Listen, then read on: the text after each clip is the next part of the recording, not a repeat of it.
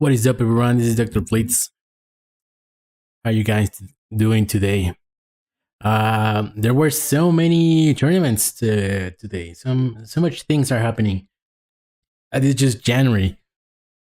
The also next Sunday, I think it's when Amazing Games Done Quick. Awesome Games, sorry, Awesome Games Done Quick starts. So yeah, also a lot of numbers or sales releases have been happening for the some of the most important weeks of the year. You know, this is what I really enjoyed about talking. A part of just playing games. He's talking about sales, talking about gaming events, gaming news. All those kind of things are always something. It's something that really attracts my attention, and I always like to give like my opinion on some of those things. Today we're gonna be playing Grand Blue Fantasy exclusively. I'm actually starting a bit late, but tomorrow I'm not working tomorrow, so I'm gonna do like a long stream, I guess. Just Grand Blue. I came back to Narmaya to play. Sorry about the weekend. I wasn't able to stream at all. I had a few things to do. A few events with family and friends, so I was not able to stream. I wanted to stream. I want to be a little bit more consistent with the streaming, but it was not. I wasn't able to do that. So today we're gonna continue. But I was able to play a little bit, a few hours.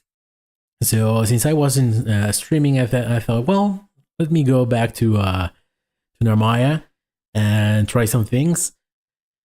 See if my training with other characters have actually helped a little bit with the character. And yeah, it did. I mean, I didn't go way beyond my rank, but I started winning a lot more. So these things are working. There are still many characters that I have no idea what they are doing, when they are plus, when I'm able to challenge. So that's the main reason I'm trying every character in the game, to be able to understand them better. But also, yeah, also to do content. You know, I think it's fun to see how well I can do with every character, how well I can adapt to them, and how much I can grow with them. So yeah, so far I think Basaraga, from the ones that I played, Basaraga, Eustace, and Seox were the characters that I enjoy the most. But all of them are, other than Seth, I just couldn't get a hand of really understand Seta. So let me start the game.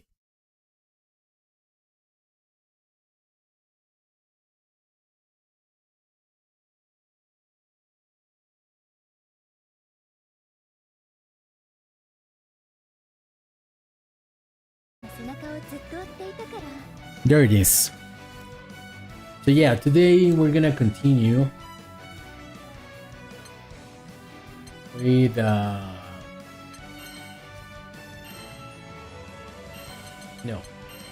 we're gonna change. Last we played was Lancelot, so we're gonna with Percival. Percival is a character that a lot of people seem to think is kind of weak in this version of the game. I've only played like once or twice against Percival character. So yeah, and I don't remember. I think I lost, but yeah, it's mostly because I don't really know. Well, I know, but I remember playing against him a bit more in the original game, but still had a lot of trouble. What color would be okay? I think That one's pretty cool.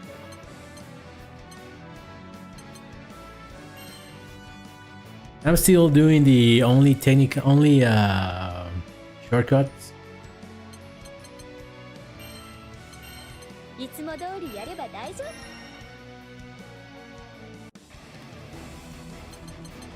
Percival. Siegfried.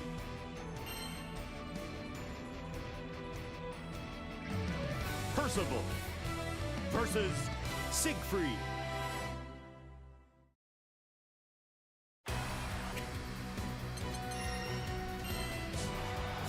Okay, so this is his jab. Slides it.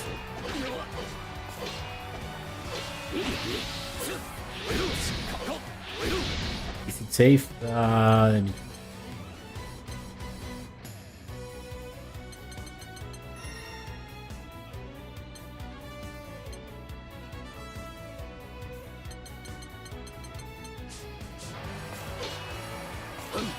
That is +1 far away.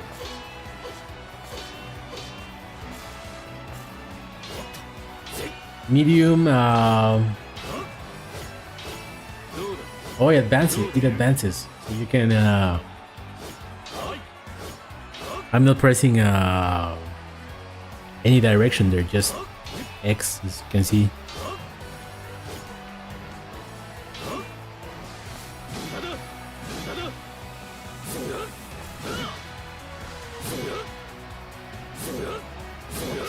And his bar very large. I wish they had hitboxes, because that seems like it hits behind as well, right? But I wouldn't be so sure.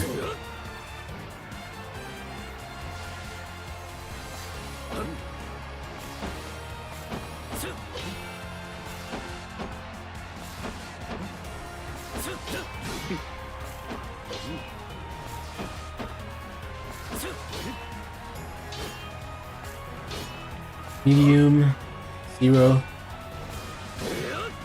Heavy, -2.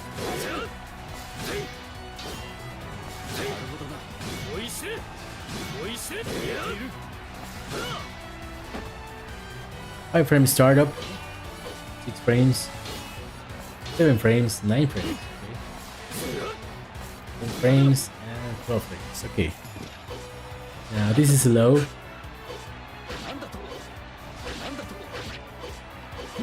Has almost no range. Look at that. How is that not hitting? Come on. Even though that pokes your toes, it's still considered high.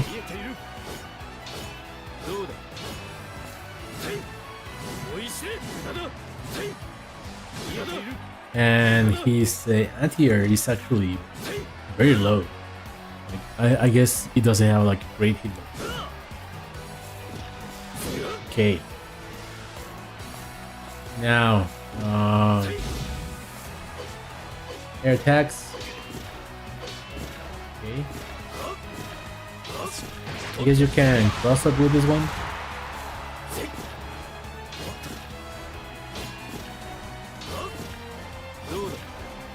Yeah, pretty ambiguous, right?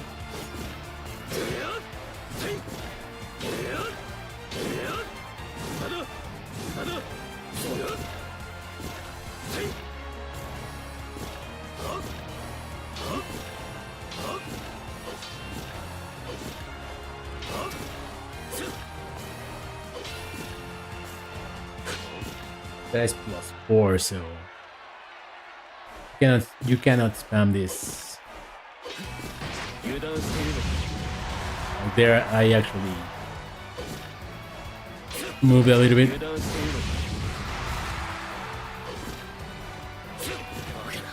Okay. 6.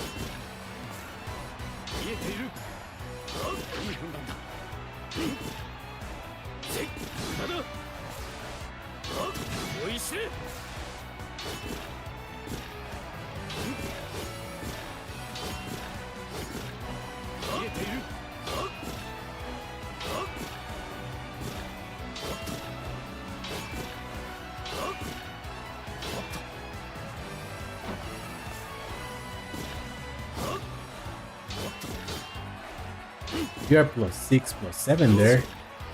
+5.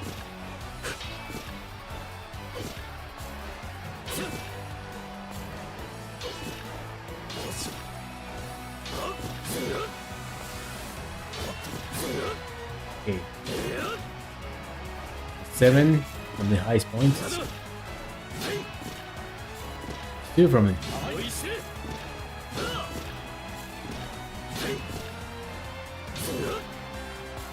Well,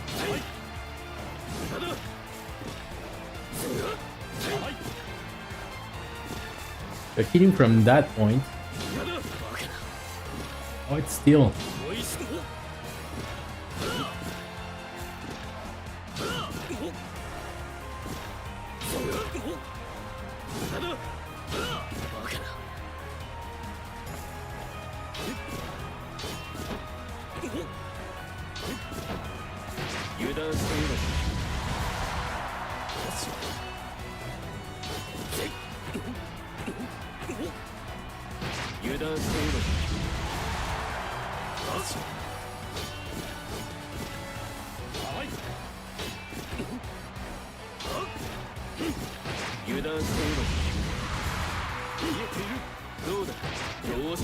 Didn't hit.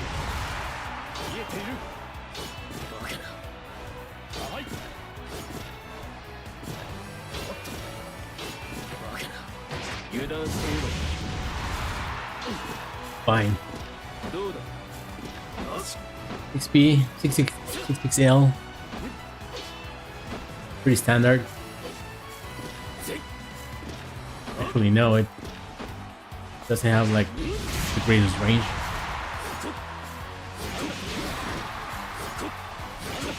That's low, but it's kind of slow. I mean, and it doesn't have the range like from someone like what's her name? Crazy one. Well, one of the crazy ones. Vera. Vera range is insane. From here you can start poking people low. Not for him. Look. Okay. And I guess this sits down people. Oh. Yeah. BPG plus 12.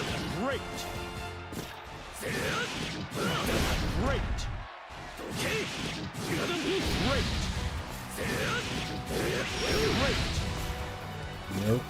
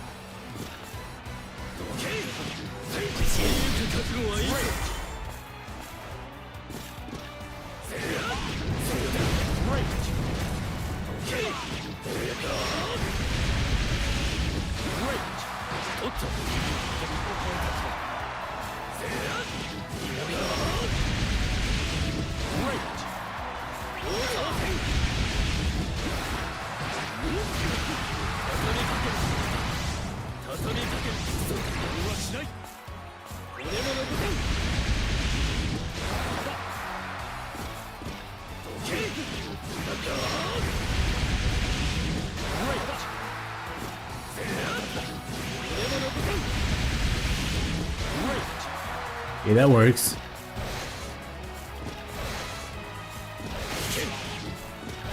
Man dash.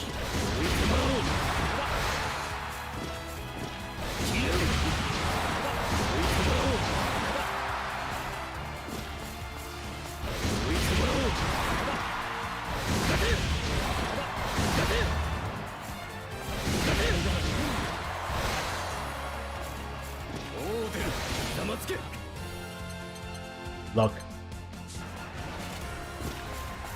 So I think these are low, right? Yeah.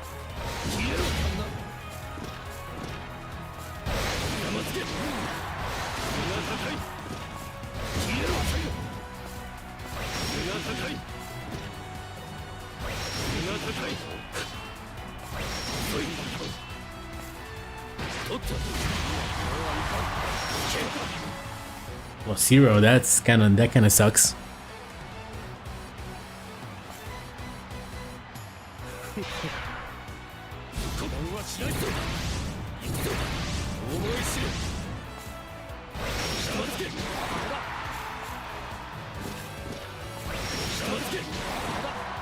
Okay.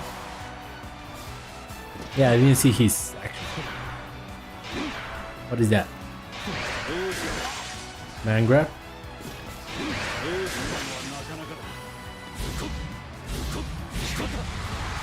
His sweep also not great. But he can change his trajectory of his jump, which is always good.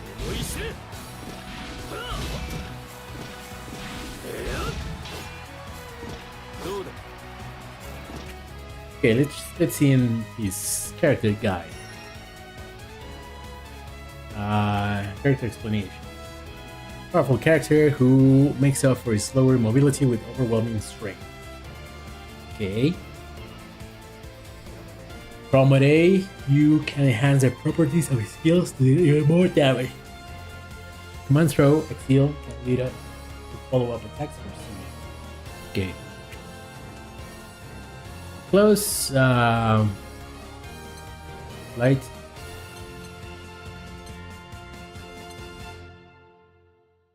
Exceal. Long range A.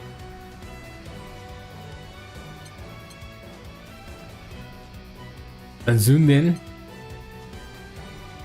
From A.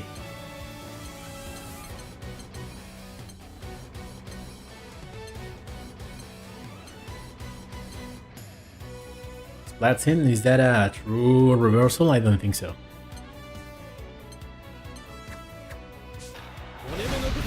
Oh, you're invincible.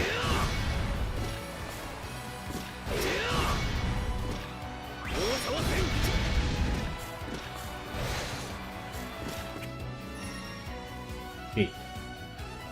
Fires a grounded projectile travels above the stage. EX on A, the medium and high. Or heavy, travels full stage.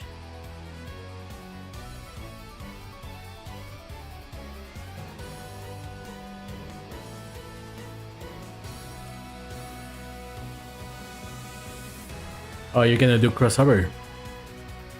Interesting.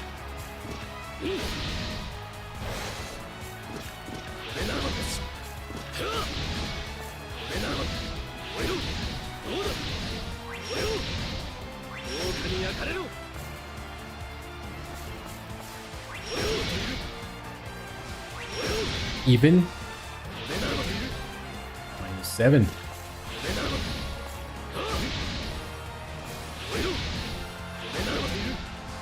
So only this version is safe up close.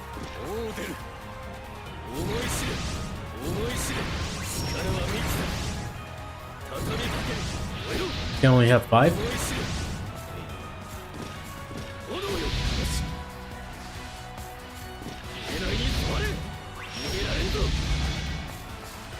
Way slower.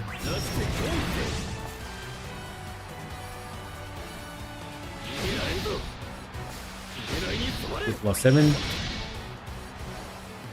Still even. Kind of sucks. Okay.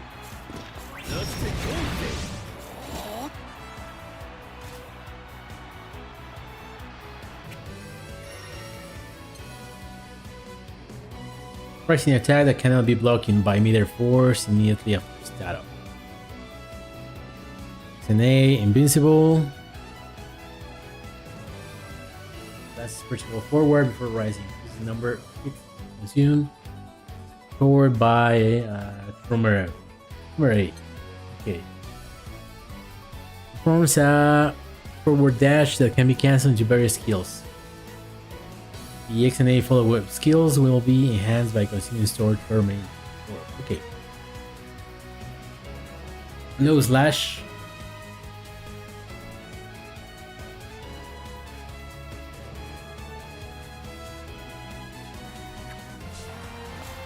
Only when it's in hands you can launch people.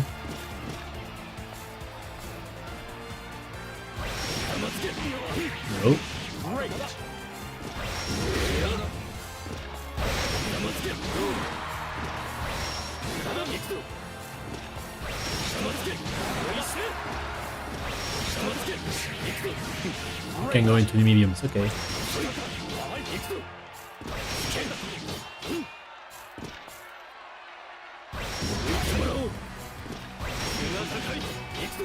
Oh no, yeah, only this version. Only the enhanced version launches.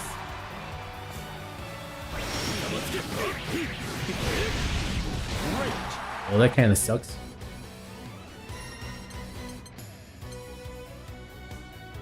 Performs an overhead slash attack.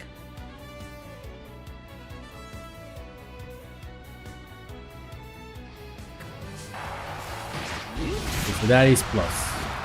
No matter the version, I guess. 3.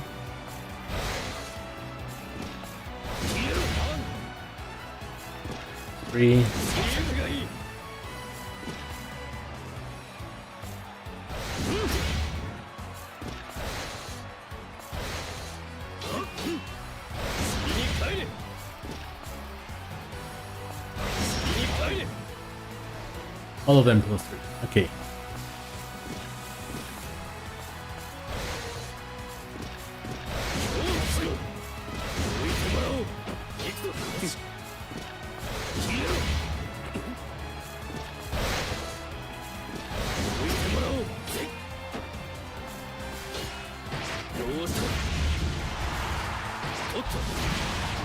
I guess that is a thing, right?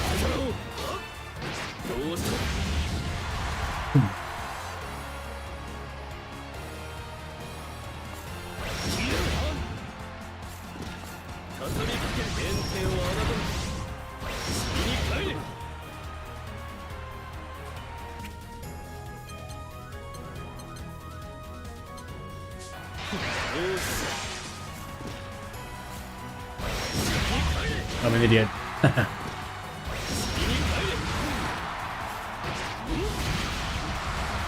Not hard knockdown, it knocks downs only.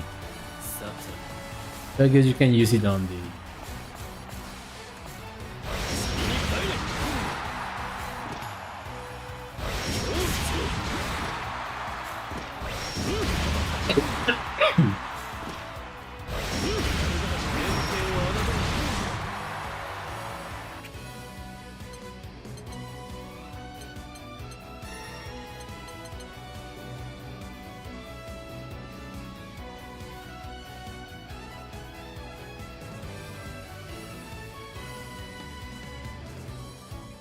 Oh, sorry, something I have something on my throat.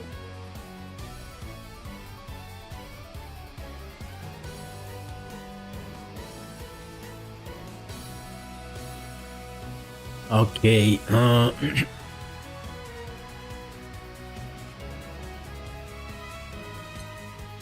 and the A.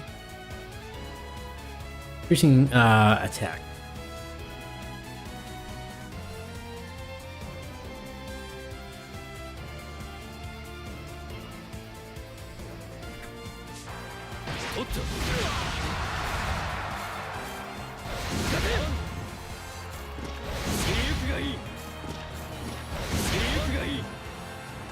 Minus 16, that is not great. You have to space it.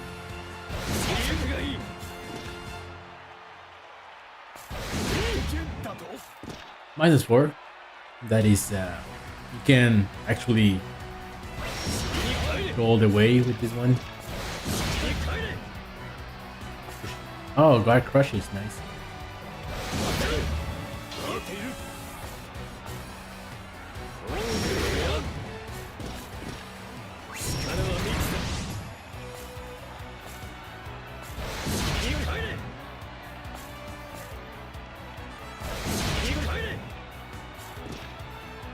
Not like you can do much, but I guess you can go for a low.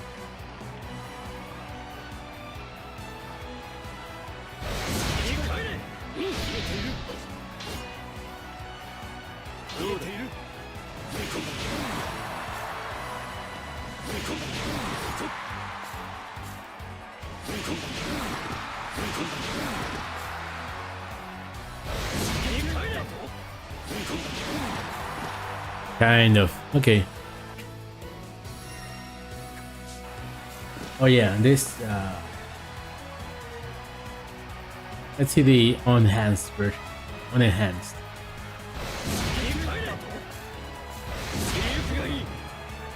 Minus 16. Same as the same as this one. Okay.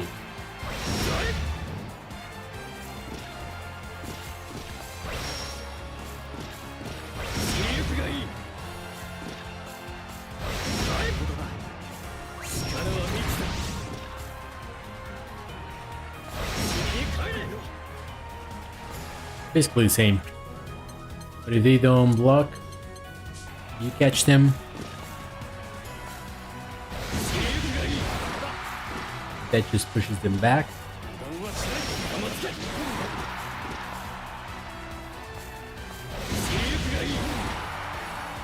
For 15.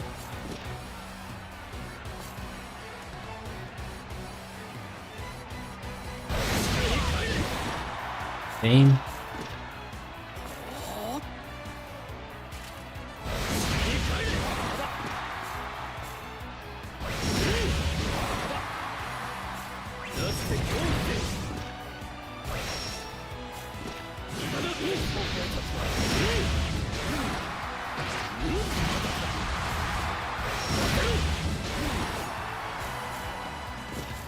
That does quite a bit of damage, yeah.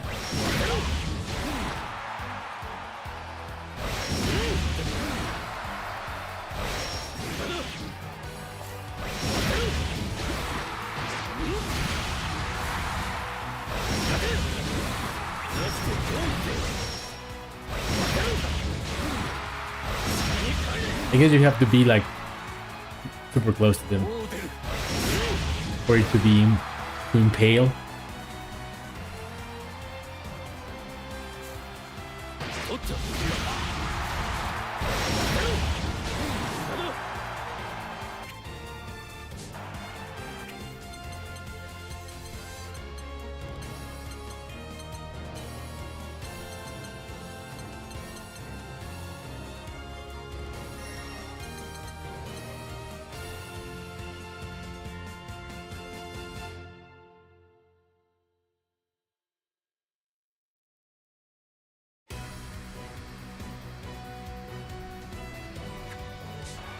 I guess it also works. Yeah,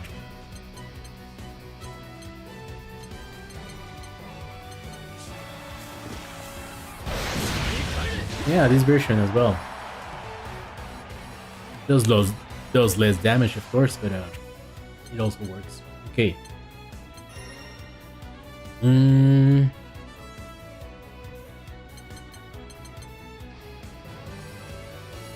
For orbs that enhance the X version of your skills. 1, 3, 5.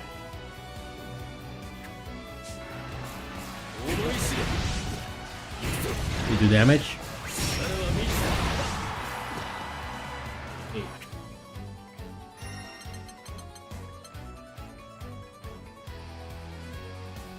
Command throw. Doesn't deal any damage when performed.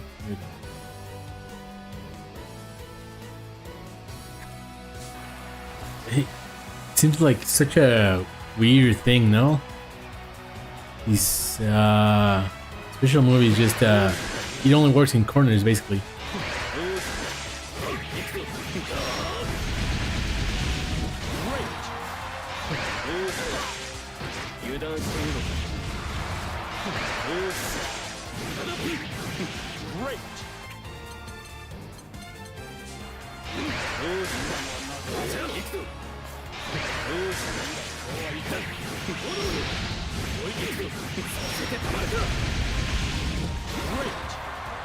Scales like a lot, I think.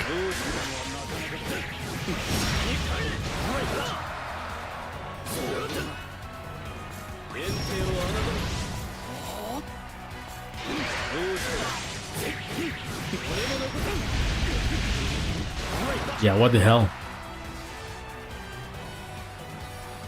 Is it even worthy? Because not using this button is the way to go. Okay.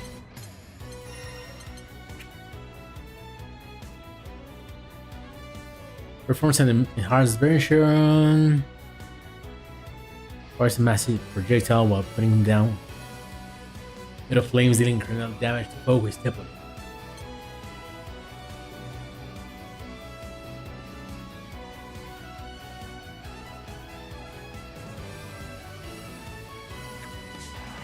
I guess this is invincible, right?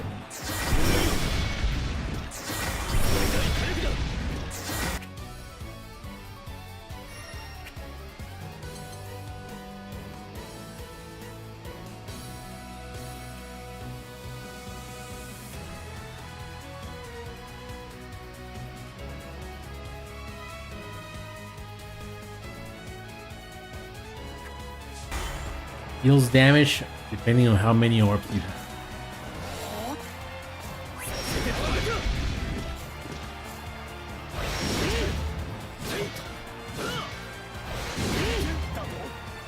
But with no orbs,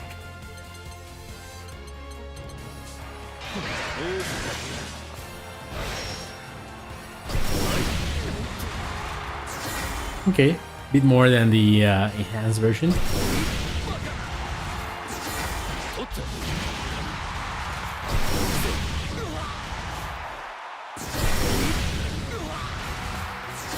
It's like an ender, I guess.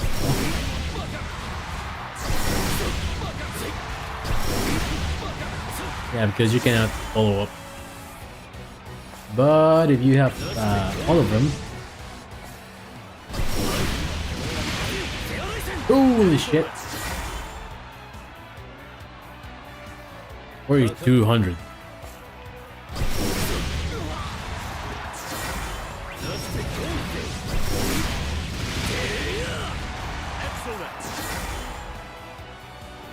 Yeah, that's a big chunk.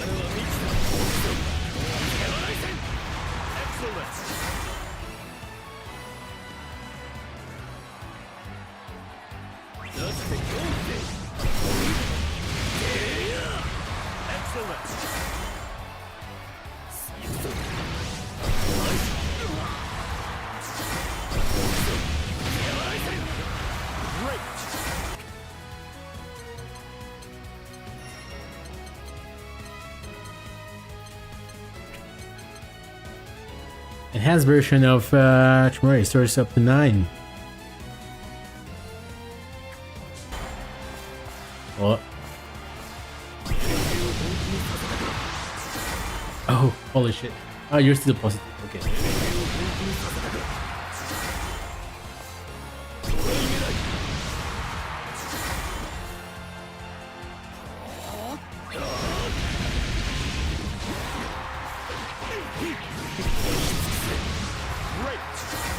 Yeah, using that as the moment you get 50 bar. Using that.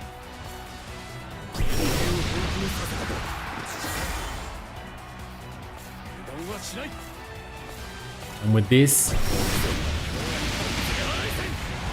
6,000. Can you really finish a combo with that?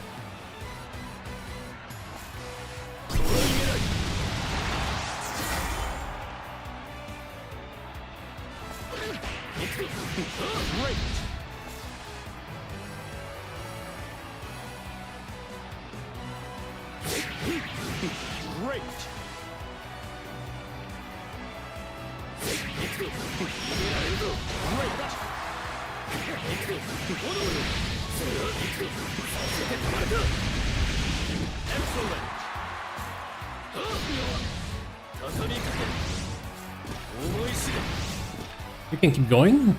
How? As long as you have more than 4, I guess, right?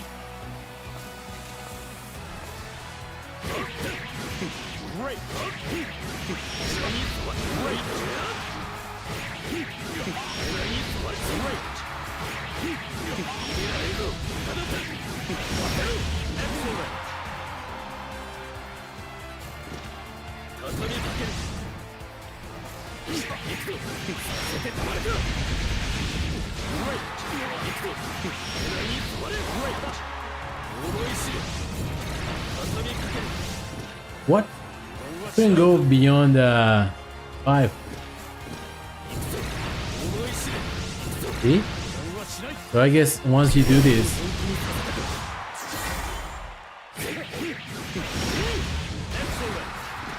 you can go all the way to 9.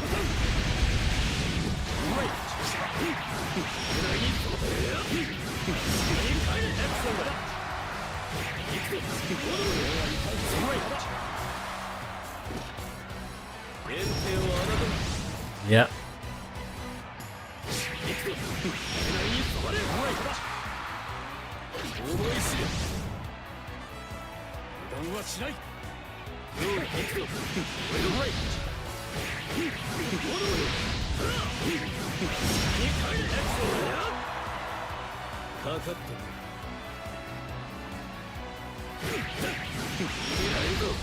Excellent.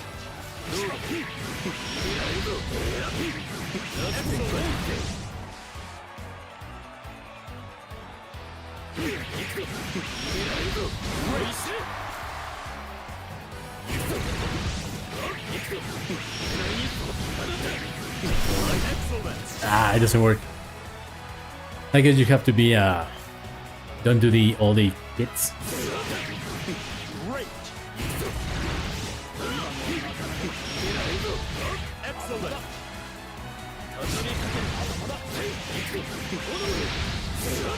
Excellent. Damn it.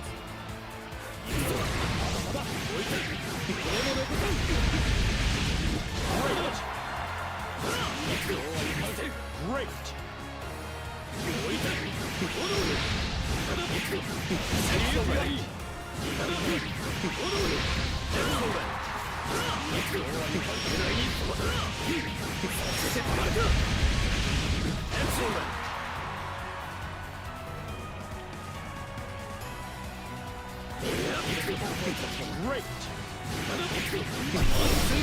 Great.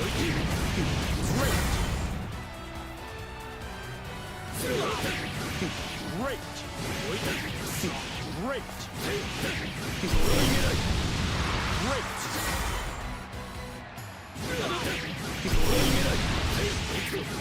Excellent.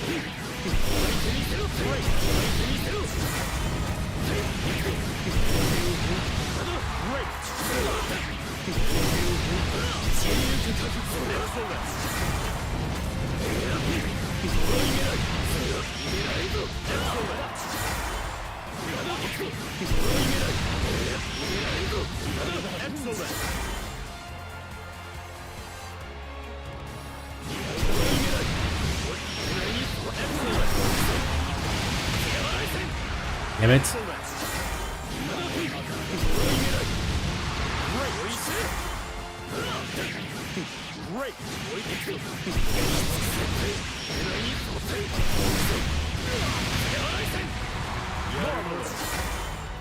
Pretty shitty damage.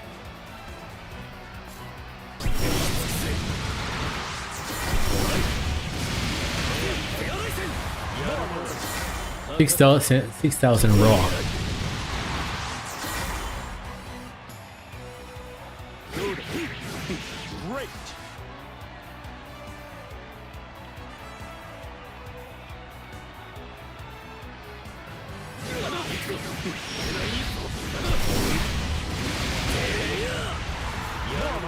Yeah, no, he's not really a big damage type of guy. Okay, he supers. advancing. So that is the one to go. You're not that close. I'm far away, 3,500 is not great. I'm close enough. 1,000 more. This one. Oh, this is the one that you charge, right?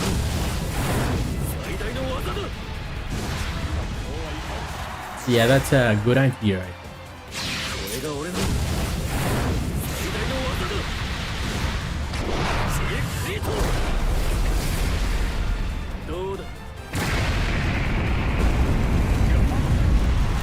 That does a lot of damage, but well, that was without crystals.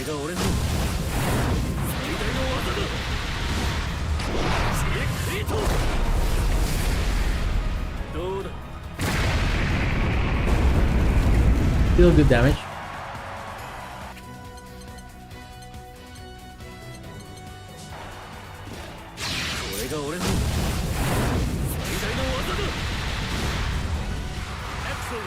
Can you combo from that?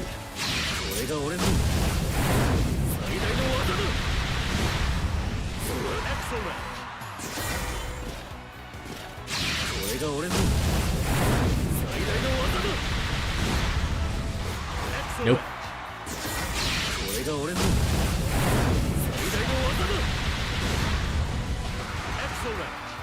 Would be nice, but it's still a respectable damage.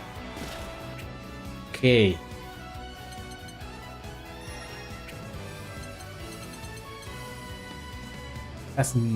Doesn't have any install or anything like that.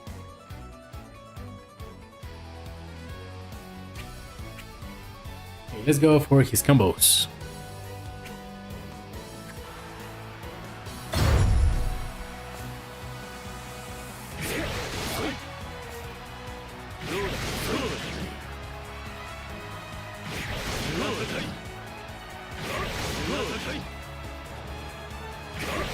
That is basically your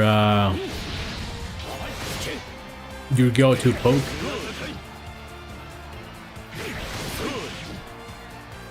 Even if they block this one, may be able to catch them with the low.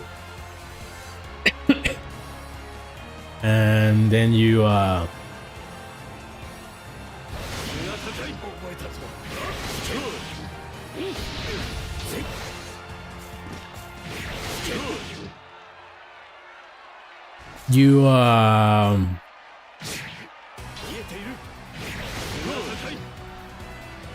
condition them to do that, to block low. You go for that, for the plus frames. Okay.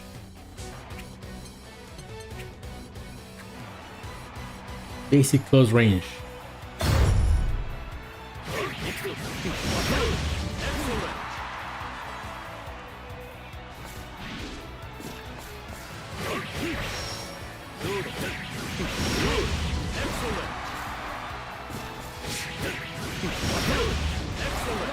That does do good damage. Okay. Basic low.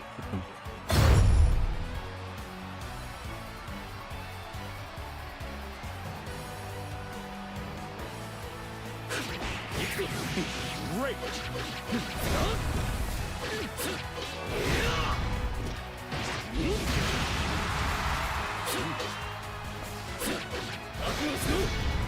Let's.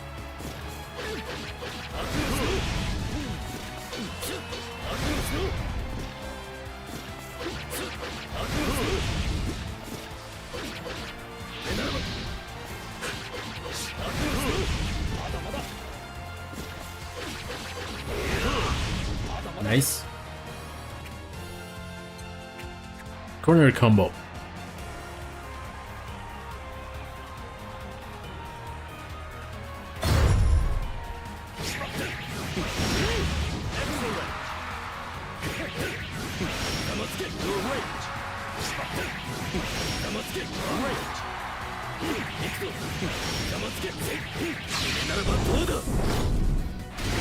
Great.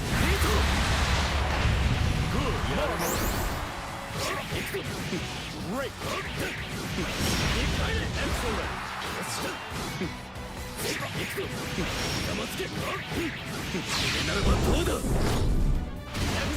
Oh, 3 hits doesn't hit.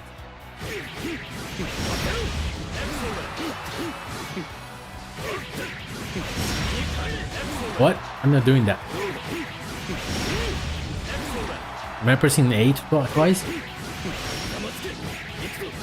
Excellent.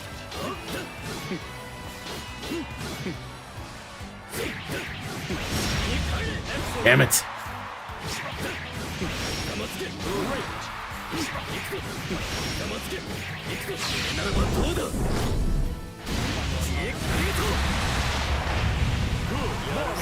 Okay. That's cute.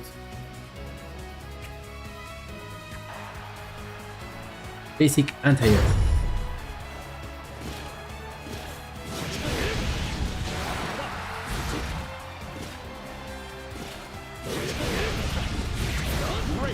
Oh.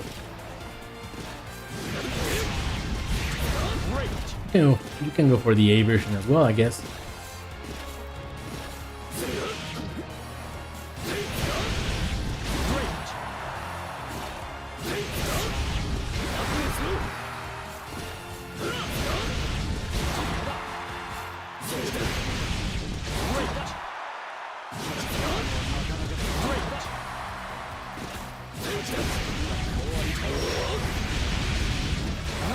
You can go for that as well.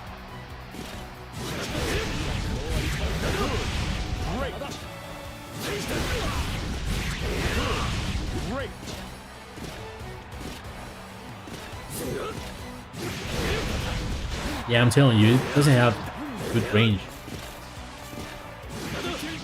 Oh, kind of.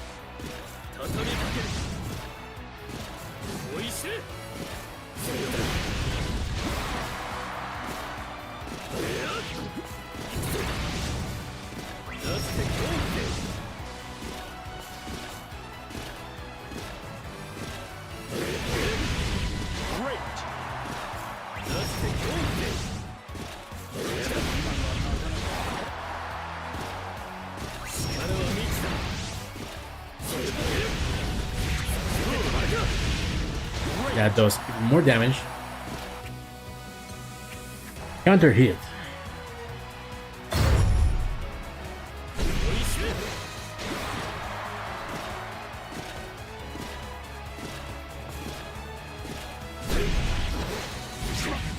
Okay.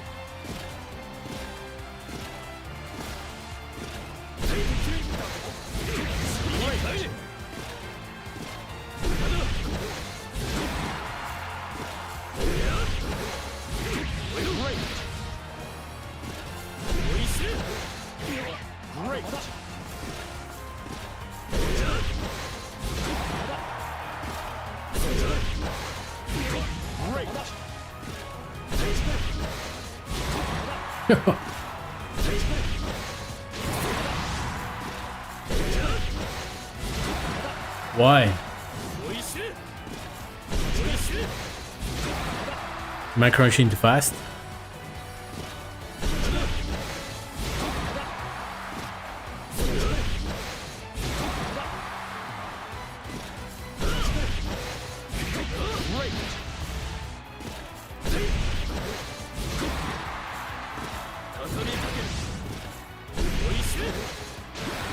Oh, I'm not doing the correct one. Sorry.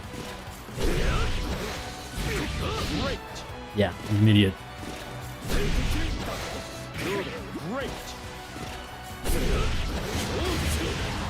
Oh, that is cool as well.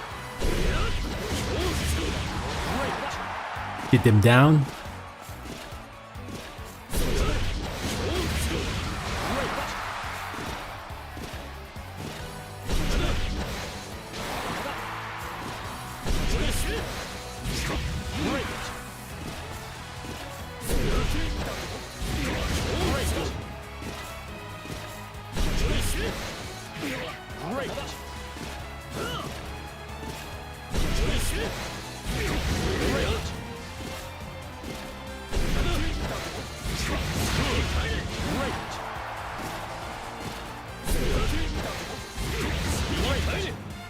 kind of styling on them with that, no?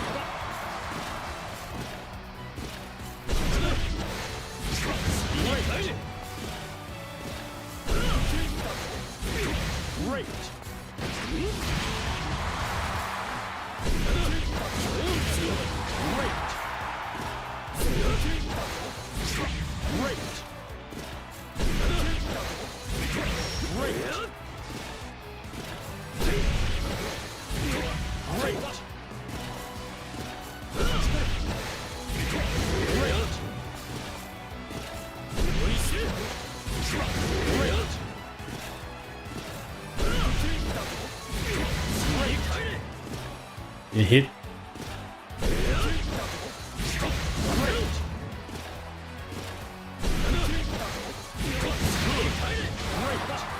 Yeah, I don't like that.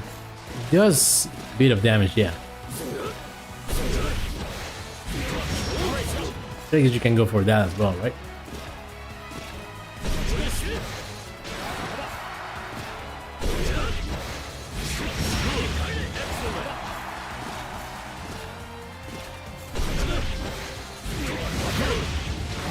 Yeah, okay. I like the basic anti-air more.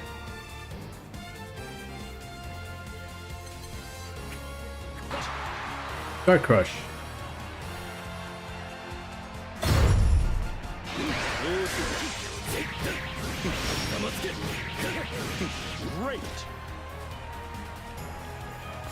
That one. Good.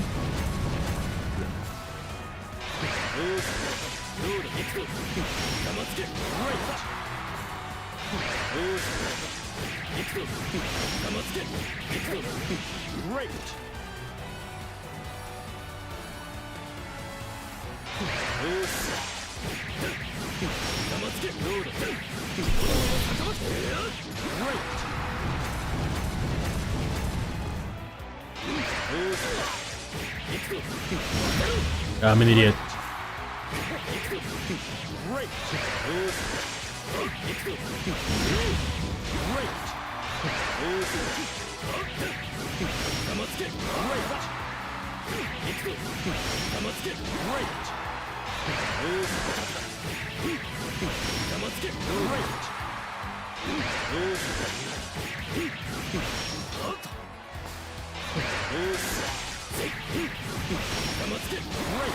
Why?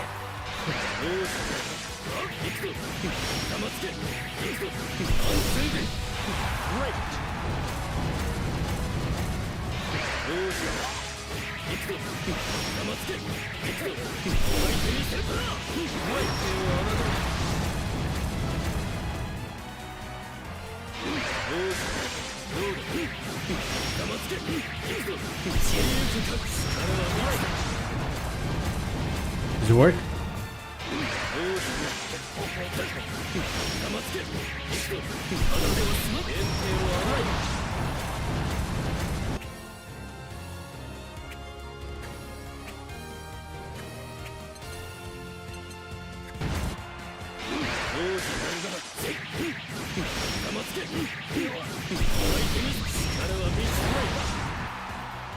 Okay.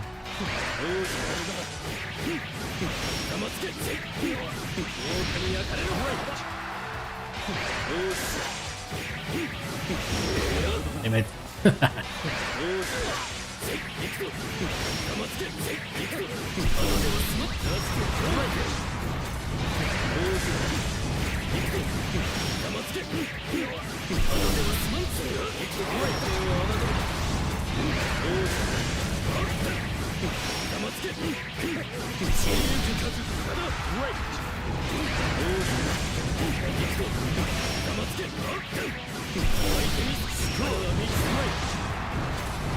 Okay.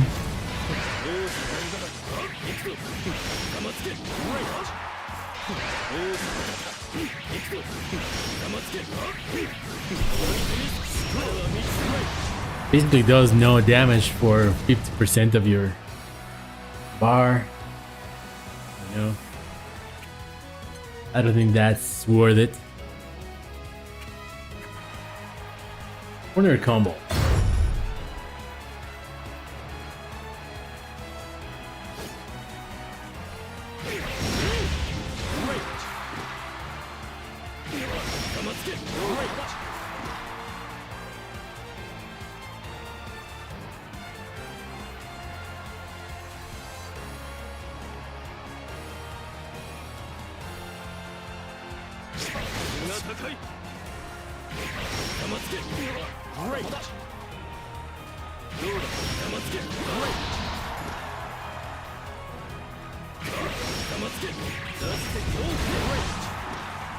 Oh, I guess it's the normal version. Sorry.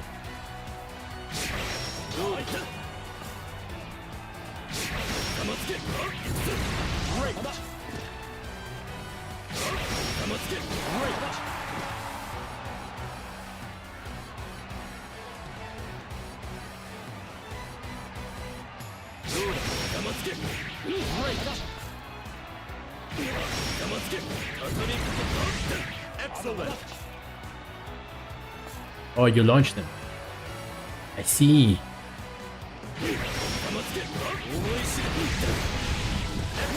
Oh, lights. Sorry.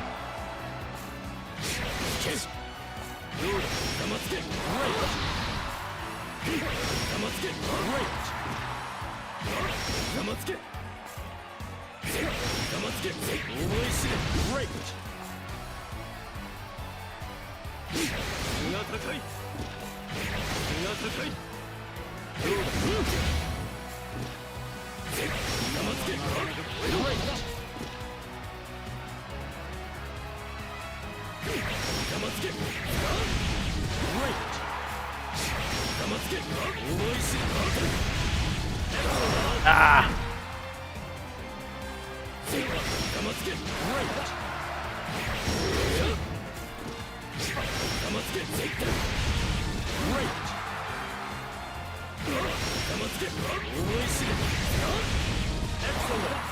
Lights, sorry.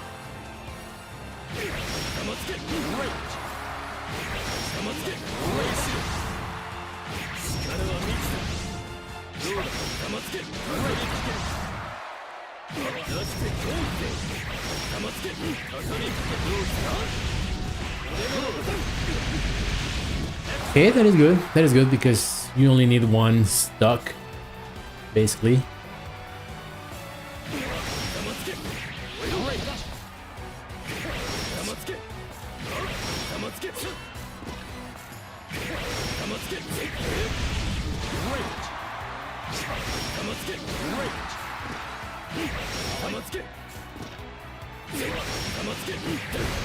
Ah!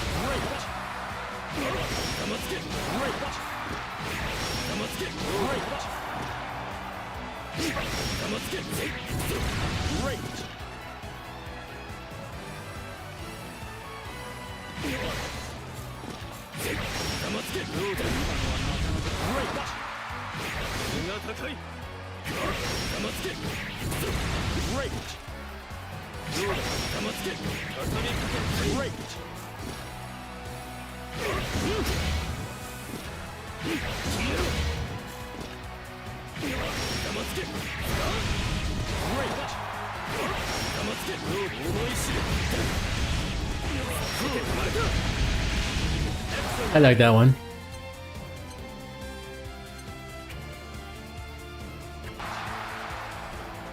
Green strike.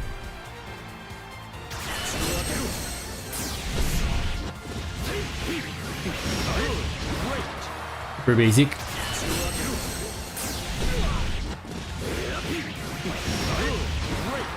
If you're here. Oh no, because I don't have a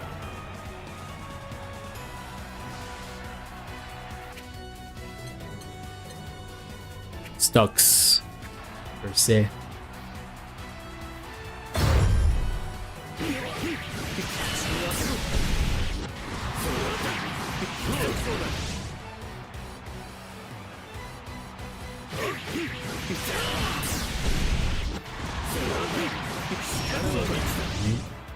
It's better to go for that.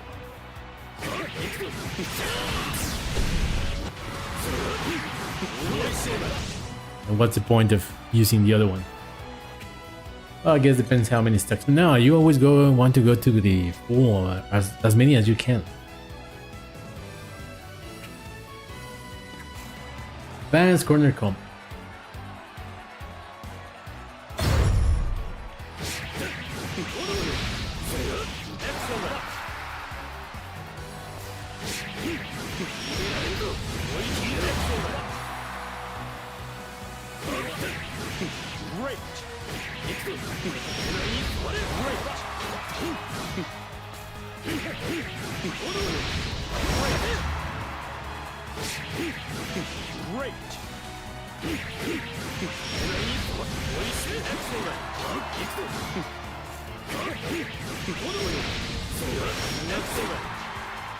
What? You have to wait?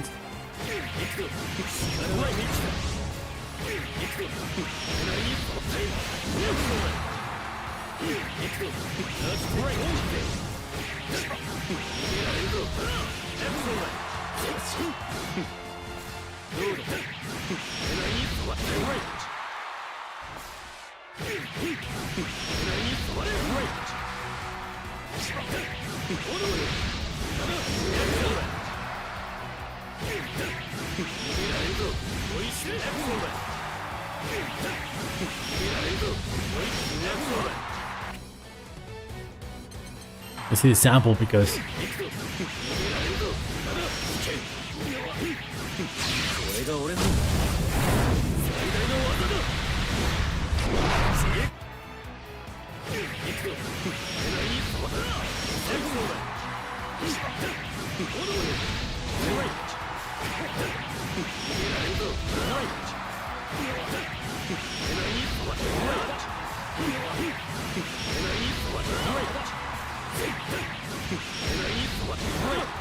that's not working. Why?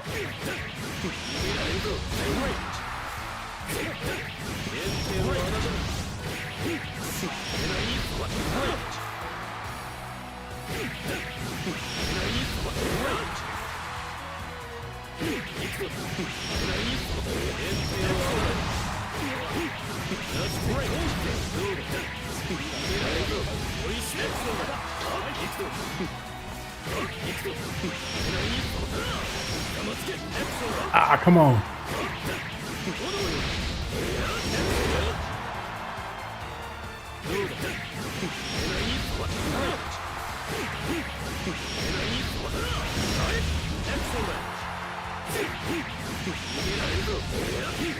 I would much rather do that, but okay.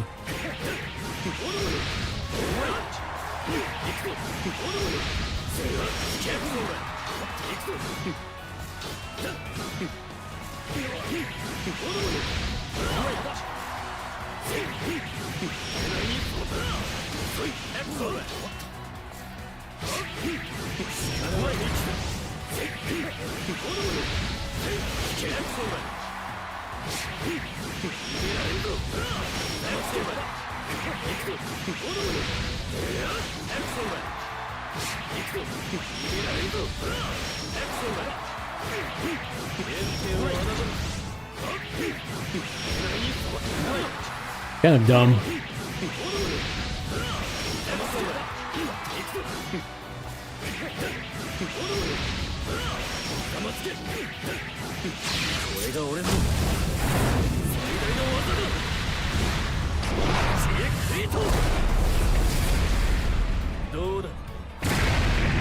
Oh, well, but that does 50 damage still. 50%. I guess it's worth it.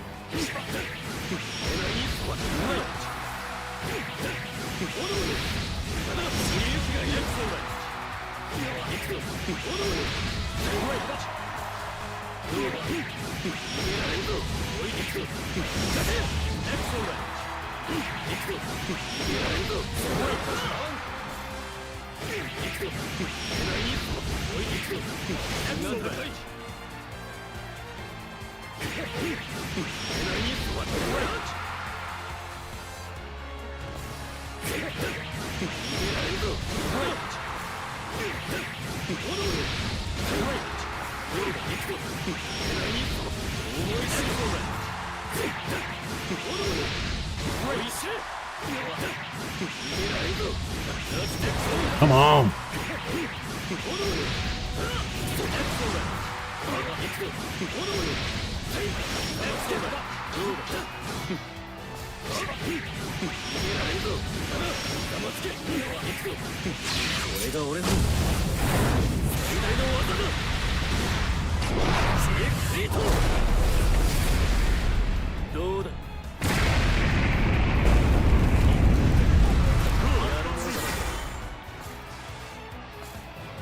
In case the other version doesn't work.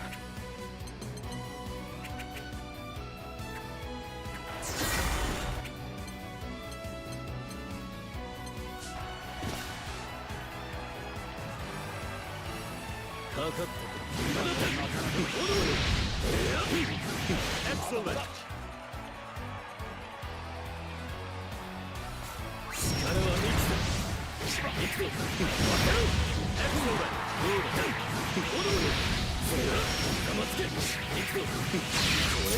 That was a lot easier.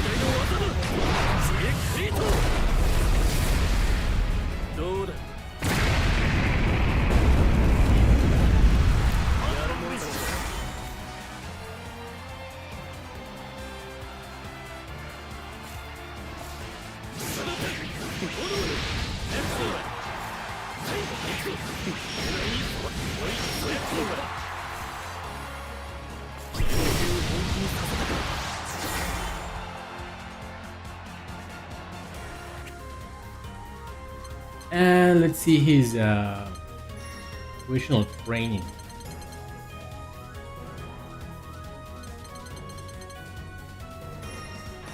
First of all, frame trap.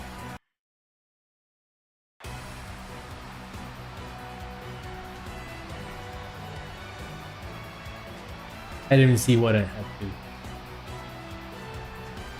to. I'm sorry.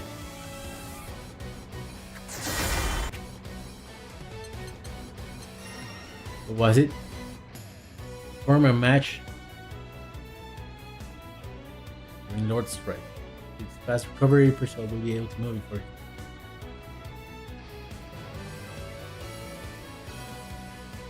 Standing one. Okay.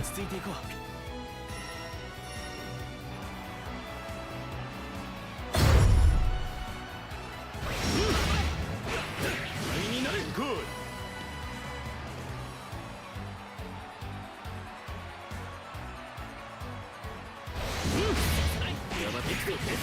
Good. That is the dumbest. Why would anyone Finish. try to press buttons there? But okay. Can you do it with medium? It's +3. Yep. And do it with medium. I think heavy is pushing it, right? Yeah. Heavy is pushing it, but you can go for mediums.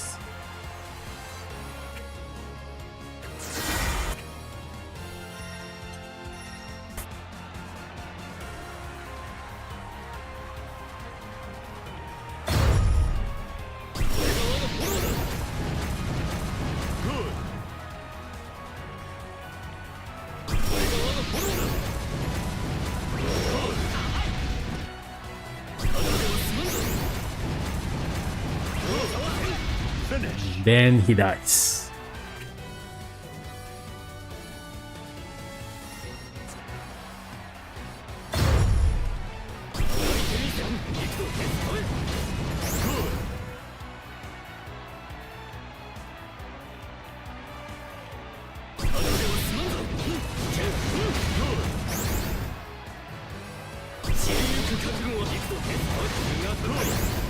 Finish.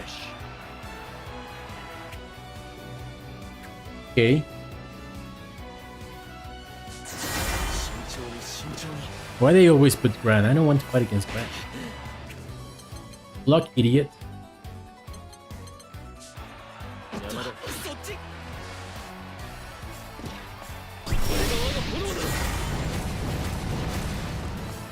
Yeah, the idea would be like that.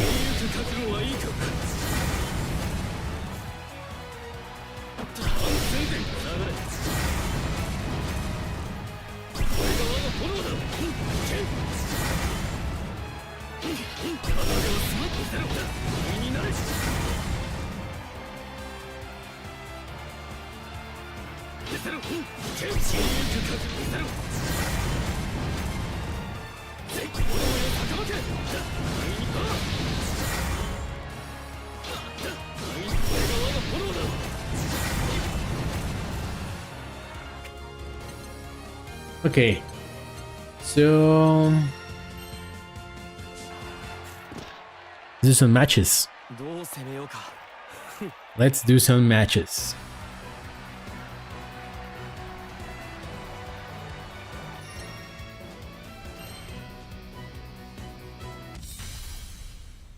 Here begins Fate's episode. Let's do some matches. Versus Jida. Jida. Holy shit. What's with her card?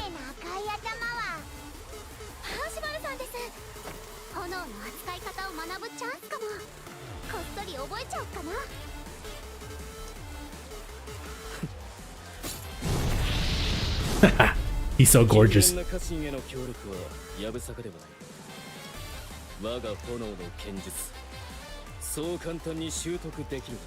And with that song, he's the best. Believe in victory. Battle 1. Engage.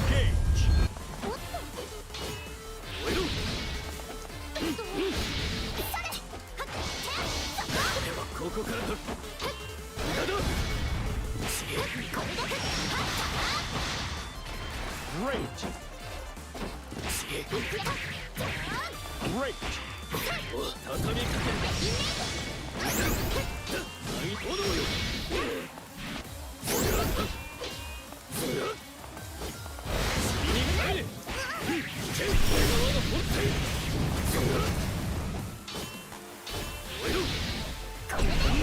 Nice.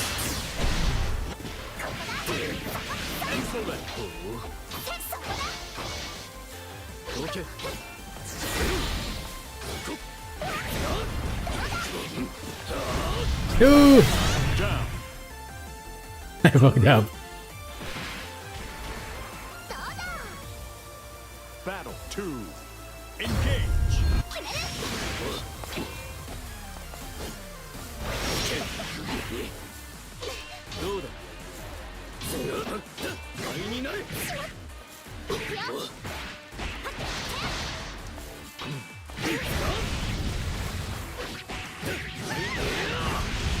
Great.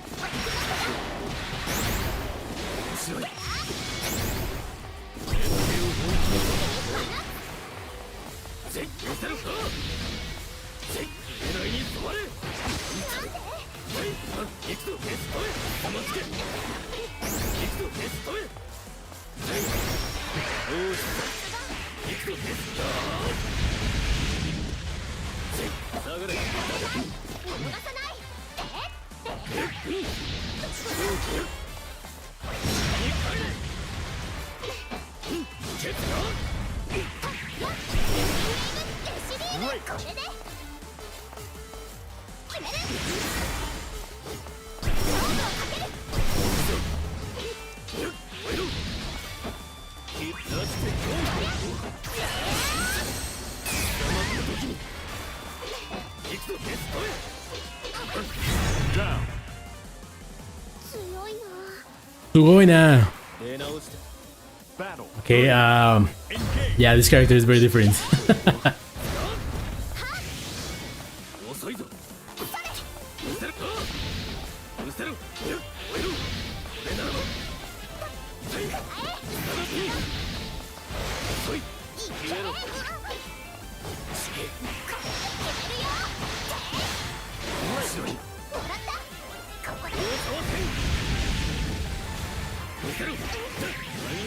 Great.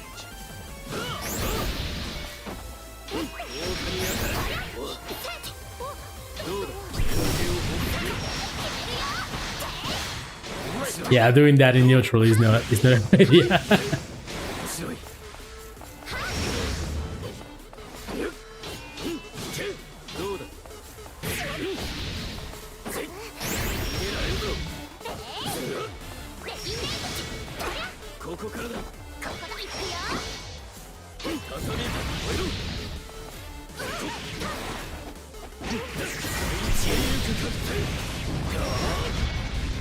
No! I think I can block.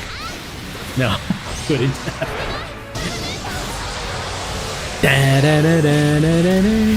Nice.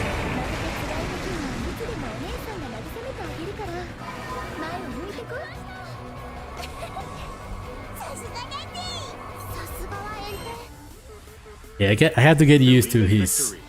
Battle 1. Engage.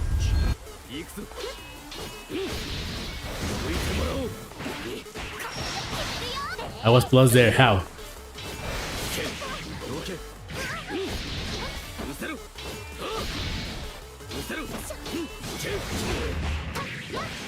Great.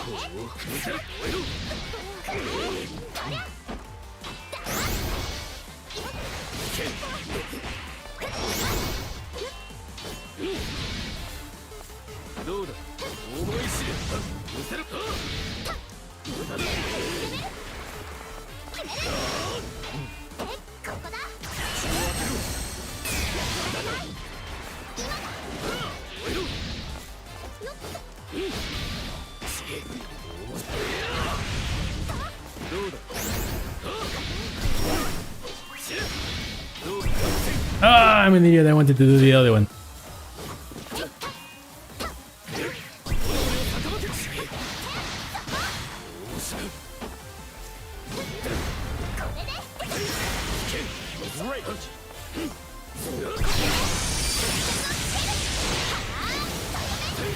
Down.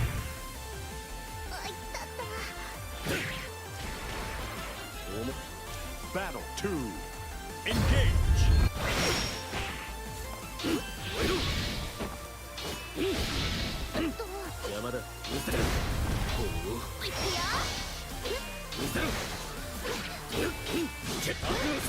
No!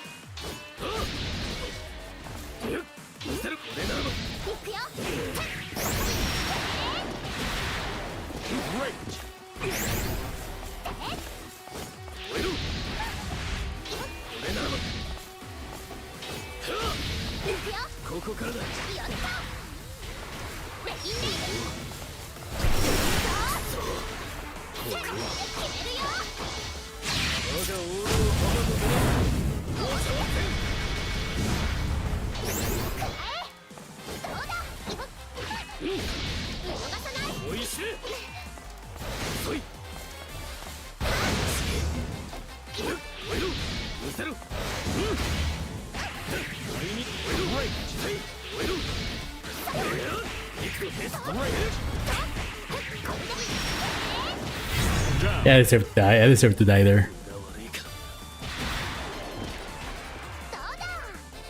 Battle 3. Engage.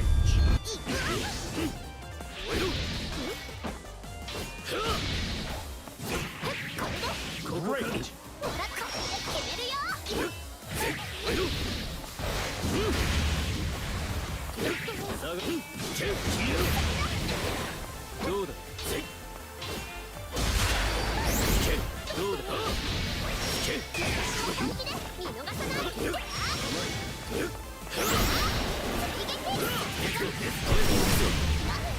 Excellent.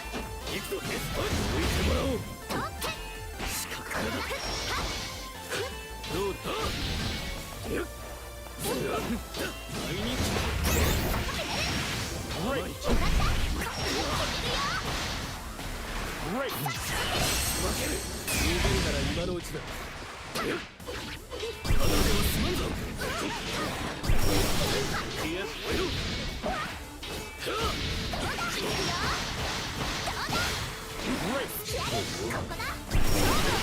Damn it! 相手の扇ゲージが溜まってきたらアルビよしさすがはエン Not bad, not bad.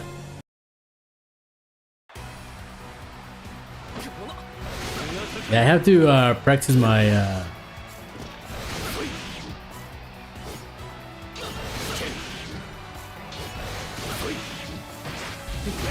confirms.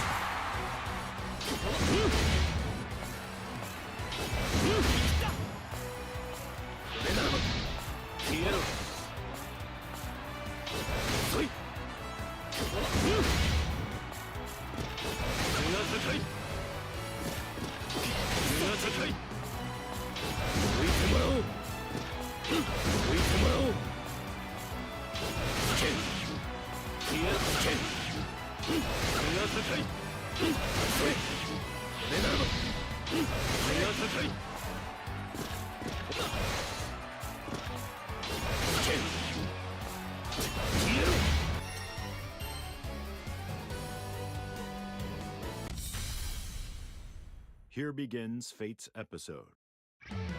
Percival versus Siegfried. Oh shit. Believe in victory.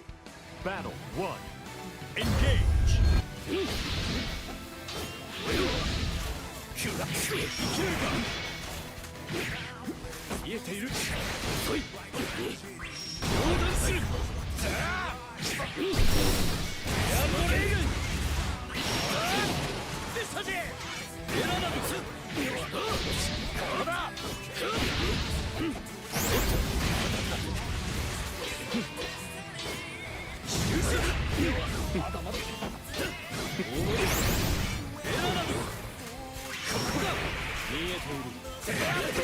I'm an idiot.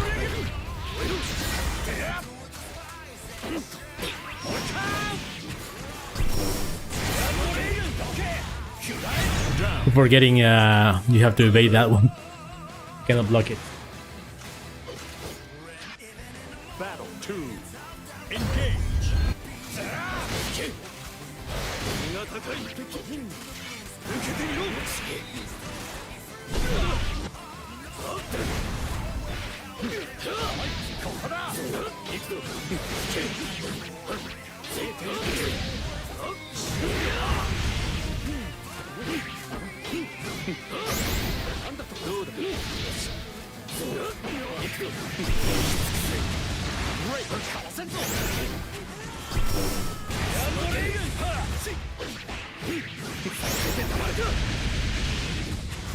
Great. Down. Okay, yeah, and I confirm in the corner, going for the Player 1. ultimate down B. Battle Seems like a good thing to do. Engage.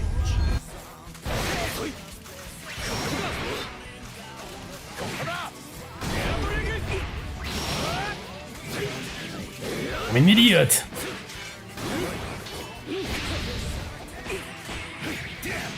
Great.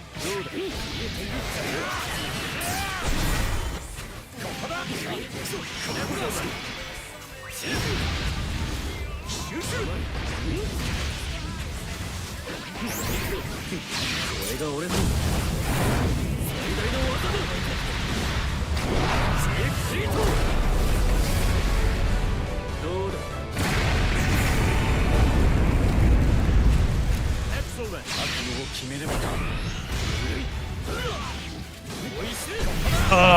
Man, dumbass. を受けて大きく削られたら呼吸を整えて Well, I don't think there was much that I could do. I had no ultimates, I had no stocks.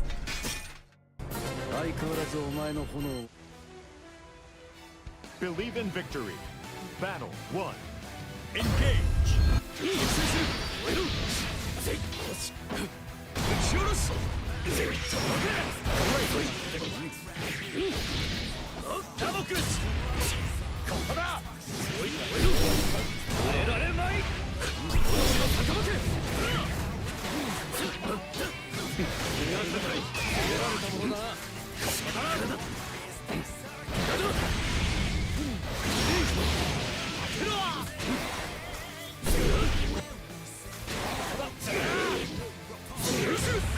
What?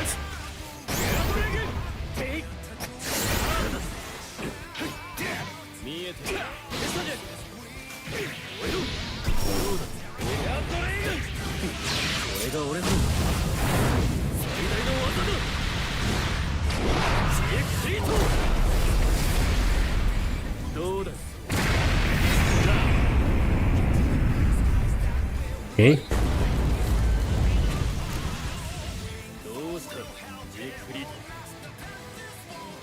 Battle 2. Engage.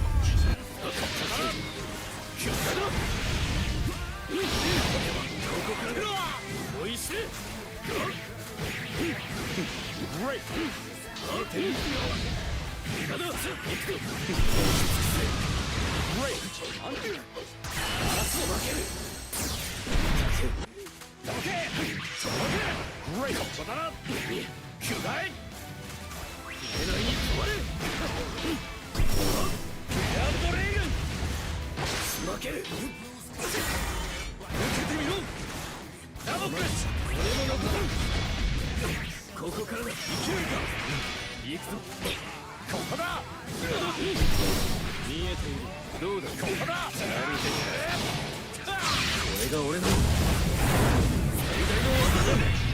君が勝ってくれるとお姉さんも嬉しくなっちゃう。 Okay. That wasn't that bad. 今回はあの頃の俺はお前とヨゼフ戦王の中に Believe in victory. Battle 1. Engage. 打ち下ろしない。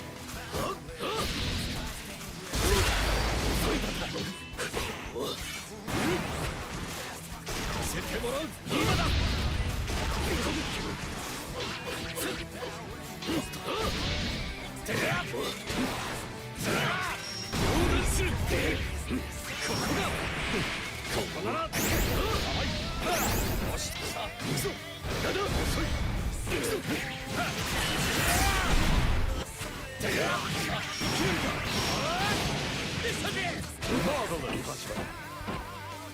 Ah, I'm an idiot. I don't know what I pressed that. Oh, I catch him.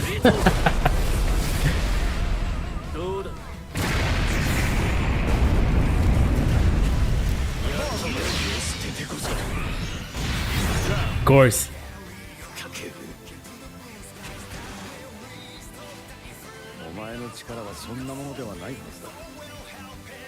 Battle 2. Engage.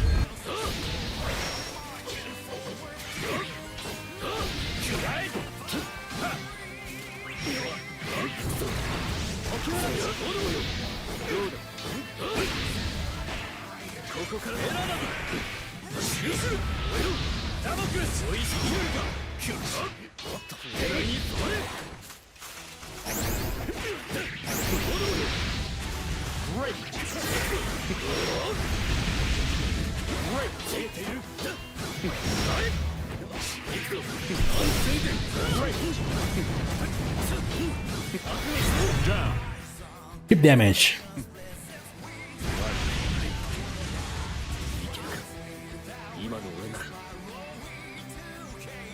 Battle 3. Engage.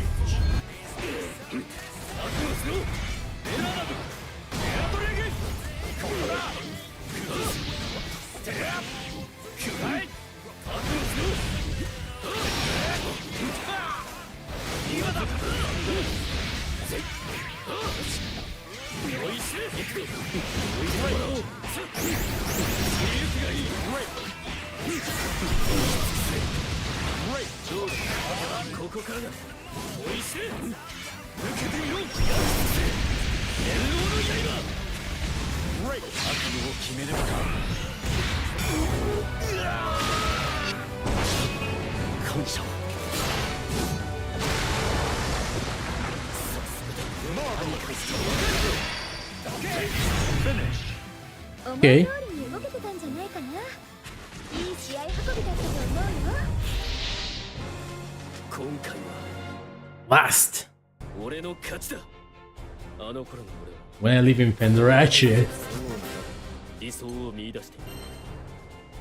だが今は新たな理想を見つけ、そこに向けて邁進して Watch over me, Siegfried. 見ているジークフリー Okay, whatever.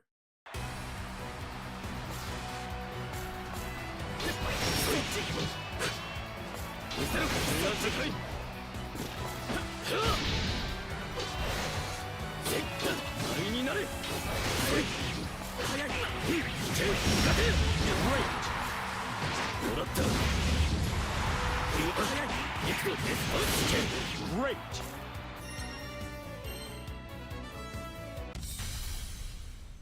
Here begins Fate's episode.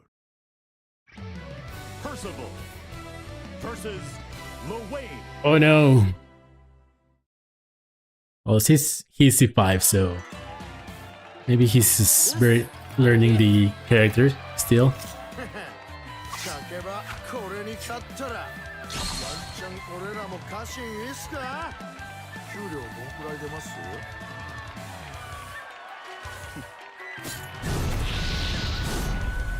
お前たちの炊事の腕は評価している。 The greatest cooks. 試してやる。 Believe in victory. Battle 1. Engage!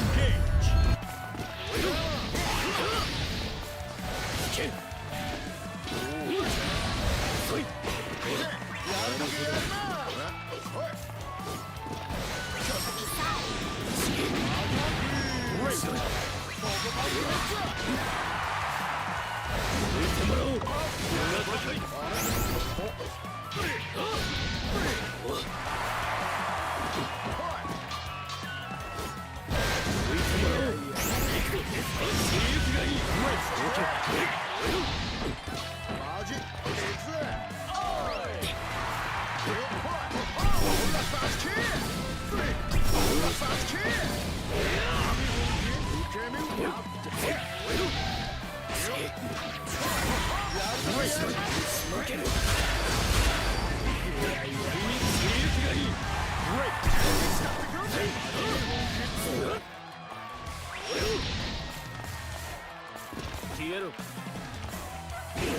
？I'm an idiot.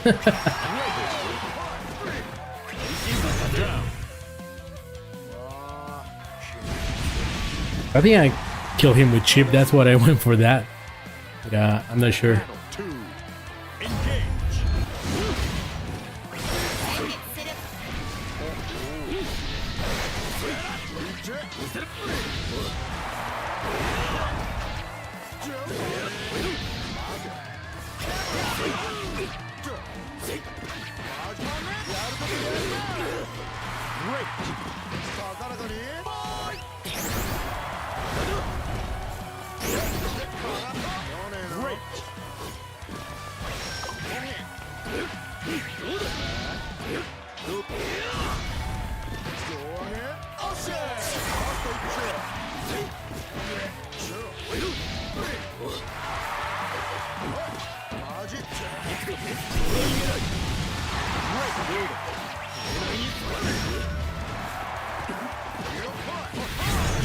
Okay.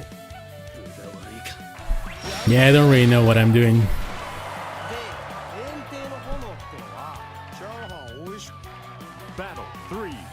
Engage!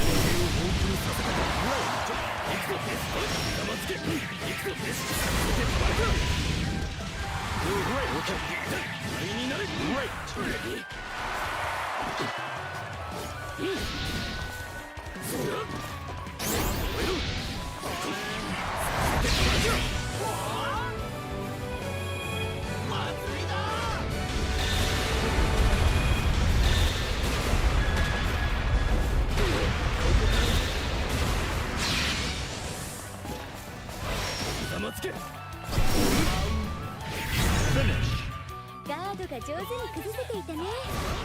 相手も Kind of low with this. It's kind of low winning with this character. Nice.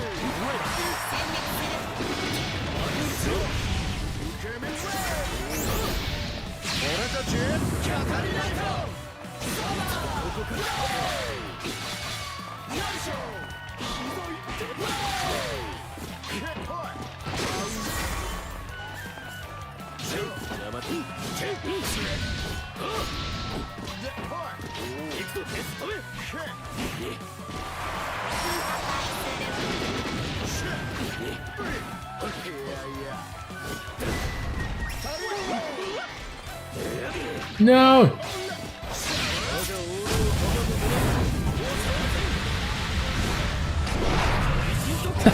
Whole animation. I wasn't expecting the whole animation.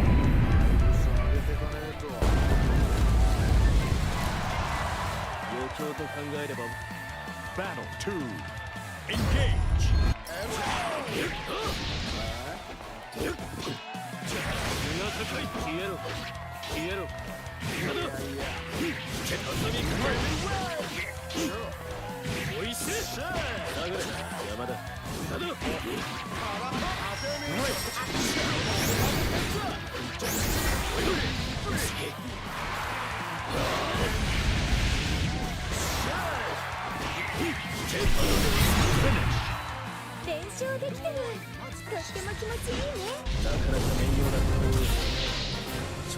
Okay.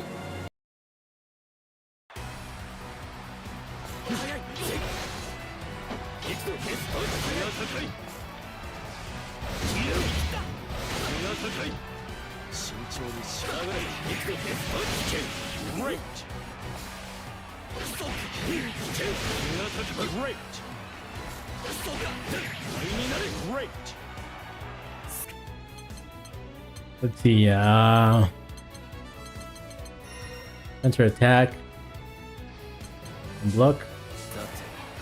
No, hit.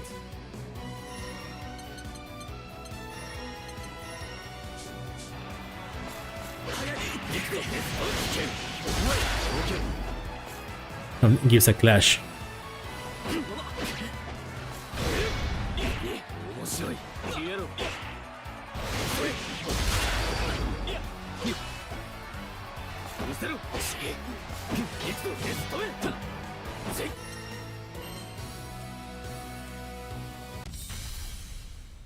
Here begins Fate's episode. Percival versus Anila. Anila. Even victory. Battle 1. Engage.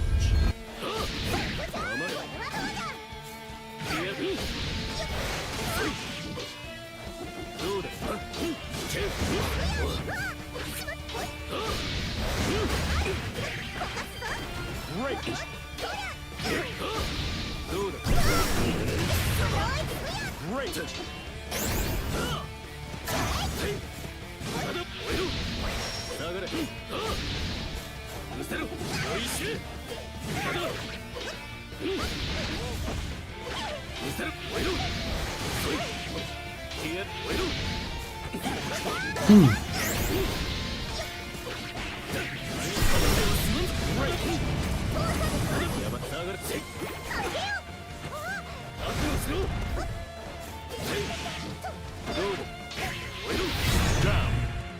Okay, he's learning game.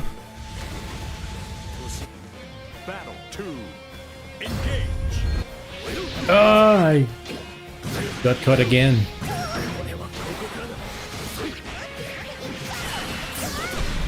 Nice.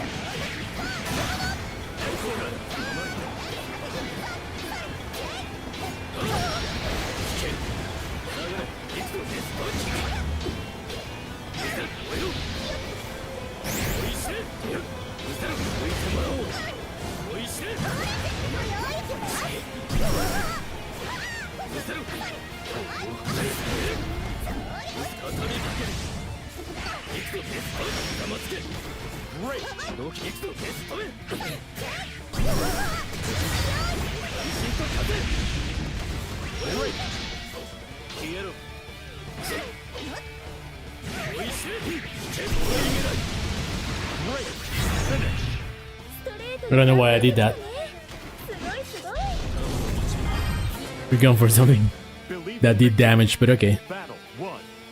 Engage.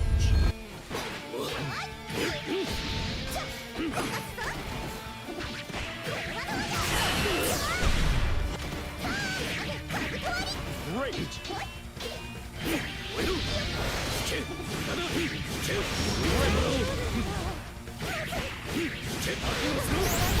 Great.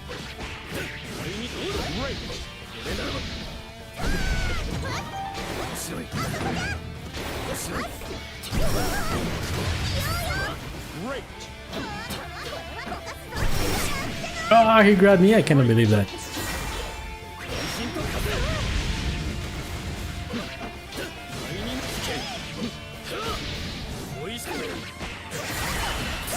Nice. Well done. 筋は良いと思うぞ Battle 2. Engage.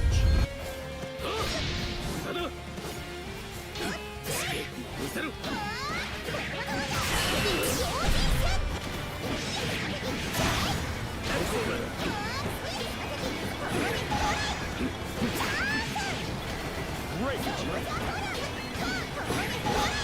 Damn it.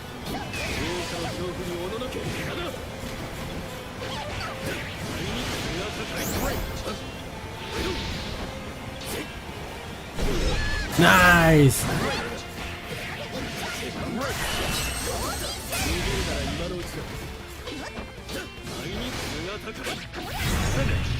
Okay. て辛い時はいつでもお姉さんが慰めてあげるから見た目だけでとどまらずその心根さえも熱い男じゃった Your perfect kingdom. Believe in victory. Battle 1. Engage.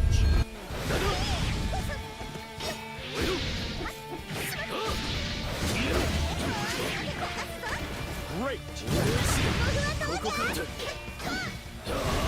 Oh.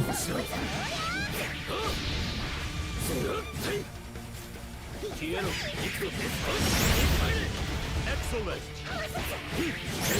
Great. That has range.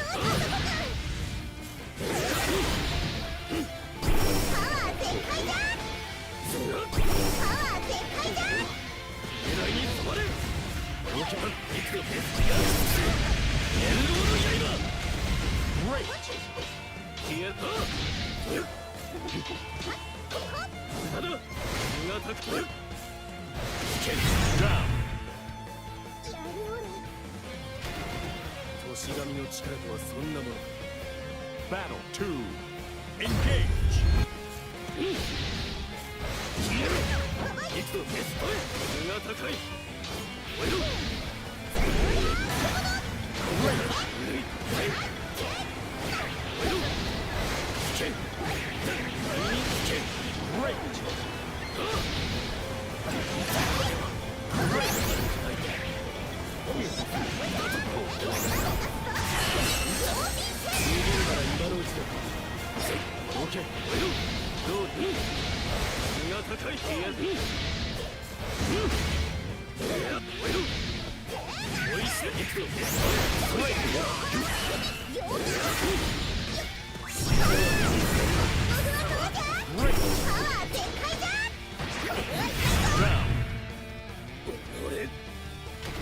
I did something wrong. よろしく頼むぞ Yeah, you cannot just charge Battle stocks for free. Engage.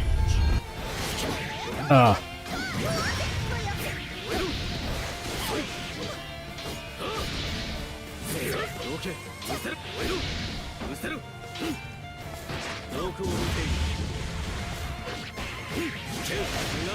Great.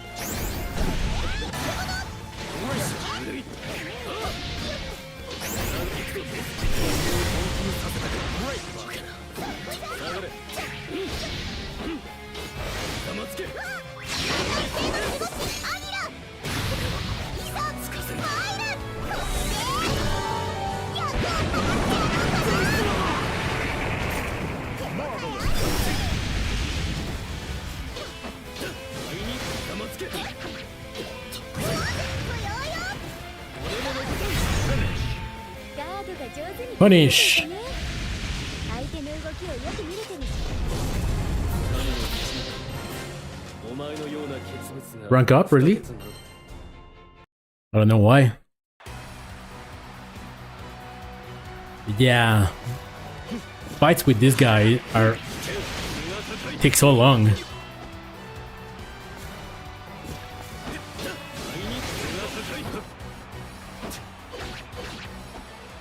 せろ。条件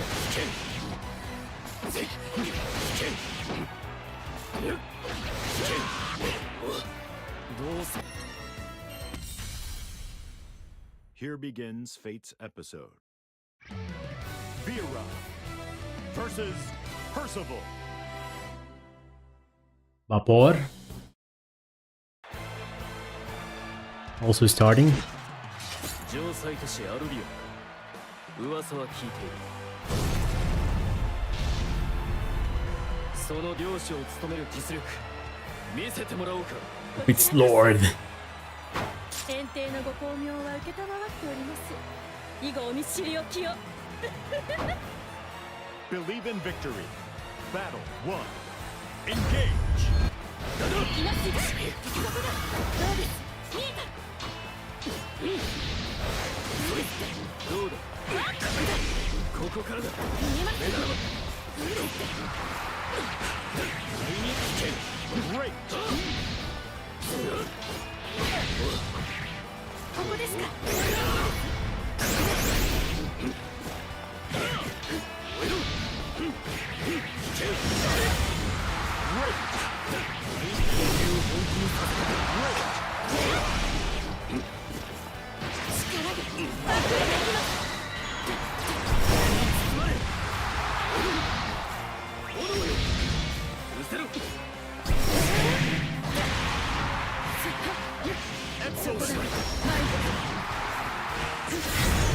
Damn it. 敗北は許されません。 Battle 2. Engage. ここですか。見えた。見えますか。力で爆破します。行きなさい。行くぞゲスト。おいしれ。 Great. 消えろ。手加減は Damn し it. ません。一緒に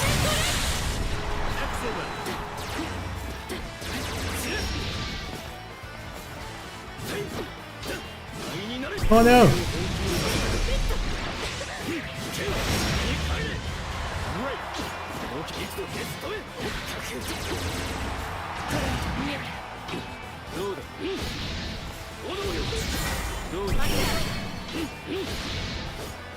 ここですか。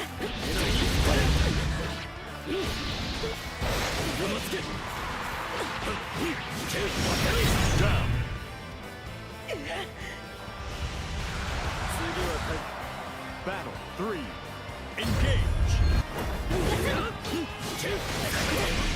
ここからだ。覚悟はよろしいでしょうか。なるほど。ここそこだ。ねっさ。 Great.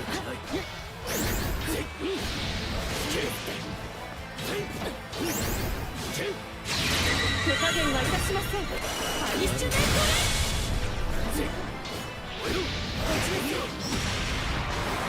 ここですか。どうだ。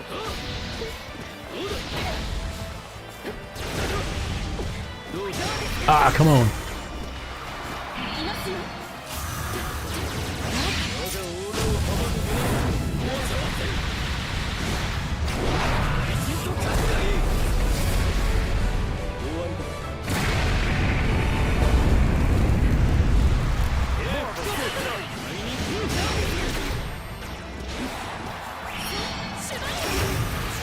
Damn it. That thing attacks faster than I thought. 攻めのペースを少し変えてみるといいかも。ご苦労様でした。 Try your best. 遠征の力でした。Believe in victory. Battle 1. Engage. 消えろ消えろ面白い覚悟はよろしいでしょうか。そこどうだおどきなさい。でここ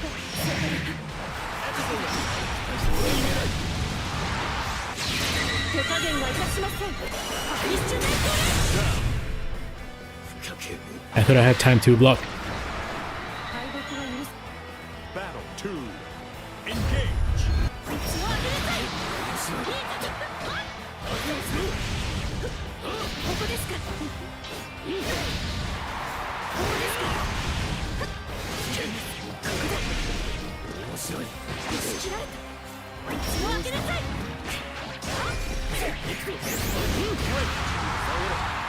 邪魔ばだ道を切り。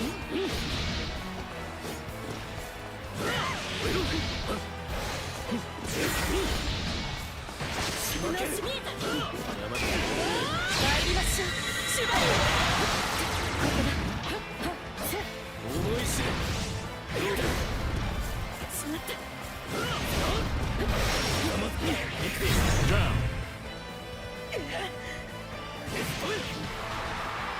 相手が悪か Battle 3.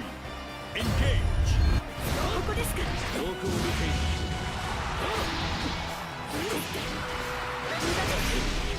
頼みます。キャー。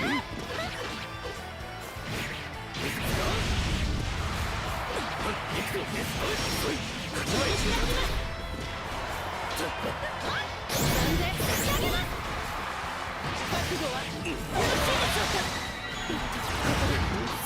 ここ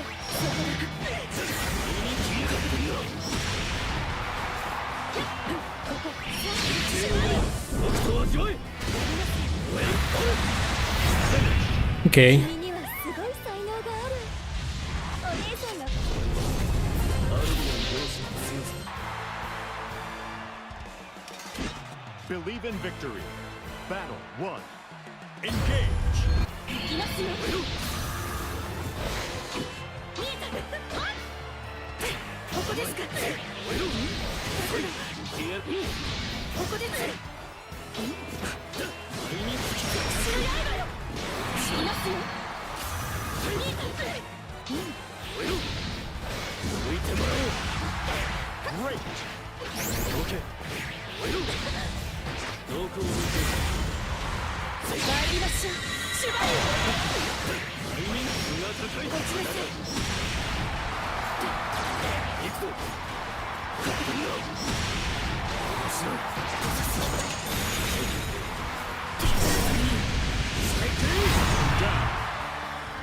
やります。 Yeah, our connection is kind of unstable. Battle 2. Engage. 悪くありません。邪魔ですよ。ここですか。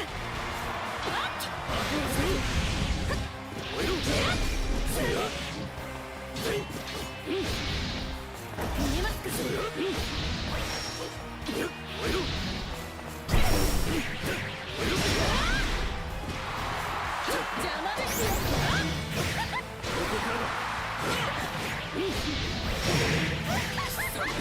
よ。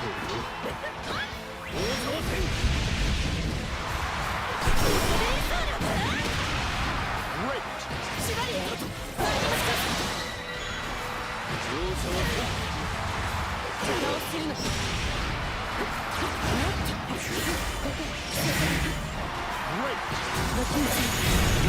Okay. 敗北は許されません。 Battle 3. Engage. 悪くありません。ここですか。見えますか。邪魔ですよ。決死の刃よ。覚悟はよろしいです。 Is that a plus?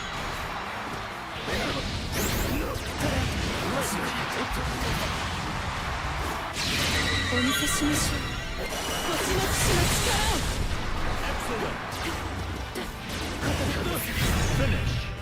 序盤にもう Come on 大きく削られたら呼吸を整えて一旦落ち着いていきたいね。お姉様のため騎士に勝る炎帝の力。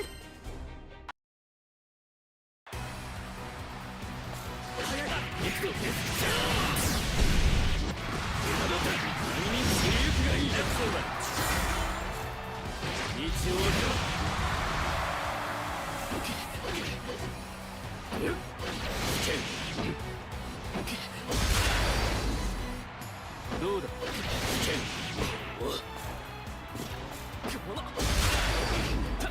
うせろ身が高い消えろ消えろ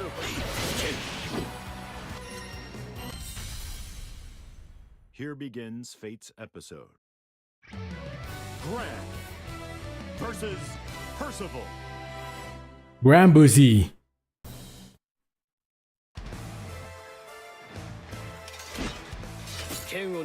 Believe in Oh, he doesn't victory. want C? Okay. Battle Oh, one. he is level Engage. 500. Good to know.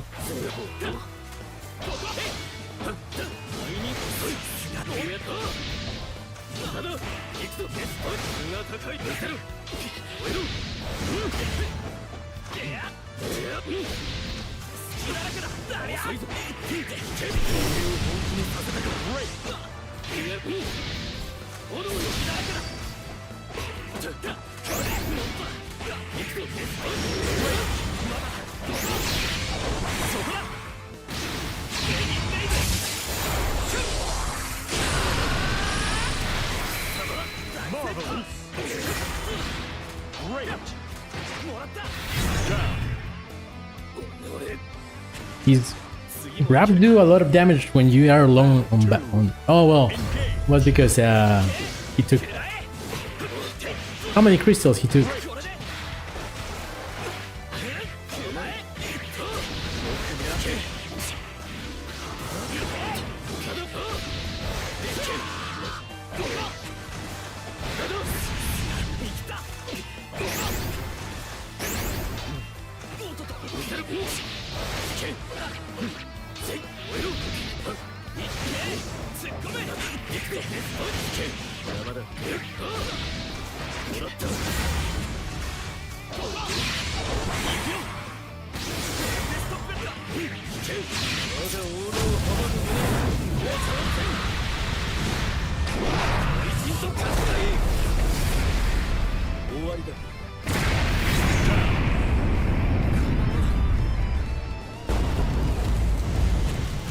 Yeah, that animation is long. Battle 3. Engage.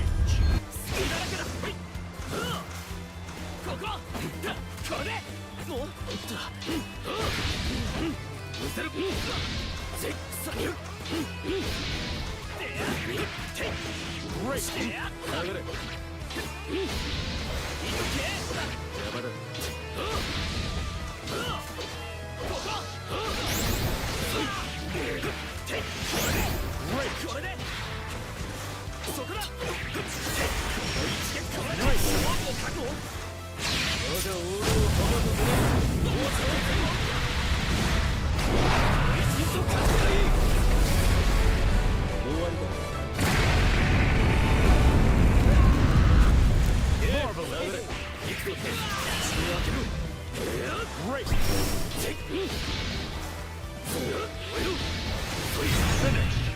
君が勝ってくれるとお姉さんも嬉しく。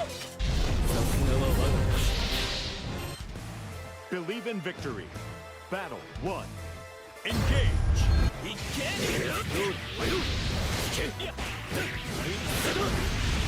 Great.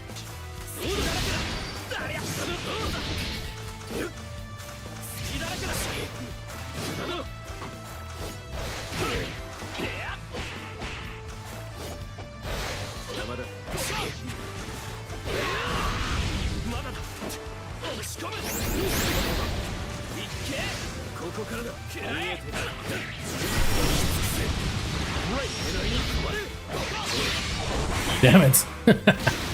He really likes that one. Low into super.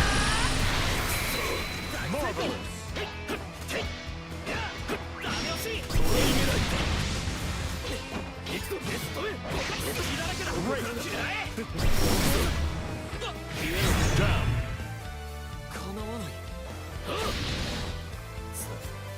Battle 2. Engage. Great.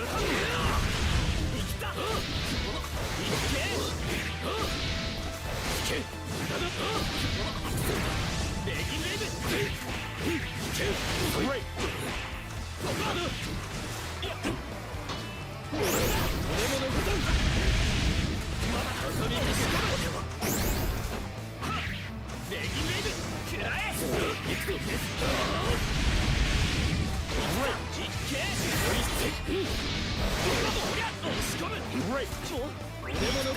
No!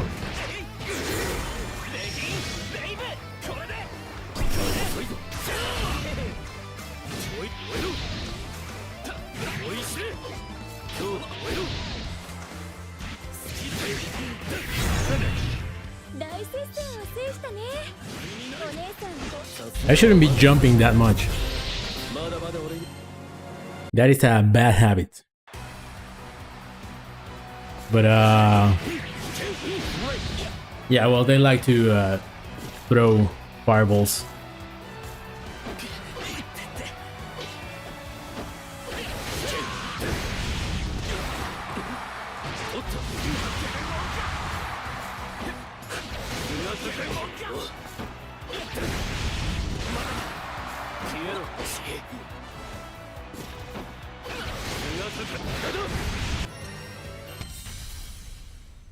Here begins Fate's episode. Cagliostro versus Percival. Cagliostro. This could be hard. Believe in victory. Battle 1. Engage.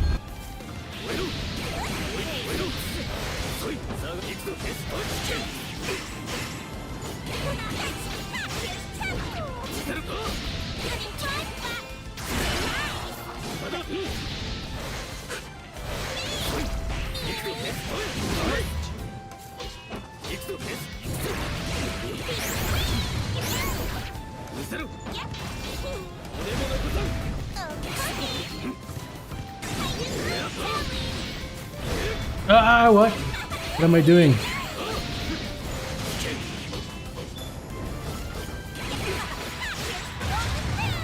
Great.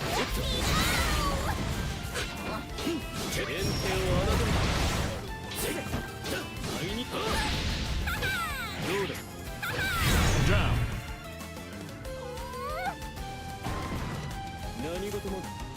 Battle 2. Engage. Special.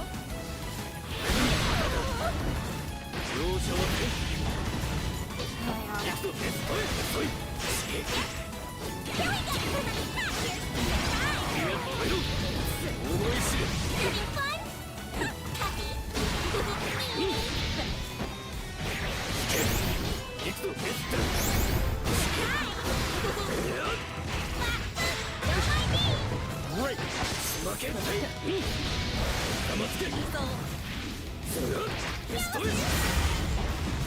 Behold my glory.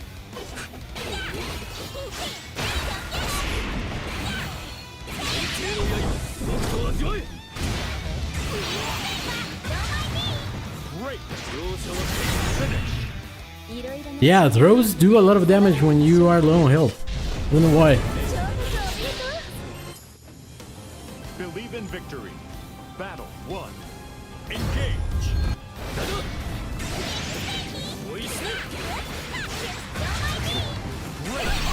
Ooh! Great. I tried to grab.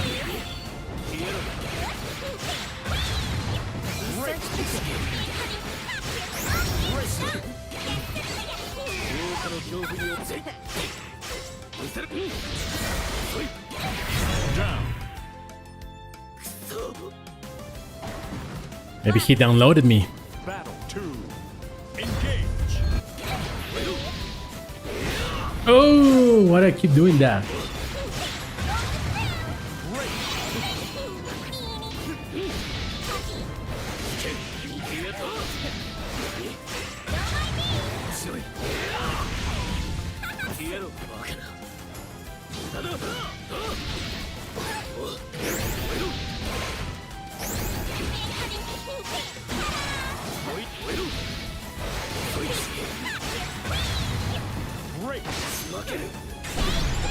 Nice.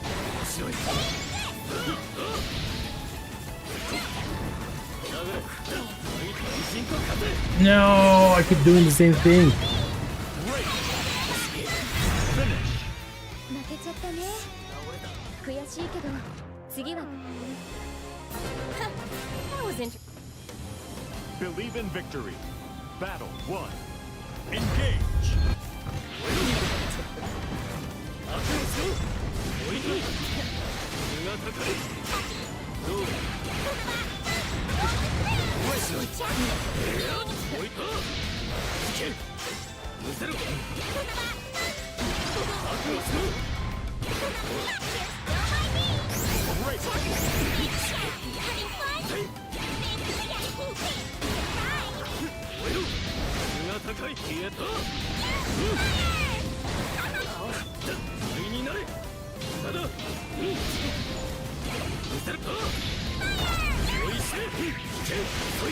Great.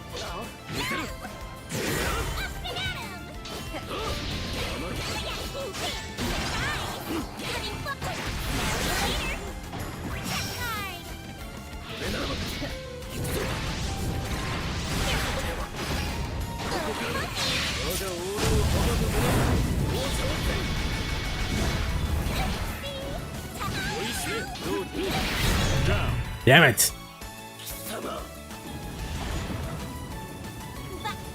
Battle 2.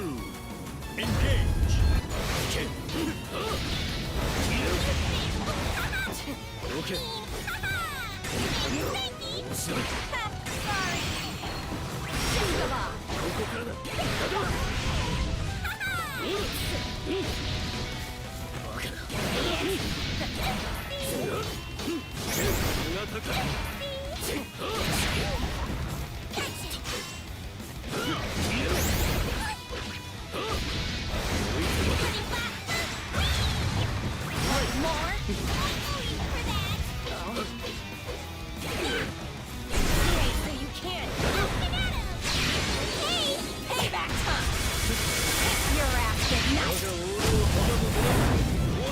I didn't reach.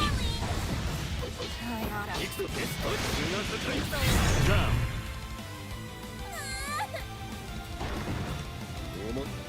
Battle 3. Engage. Ah.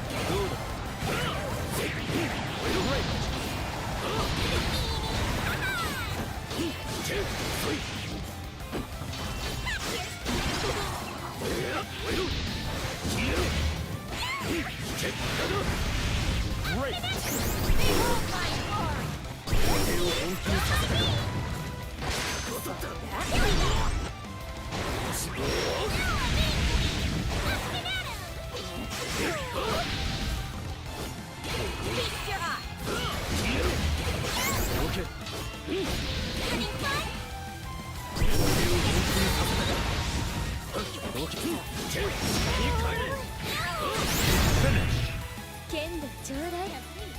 また一つ強くなるからね。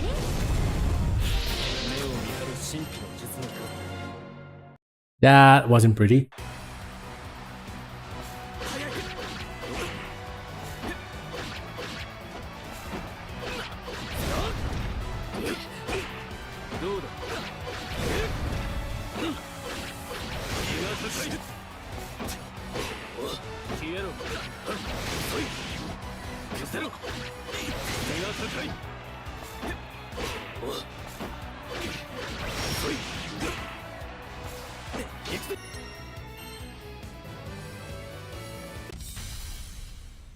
Here begins Fate's episode.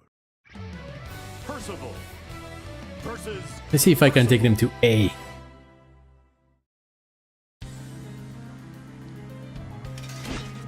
Oh, Percy versus Percy. Wolfskin will make you a wolf. Believe in victory. Battle 1. Engage. 身が高い。身が高い。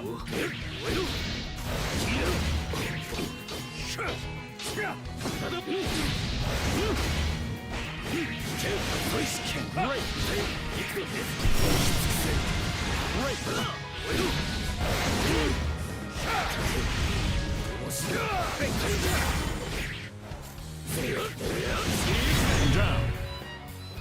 Vengeance. これが格の違いだ。 Battle 2. Engage. Oh, come on. 身が高い。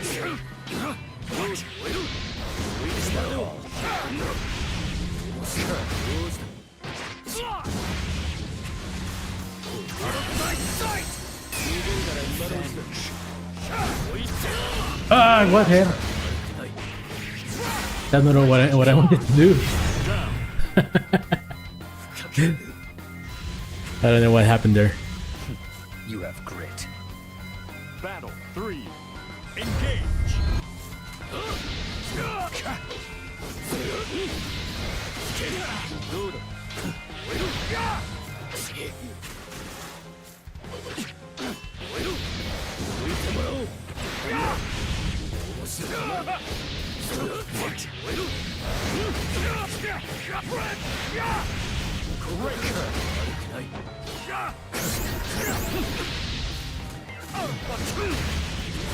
Out of my way! Well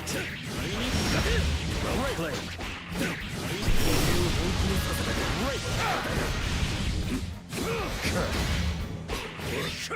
Hail to your king!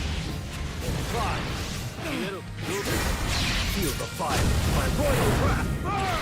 Ah, I don't know why やっちゃったね。悔しいけど he did that. The greatest king is ruled. Believe in victory. Battle 1. Engage.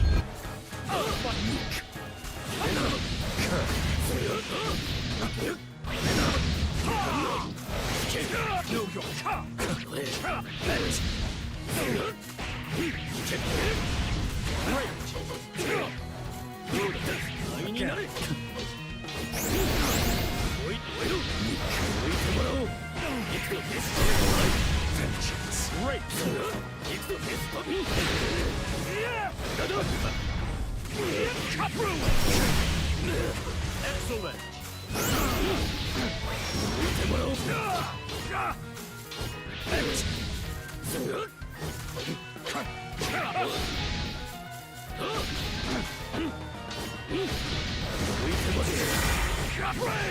The Lord of Nice. hereby streak of fire!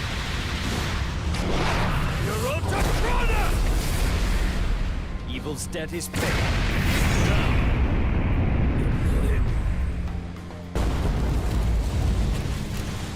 Get back, you filth. Battle 2. Engage.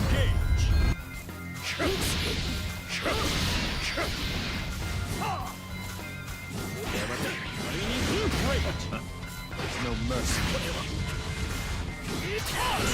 Worst. For honor, ashes to ash, fire and death, desolation!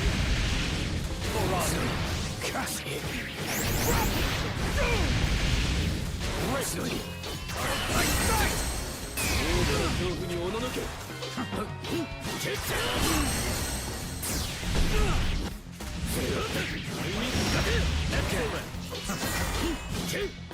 Feel the fire, my royal wrath burn!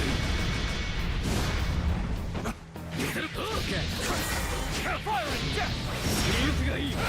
Finish! 負けて辛い時はいつでも I thought that was Guardbreak. 前を向いて Oh, because I didn't have stocks. I'm a dumbass.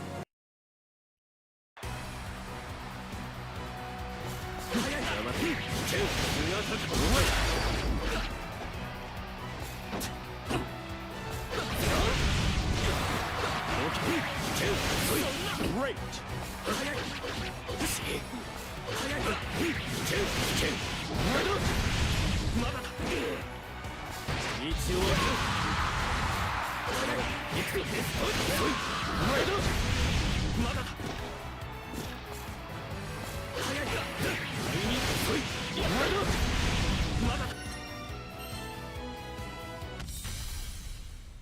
Here begins Fate's episode.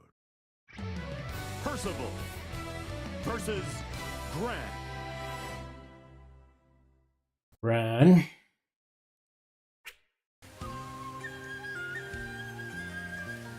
お魚兄ちゃんが相手か。 Bonsal. やけど注意だぜ。ハーシバルさん。まるで隙がない。どう立ち回るか。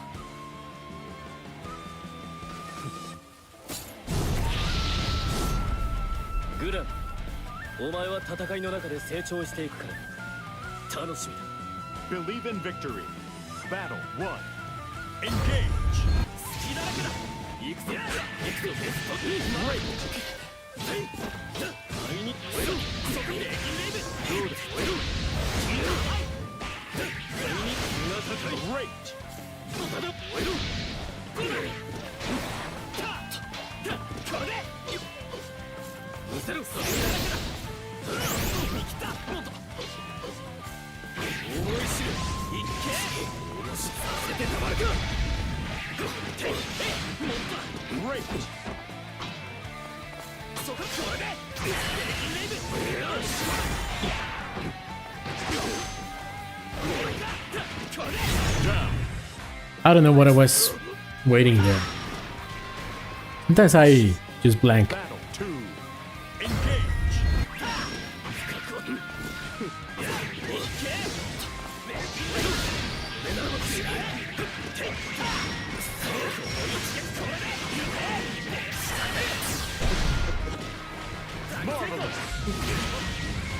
了解。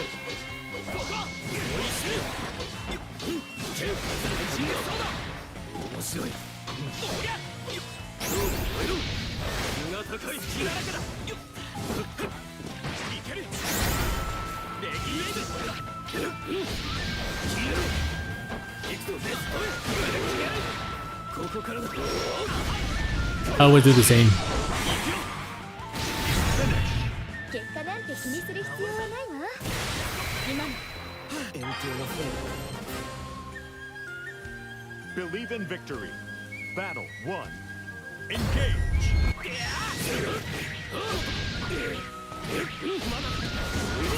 甘い。押し込む。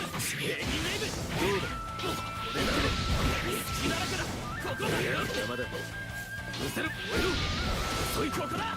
隙だらけだ。レギンレイブ。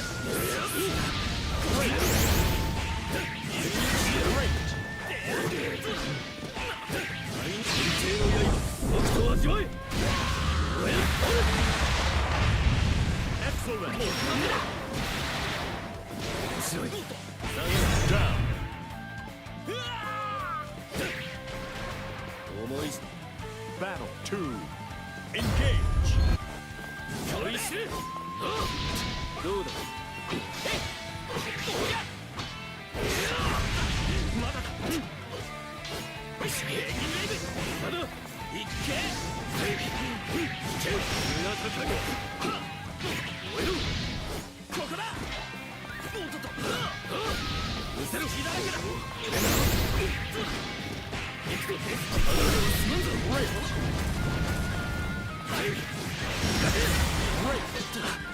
灰になれ。灰だ。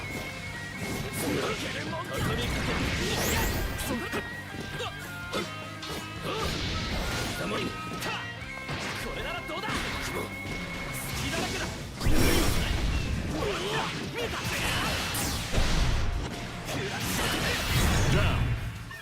Ah, why did I did that? I had absolutely no pressure to do that. Engage. まだ燃える。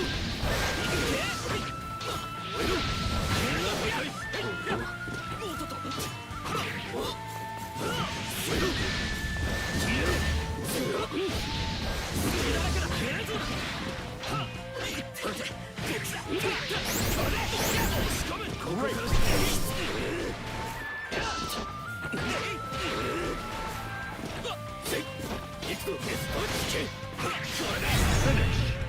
序盤にもう Yeah, that was very dumb. 削られたら呼吸円形の炎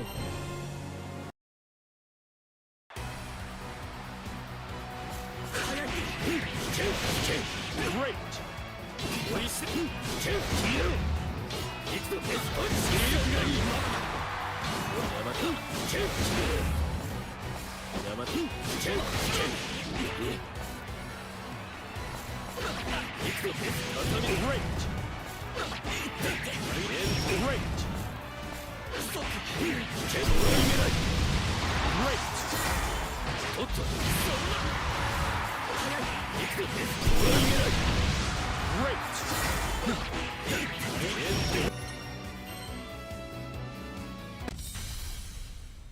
Here begins Fate's episode. Percival versus Jita. Ida.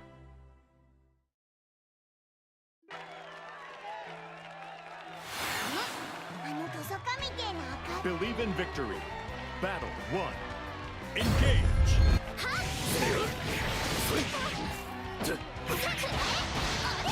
ここからだ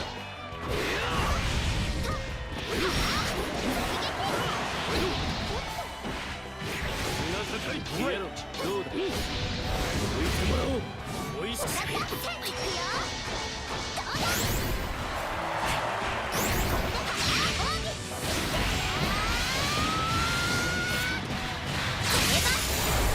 I think doing supers not really worth it.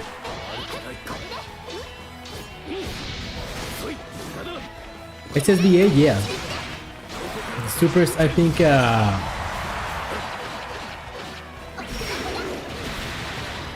every ultimate skill is better.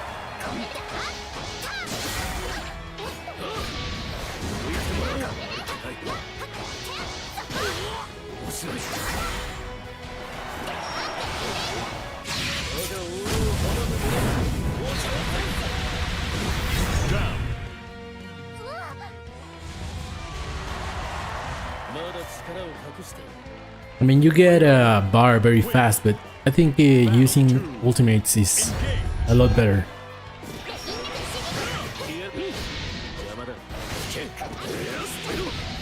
おいしい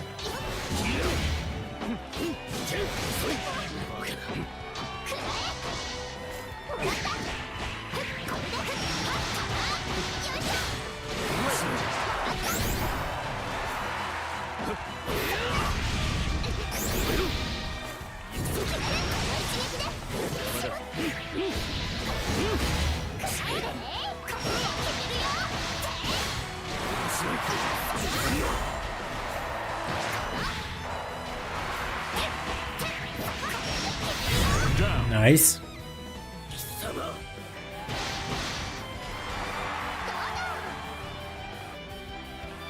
Battle 3. Engage. Great.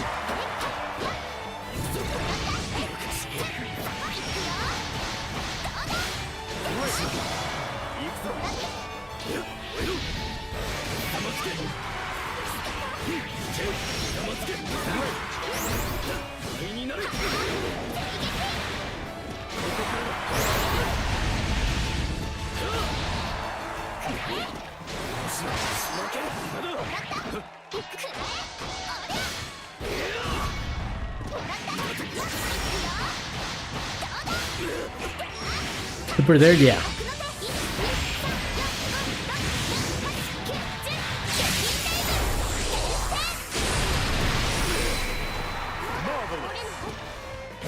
Finish. 投げられるときはこっちも投げができる状況なんだ近寄られたら先に投げを狙ってさすがはBelieve in victory. Battle 1. Engage.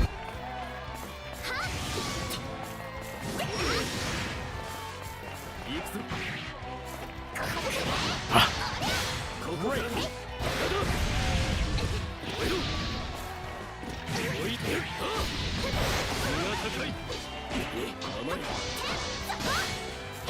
どうだ Great.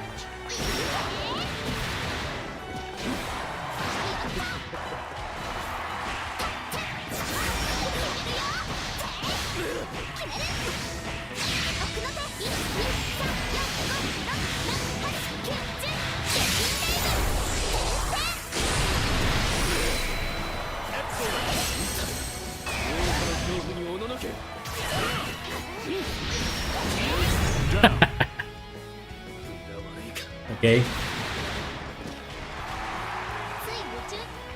Battle 2. Engage.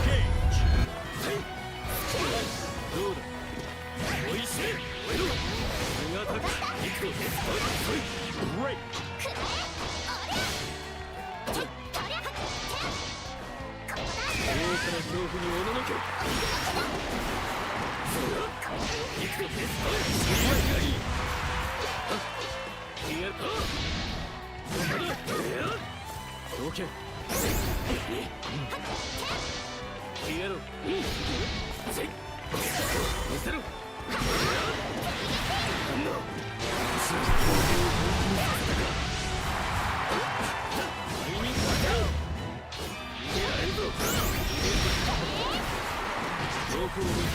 Down.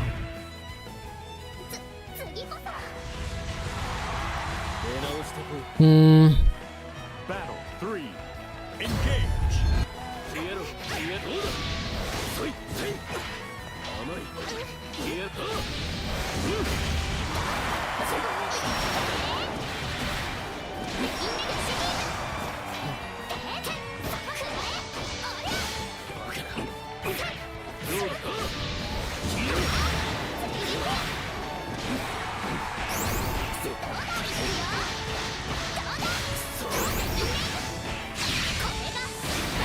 My reversal never came out.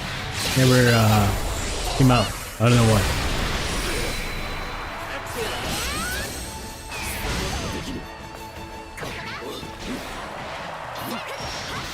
Finish. Yeah, I don't know. I don't think they are frame traps.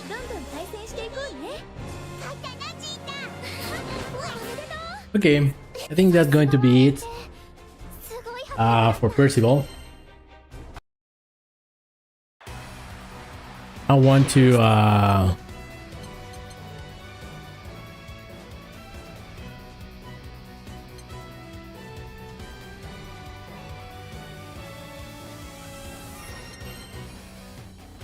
change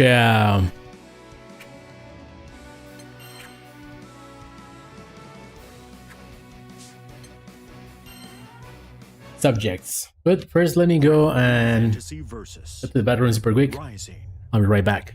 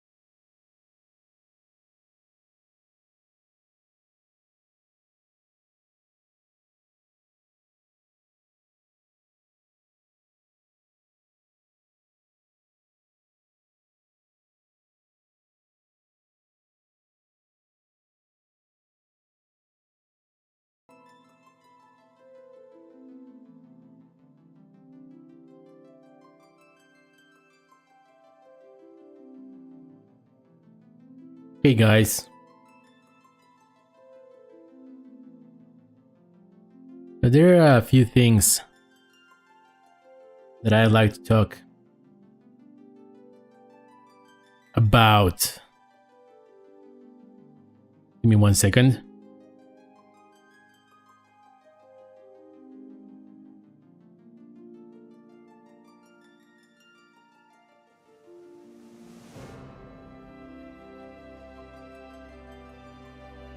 So, oops. No, not that one.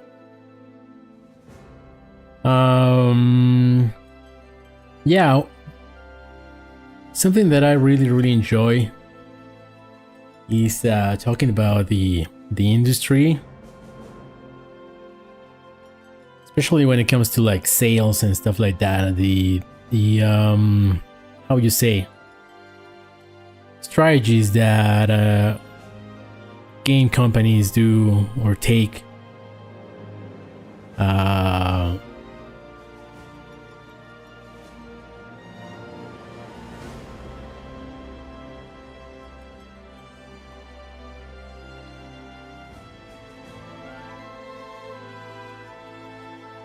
yeah, let me show you something.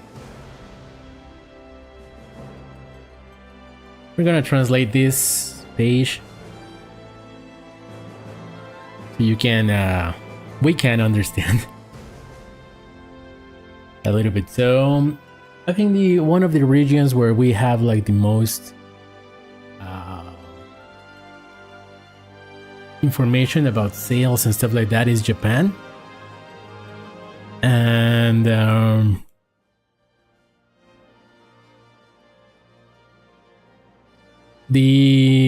usually the company that gives us numbers or access to these numbers or is Famitsu, which is one of the probably the most important magazine in Japan for video games when it comes to video games. It's not translating, I don't know why. Well, I already read it a little bit, so let me no.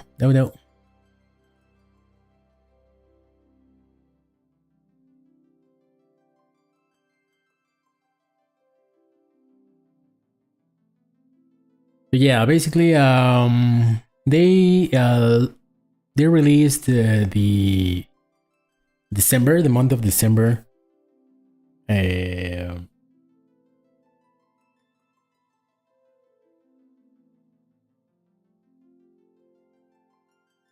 the report for December, and well, the game that sold the most in December was Dragon Quest Monsters 3, which released in December, so I guess it's kind of expected.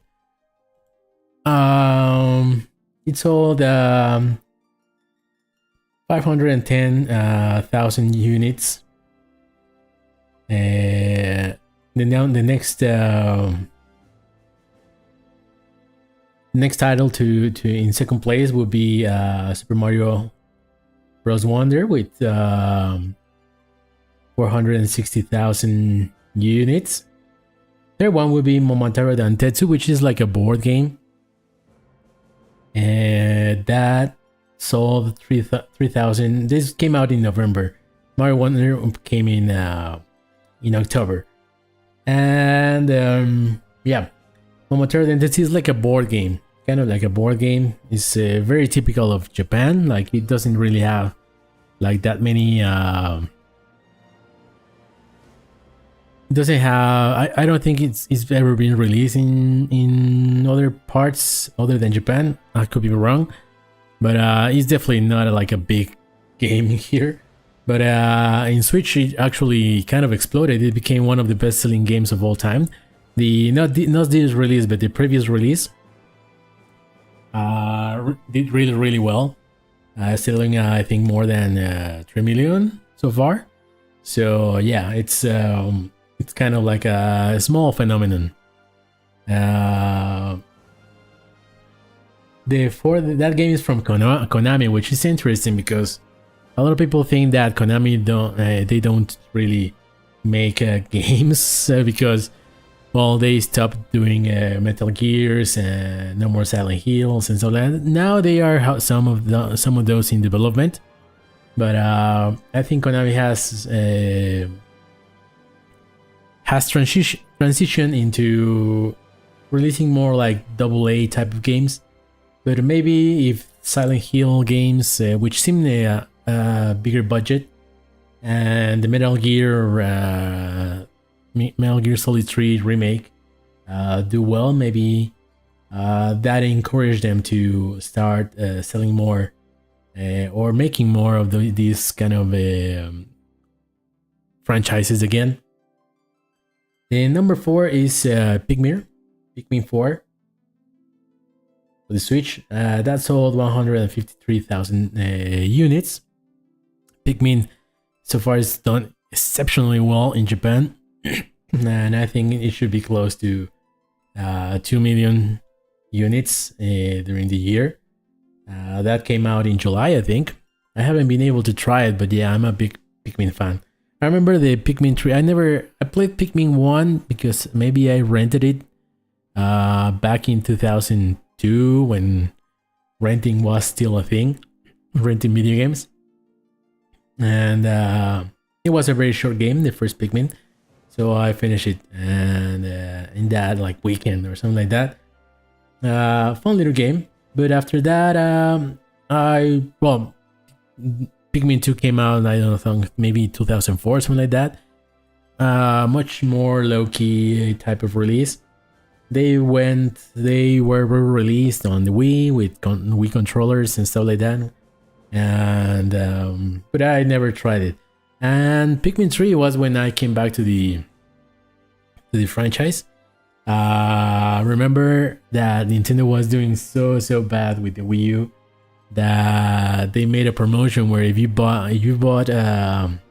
Mario Kart 8, they gave you access to get one digital game. A Nintendo digital game. This was like the I think this type of promotion is what give them the idea to do the vouchers that they do nowadays with the Nintendo Switch Online subscription. But yeah, that's how I got Pikmin 3 with Mario Kart 8 basically, and I really like it. Like I got pretty obsessed with Pikmin 3. That was back in the time when I was just finishing med school, so I didn't have that much time to play. And fortunately, the Wii U didn't have too many games. Fortunately for me, so I could get all of them and enjoy them very slowly, and I wouldn't miss anything.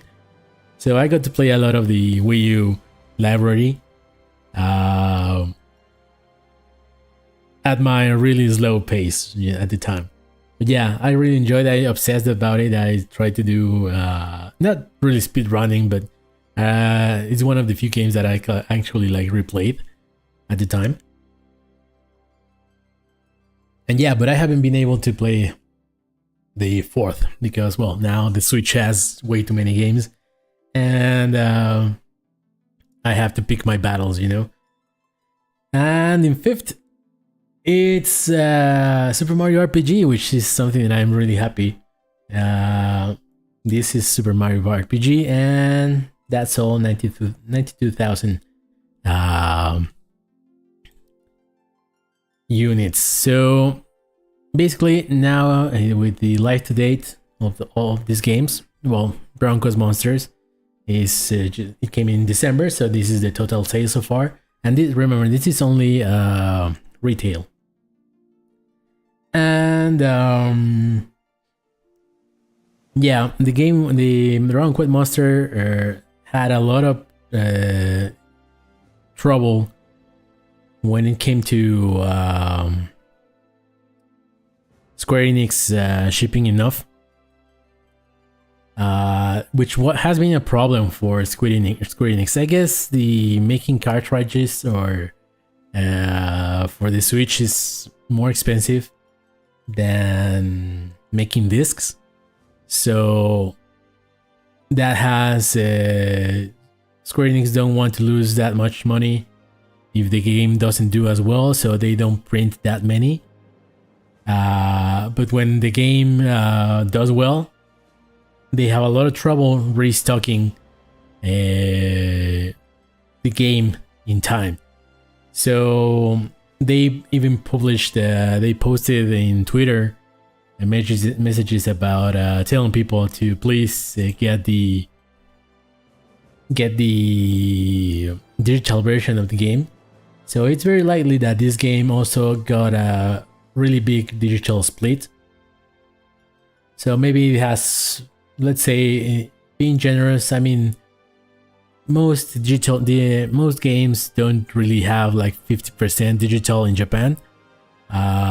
It's very rare for that to happen.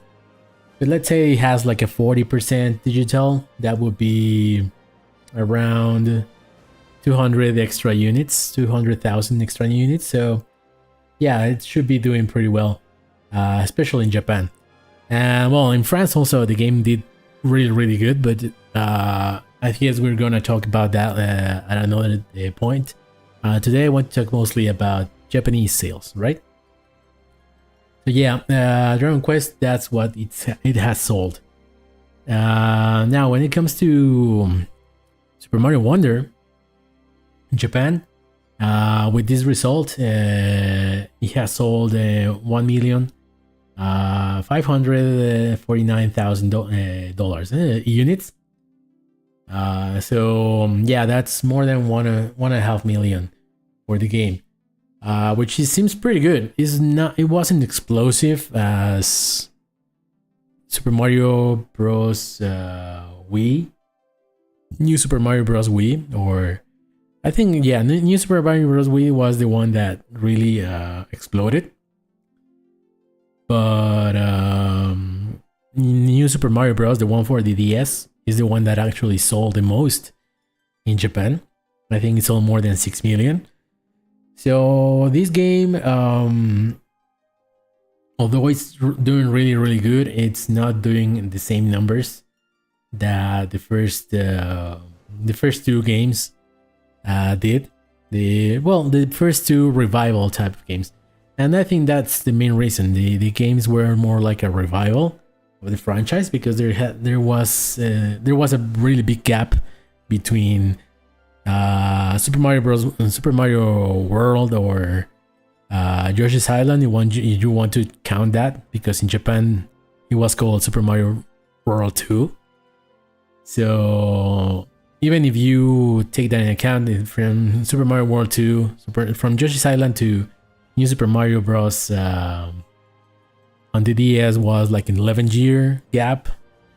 If you take Super Mario World, it was like more like a 15 years gap. And from DS to Wii was like another 3-year gap. So yeah, this type of games, that was like the novelty. Nowadays, there are a lot more 2D games. There was 4 New Super Mario Bros. Games, so yeah, obviously that makes this game not so much of a novelty. But the game is when I started the game, I have to be really honest, I wasn't really, I mean, it's good, but I wasn't really feeling like oh, this is so revolutionary, or this is so much better than the New Super Mario Bros. For Wii U, for example.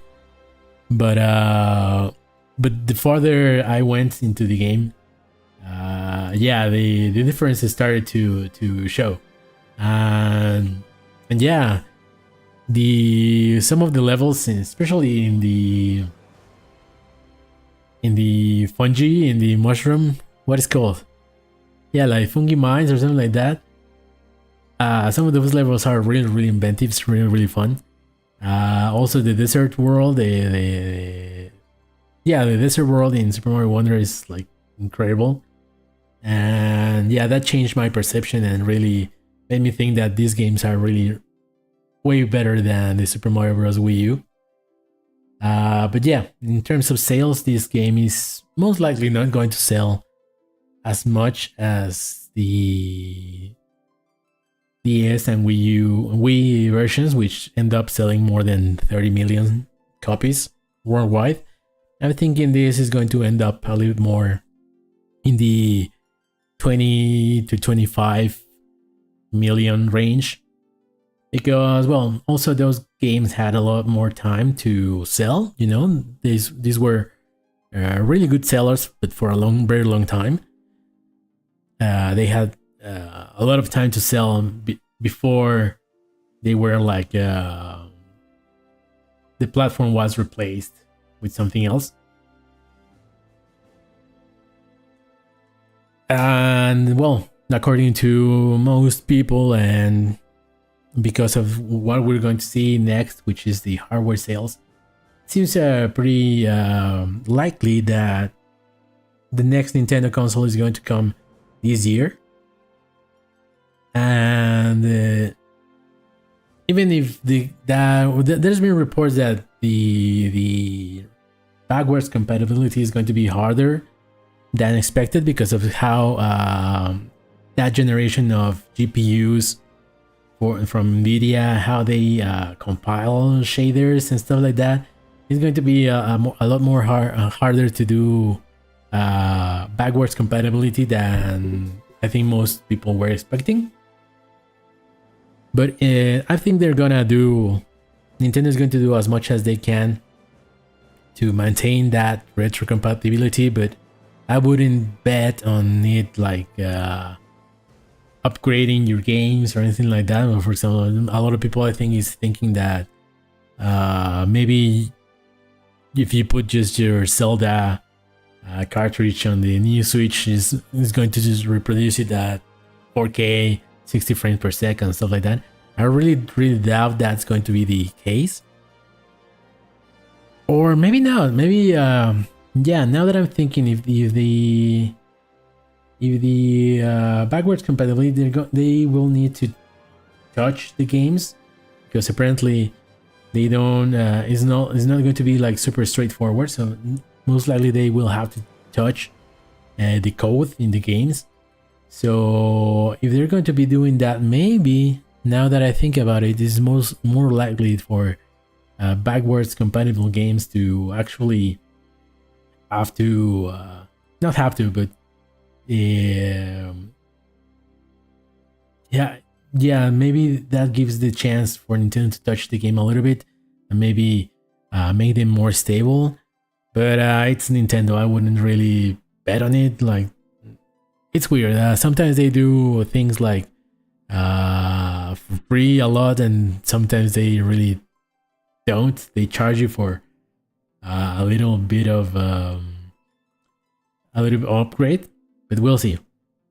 But yeah, the thing is that I don't think the Switch games are going to be selling as well when the Switch 2 comes out, or the whatever they call the next Nintendo console. I don't think it's going to. They're going to continue selling, of course, but it's not going to be like when the Switch was the only platform, right? Zelda, for example, or Mario Odyssey, Zelda Breath of the Wild, or Mario Odyssey, Mario Kart, they kept selling like more than 2 million every year for the entirety of the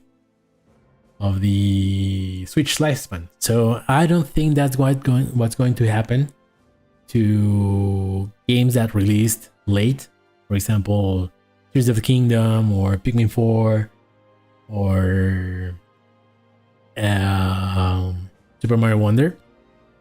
I don't think they're going to be continue selling like that amount. They're going to continue selling, but maybe less than 1 million every year. So their legs, that's what people usually call those kind of the sales after the first few months. The legs are going to be weaker for this type of games, but we'll see. That is just my how I read the market is going to move. But maybe I'm completely wrong and this continues selling like a lot, and maybe in that case, yeah, it may be possible for Super Mario Wonder to outsell the first Super Mario, New Super Mario Bros. And the one for the Wii, but we'll see. So far the initial push, at least in Japan, hasn't been as strong. Apparently, is much stronger in Europe. Especially in Europe, seems to be doing much better than the New Super Mario Bros. Wii. But we'll see. We'll see. That will be an interesting thing to follow. Now, Pikmin 4, like I said, it was very. Now it has sold. Oh no, I seem to have upweighted a lot. Momotaro, then let's go first with Momotaro. Sorry. So basically, they doubled the sales. So in November, they may have sold like 400,000. A little bit less. No, a little bit more than 400,000 units. And during the second month, they did almost the same. Almost double the amount of sales. So yeah, this game is going to have really good legs. The first game also was the first Momotaro on Switch was also a game that had really strong legs, and that allowed it to reach like incredible sales at the end. Right now, I don't have the number. I'm gonna search it in a little bit. But yeah, basically that. Very successful for Konami. And then Pikmin 4, like I said, it's doing really well in Japan. In the rest of the world, apparently it's doing around the same or a little bit better than Pikmin 3, but not like substantially. Pikmin 3, the Wii U release, right? The Pikmin 3 Deluxe, which is the Switch version, that did, I think, a little bit worse in the rest of the world than the original release. But yeah, in Japan, Pikmin really exploded this generation. And right now, physical copies only, it's at 1,120,000 units. So that again, with the digital, this game didn't have any problem with digital. With retail. It was always well stocked. So usually when the games are well stocked in Japan, at least when it comes to Switch games, they have between a 20 to 30% digital split. I think we actually have the split for the quarter, because this game came out in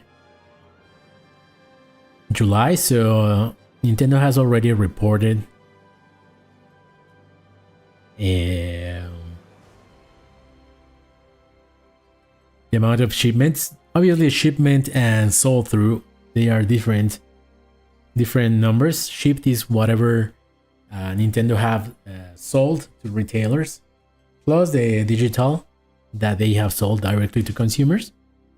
But with that, you can have especially for a game like Pikmin that stayed always on most of its life during the Famitsu, gives like a range of the amount of retail available, and it has maintained between the 80 to 100% sold through,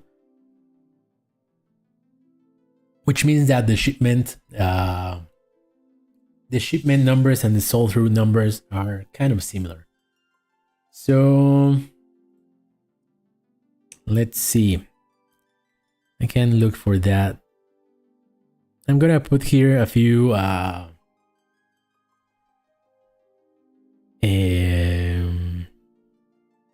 pages that you can use to follow this kind of information.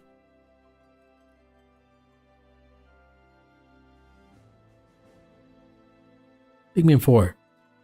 So yeah, in Japan it sold, the shipment was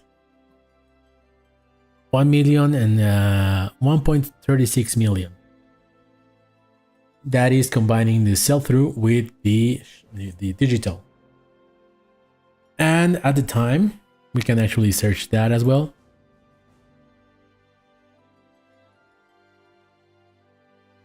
The last week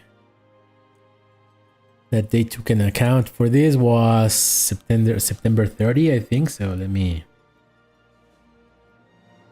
Oh.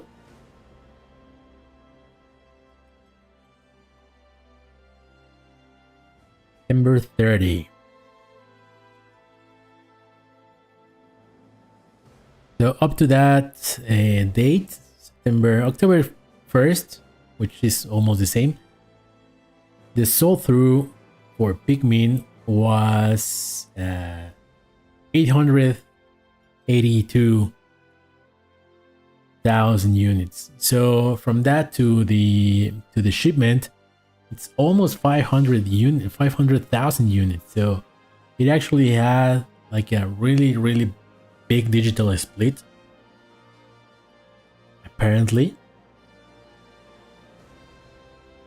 So yeah, maybe with digital, Pikmin maybe close to the 2 million actually. To the 2 million sales.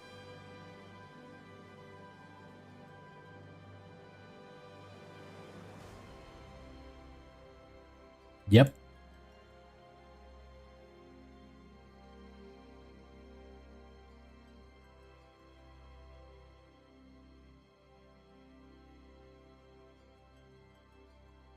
So yeah, that is cool.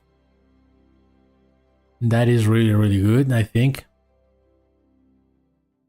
And then Super Mario RPG, the sold through in Japan is 447,000 units, so almost 500, almost 500,000 just in retail.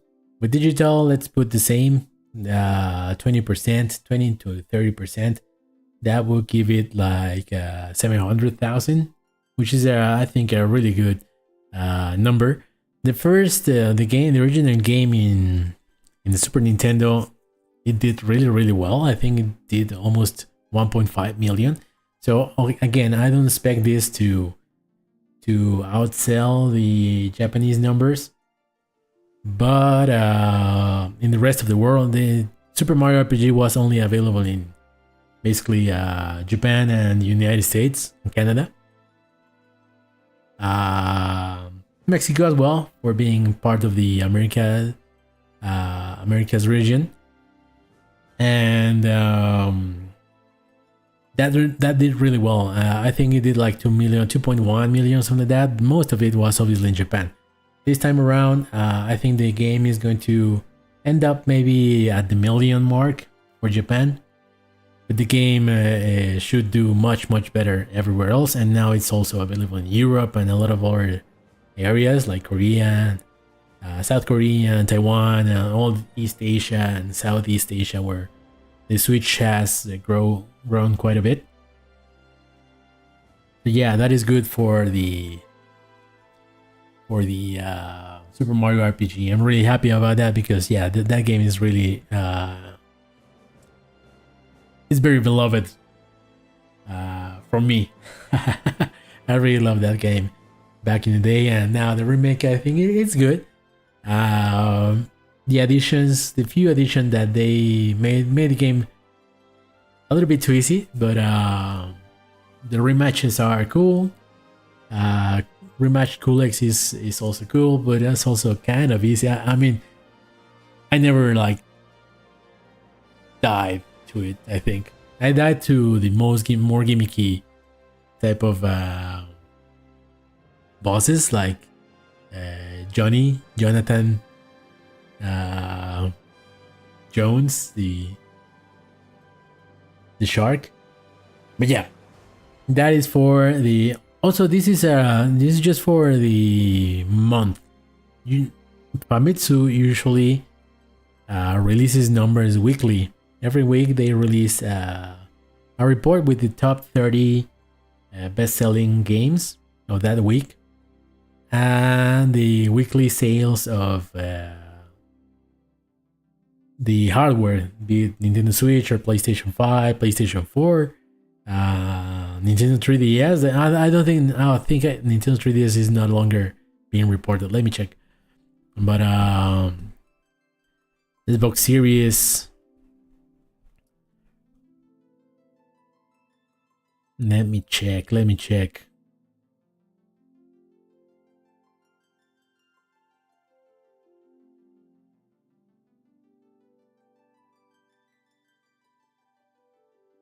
Oh yeah, they still report 3DS, but they are selling 3DS is Nintendo is no longer shipping 3DSs, so the amount of they sell like 20 or stuff like that, 15. But yeah, Switch, PS5, PS4, Xbox Series, and 3DS are the platforms that Famitsu reports. And that report, unfortunately, because it's the holidays, people, especially in Japan, they really like their holidays. So, especially during the New Year's, so they had a very long hiatus, Famitsu, so they haven't released numbers in 3 weeks. But tomorrow, or not tomorrow, in a couple of hours, in a few hours, maybe in like 4 hours, they're gonna be releasing the report. I don't know. We don't know how they're gonna report it. If they're gonna report the 3 weeks together, and then they're gonna split them. And they are weird. They tend to do very weird things. But yeah, here we have the Nintendo Switch sales for the month, where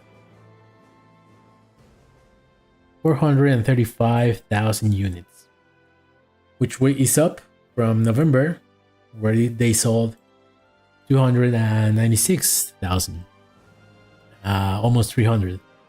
So yeah, a healthy bump for the Nintendo Switch. But you may say that this is really kind of low because, well, back in the day, I mean, you don't have to go that far away. During the 3DS era, Nintendo used to sell like 1 million or something like that, more than 1 million 3DSs just in Japan during the holidays. But the difference is that now the Switch sells really well most of the year. The thing with the other platforms like the 3DS and the PS4 and stuff like that is that they were like holiday sellers. A lot of people bought those consoles during the holidays and not so much during the rest of the year. Maybe when some big games came out like Monster Hunter and stuff like that, sales also went up. But when it comes to the Switch, most of its life, it has maintained like a really high baseline, we call it, where basically they keep selling like 40,000 a week, sometimes 60,000, 40,000 being the lowest usually. Usually maintaining between the 60 and 70,000 during the year. So they sell a lot during the year, but during the holidays, they have weaker holidays. So that's something that's been happening. And also the console is old. A lot of people already have it. There's 32 million people already with Switches. If we go by the last number, Nintendo Switch, 31 million.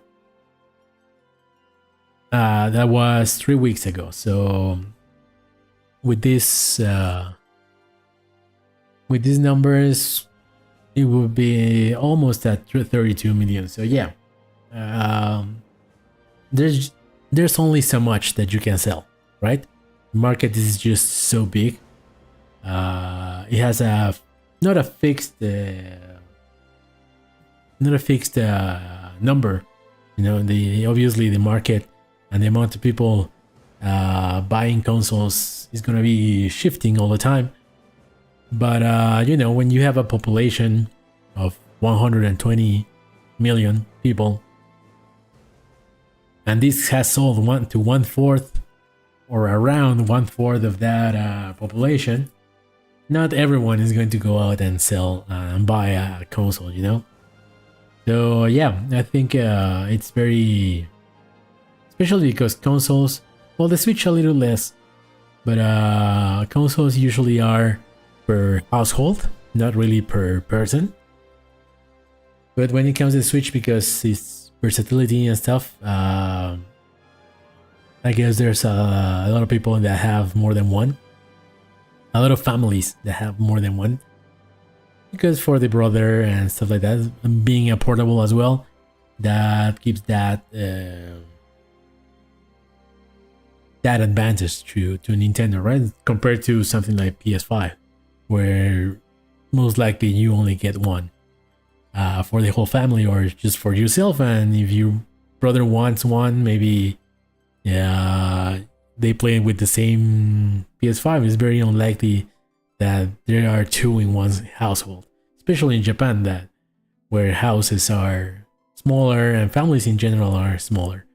So yeah, now the PS5, talking about, it sold 212,000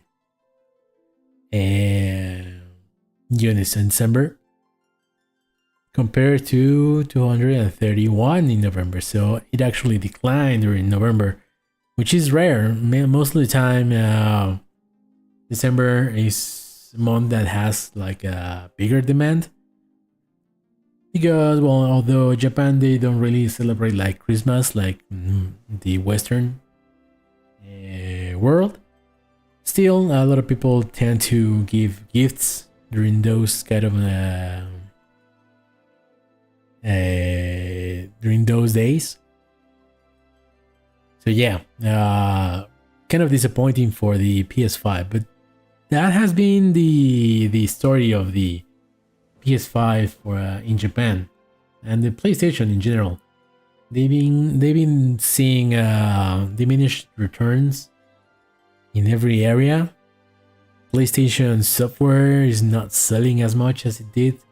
Just for example, a Final Fantasy used to be like a huge franchise that was always like tied to PlayStation, selling between 2 to 3 million units every time a new one came out. But I mean, even in during the PS4, I think the Final Fantasy 15, it sold like around 1.5 million. Same for Final Fantasy 7 Remake. But nowadays, Final Fantasy 16, it barely sold 500,000. I mean, we don't have the digital data. Maybe with the digital, it went all the way to 1 million. We don't know. But it's still lower than 1.5 just a retail for both Final Fantasy 15 and Final Fantasy 7 Remake. So yeah, it's been declining quite a bit, the PlayStation market. Compared to that, compared to the software, the amount of software that PlayStation sells in Japan, its hardware, the amount of PlayStations that they sell is actually not bad. Like they, I think they are close to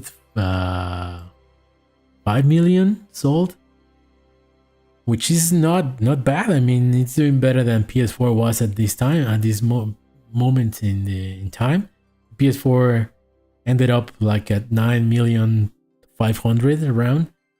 So yeah, it's not doing bad when it comes to hardware, but when it comes to software, it seems like a lot of people are not really buying new games. They are sticking to free-to-play game type of games, you know, like Apex is very popular. Actually, PlayStation released the top 3 best, or not best, but most played games in each region. And almost every region has like Fortnite and GTA and FIFA. or not FIFA now. But in Japan, no. In Japan, it was like Genshin Impact and Apex Legends, and I think Fortnite was third or something like that. So yeah, people are not really buying Call of Duty also for the other regions. People in Japan are not really buying this software. They are sticking to free to play, which is weird, right? But well, that's kind of like the trend. Free to play games with other type of monetization. But yeah, that's what's been happening to PlayStation 5. The Switch is going to decline heavily next year. I mean, for the year, this year they ended up selling like 4 million, when last year they sold like 4.7 million. So the decline was not that high. But this year, last year, 2023, had like a really big push by Zelda. I think Zelda pushed a lot of people to buy maybe a secondary unit, or some people to get a Switch. And also something that affected both the Switch and the PlayStation 5, and it may continue in 2024, was that the coin, it just collapsed. So nowadays you can get, for example, here where I live, you can import the Switch from Amazon, an OLED, and you get it like maybe $50 to $100 less than if I were to buy it in Amazon from my country. So yeah, $50, let's say $50, yeah, usually. So that's a big saving. A lot of people seems to be importing consoles from Japan, and that also helped the Switch and PlayStation 5. With the PlayStation 5, it's even worse, because the price disparity between Japan and the rest of the world is very big. Now that they launched the Slim, they increased the price in Japan, so the gain is less. Like you don't really get saved that much as before.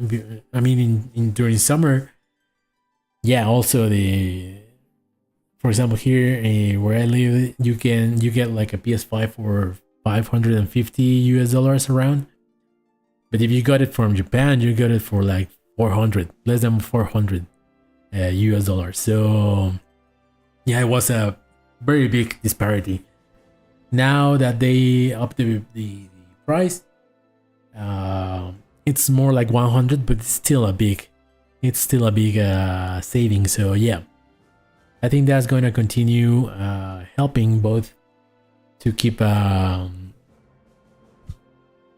big numbers in the next year,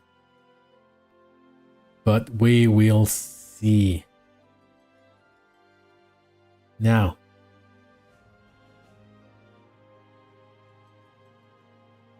when it comes to there's the publishers.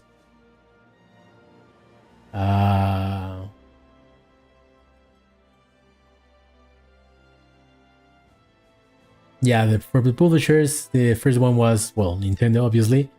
They sold 1,477,000 units.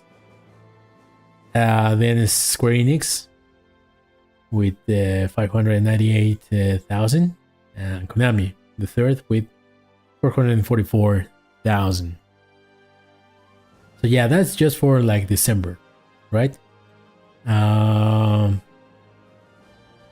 PlayStation also, I remember that they increased the price in the PlayStation Plus, which is crazy, but I guess when we look for like this is not from Japan. This is for worldwide data.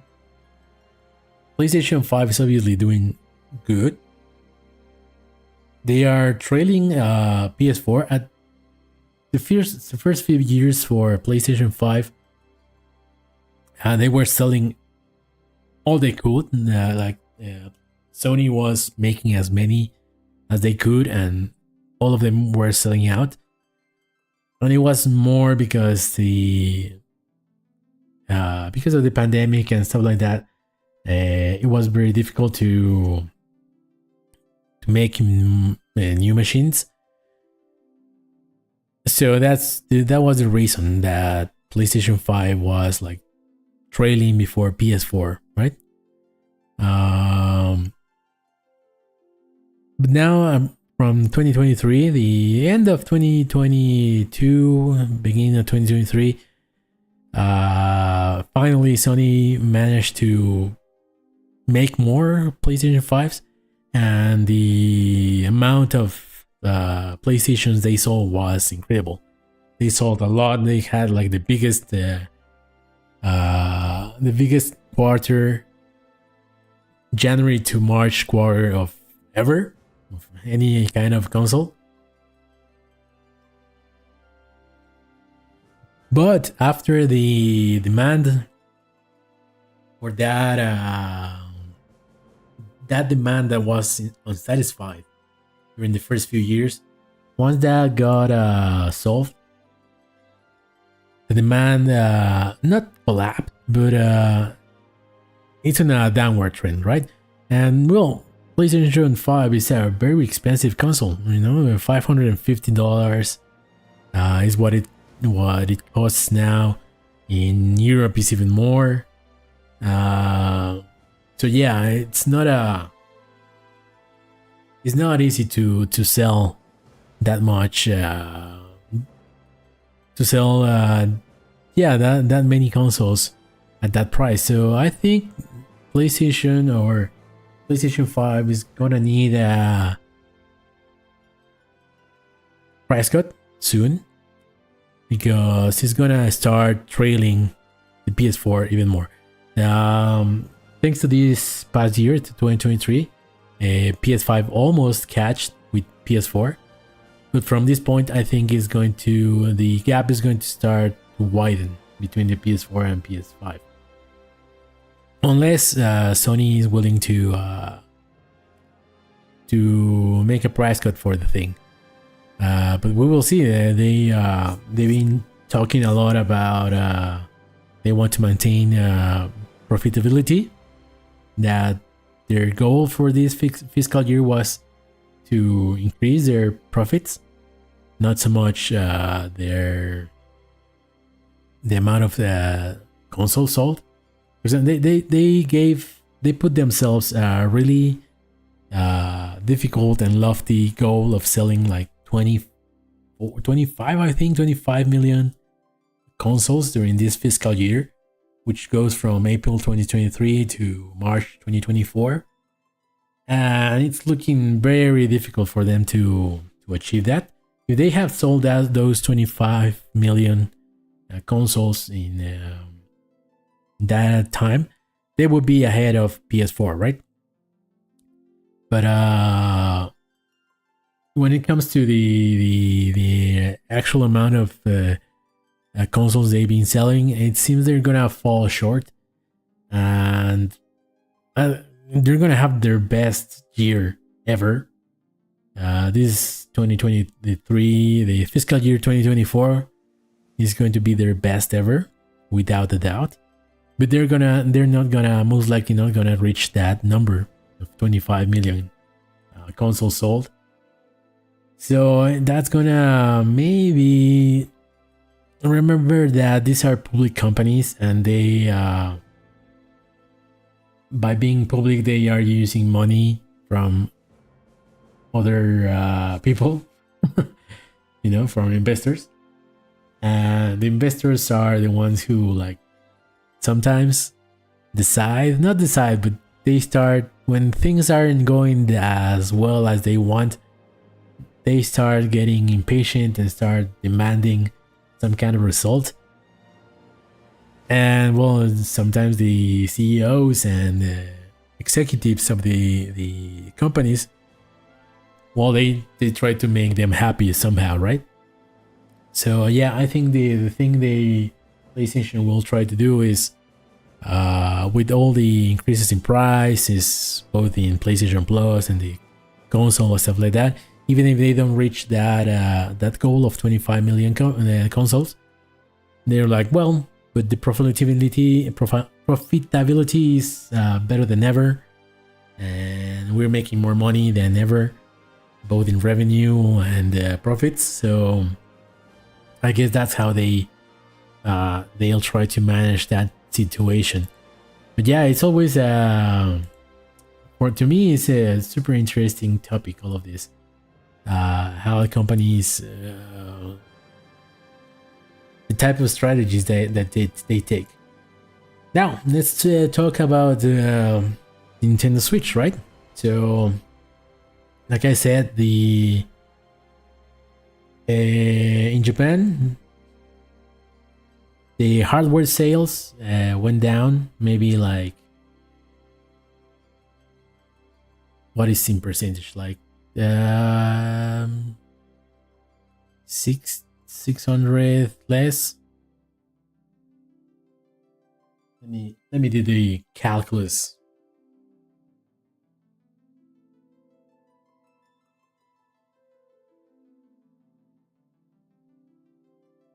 So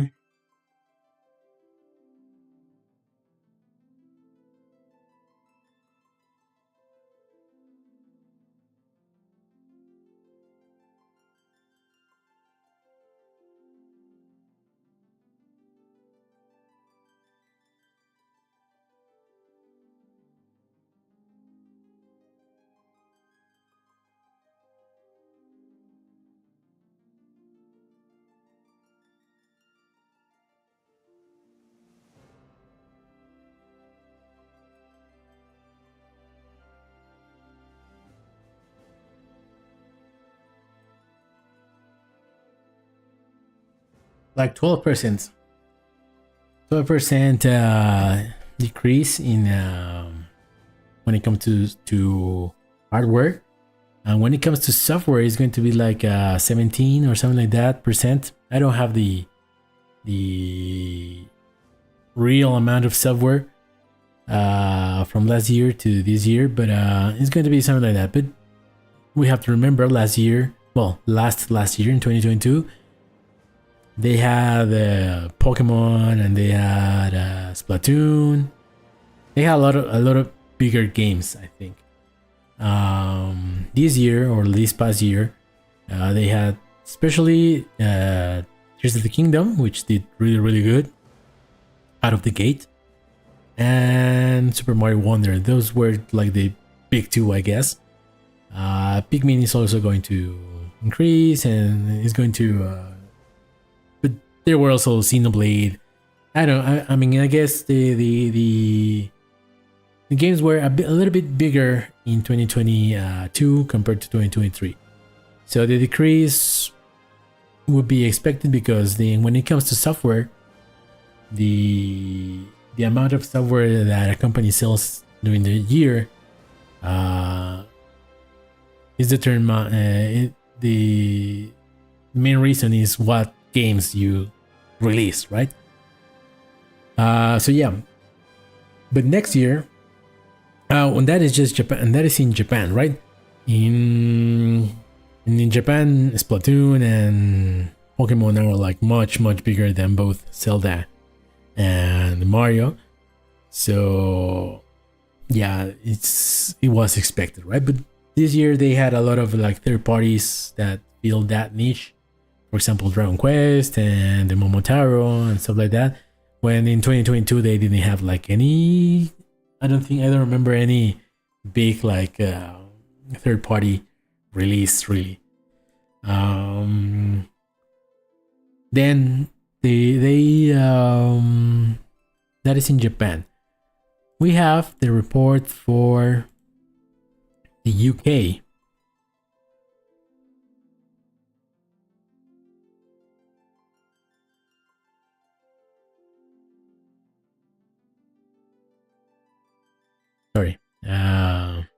check something else.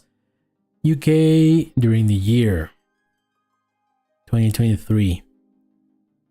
Give me 1 second.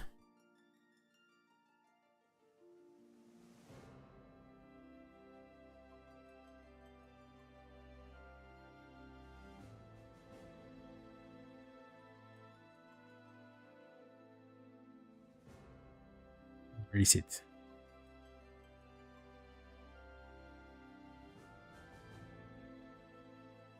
Well, let's check QK December.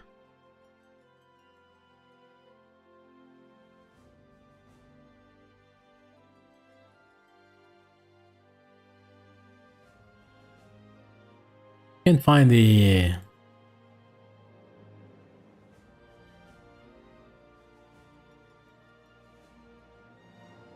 report for the year.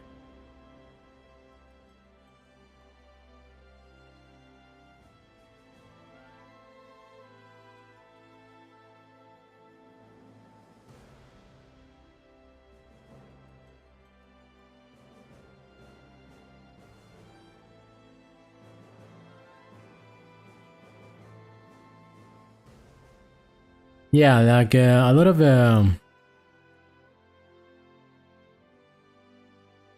people, a lot of places have their countries have their own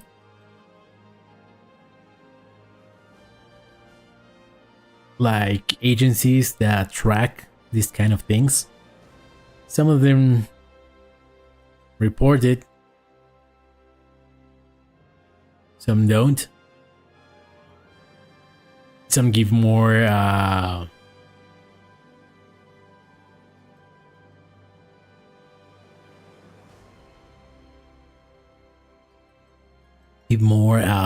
what is called more information than others.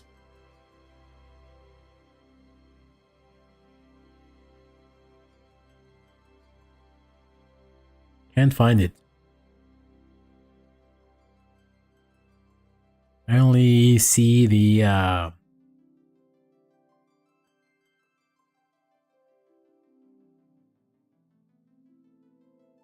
UK December.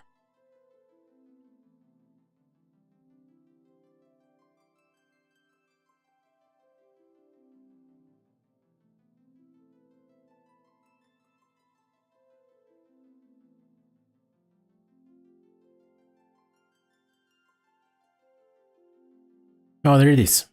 Okay, full year results.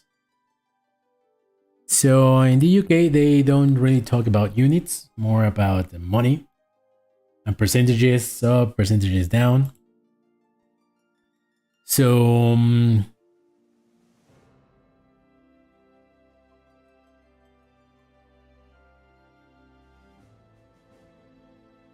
PS5 was the only console that went up from 2022, 55.2% over 2022 when it comes to consoles.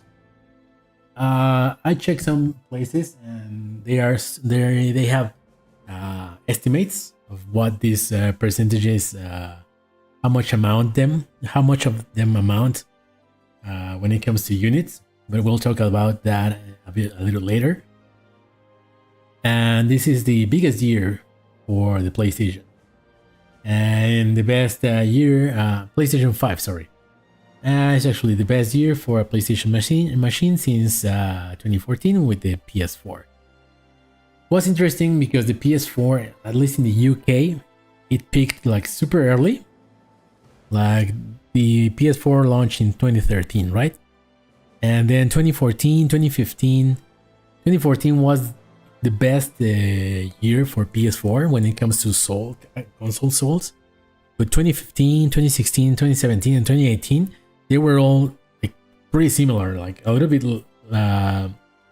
less than the 2014, but they maintained like above 1,100,000 all the time. I have the numbers around here. I'll tell you in a little bit. But yeah, that was the thing, right? With the PS5, obviously, because of the shortages and not being able to supply as many, 2021 was okay, not so much in Europe, but 2022 was terrible for Europe, and 23 was it came with a big rebound, right? So that made it the biggest year since 2014, sorry. And PS4 also grew a lot in this year, 633% when it comes to sales. So basically more than 6 times. But obviously PS4 was selling almost nothing. You know, it was selling maybe like a 20 to 30,000 units in 2022. And now they sold like 150. It's pretty good, but it's not like crazy. Like you see a 633% jump, and you think it's incredible, and it is. It's kind of incredible, but it's not like it's huge, like more than 1 million, something like that, right? Now this gets interesting. The Nintendo Switch ended the year as number 2 console with sales down 16.7%. So 16.7% down from 2022. But this is Switch 7th year on the market, and the decline was expected. And narrowly behind the Switch is the Xbox Series S and X, which saw sales drop 14% over the year before. Right, the Xbox, it's unfortunately not doing great anywhere. And when it comes to accessories, 9 million products were sold at the UK in retail, which means a drop of 4.7% year compared to the year before. So the top 20 best-selling games, digital and physical, with the exception of Nintendo. Nintendo does not share their digital numbers, so this is only physical. And the number 1 was not FIFA, with 2.39 million around, it's an estimate. Then Hogwarts Legacy, which did really good. In fact, Warner Brothers says is the best-selling game of the year, which is something that had not happened in a long time. Most of the time, Call of Duty takes that award. I mean, this number for awards, Warner Brothers share this worldwide. This is just UK. In the UK, FIFA did better. Then number 3, Call of Duty Modern Warfare 3. Number 4, FIFA 23. While Call of Duty did around 1.02 million units, physical and digital. Then number 4, FIFA 23, which is crazy. Number 5, Grand Theft Auto 5, which just never stops. Number 6, Spider-Man 2. Number 7, Star Wars Jedi Survivor. Number 8, Red Dead Redemption 2. Which, it seems crazy, yeah. Number 9, Tears of the Kingdom. Again, this is only with physical, and it is known that Tears of the Kingdom had like a really big digital split, especially because it was cheaper if you bought a voucher, much cheaper if you got it with a voucher. So yeah, maybe with the digital, if Nintendo shared the digital, it will be much higher. Number 10, Diablo 4. Number 11, Super Mario Bros. Wonder.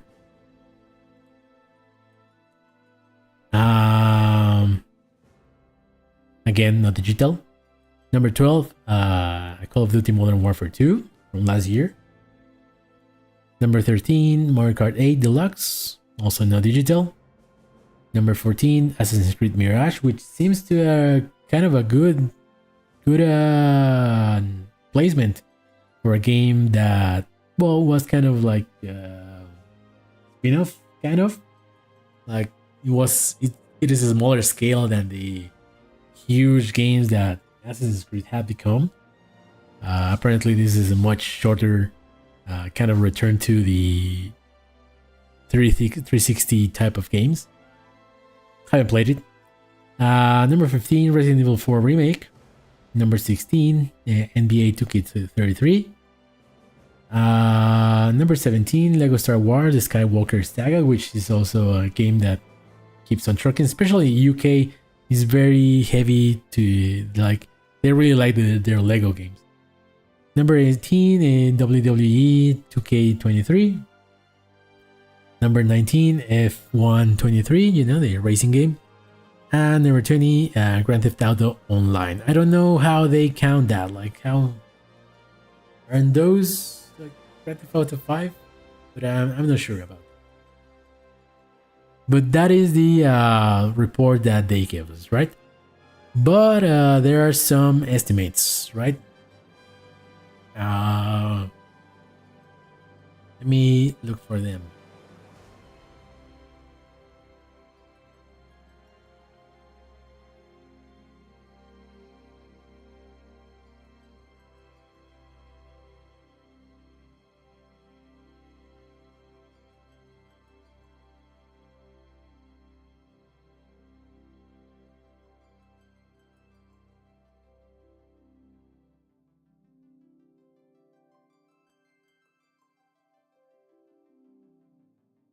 Give me 1 second.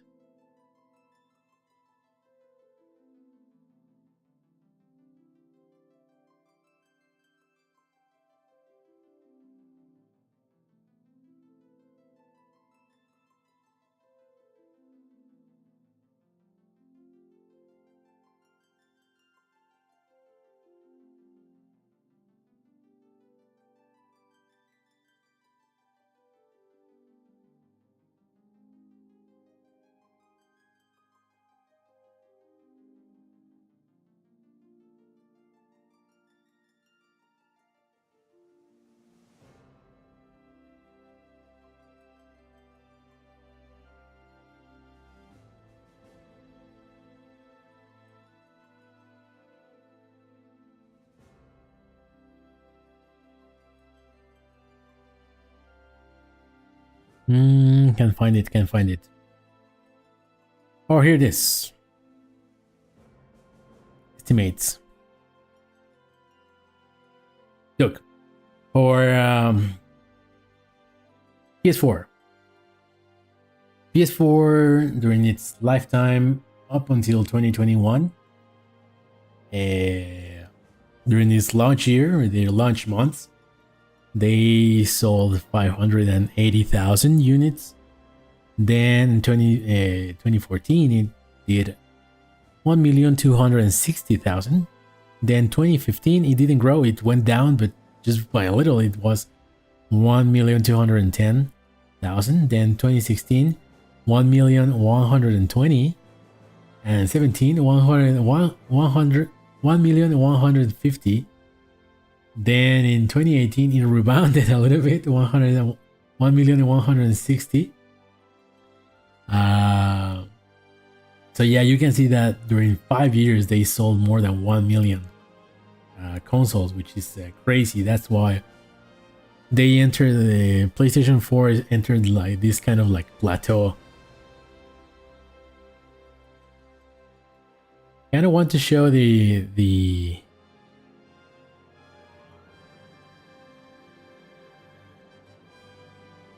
table, but I don't want to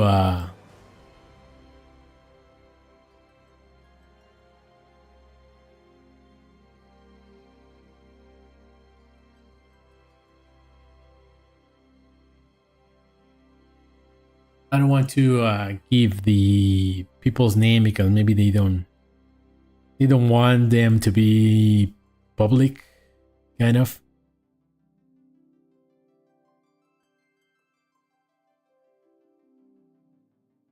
Give me 1 second.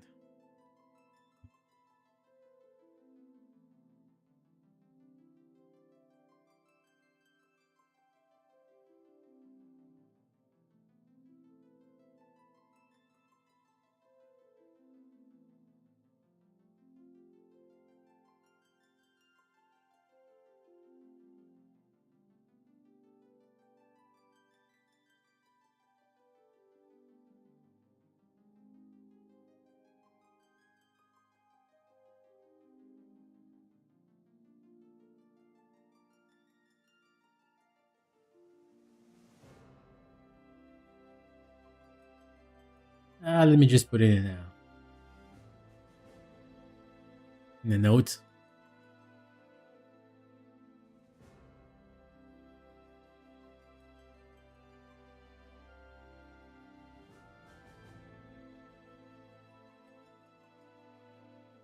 Okay, that is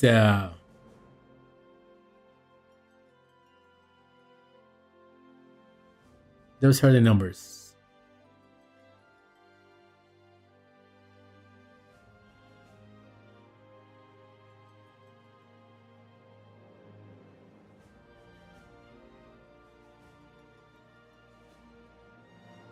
So yes, as we can see here, PS4 entered like a plateau, kind of like a plateau between 2014 and 2018. Then in 2019, it's finally started.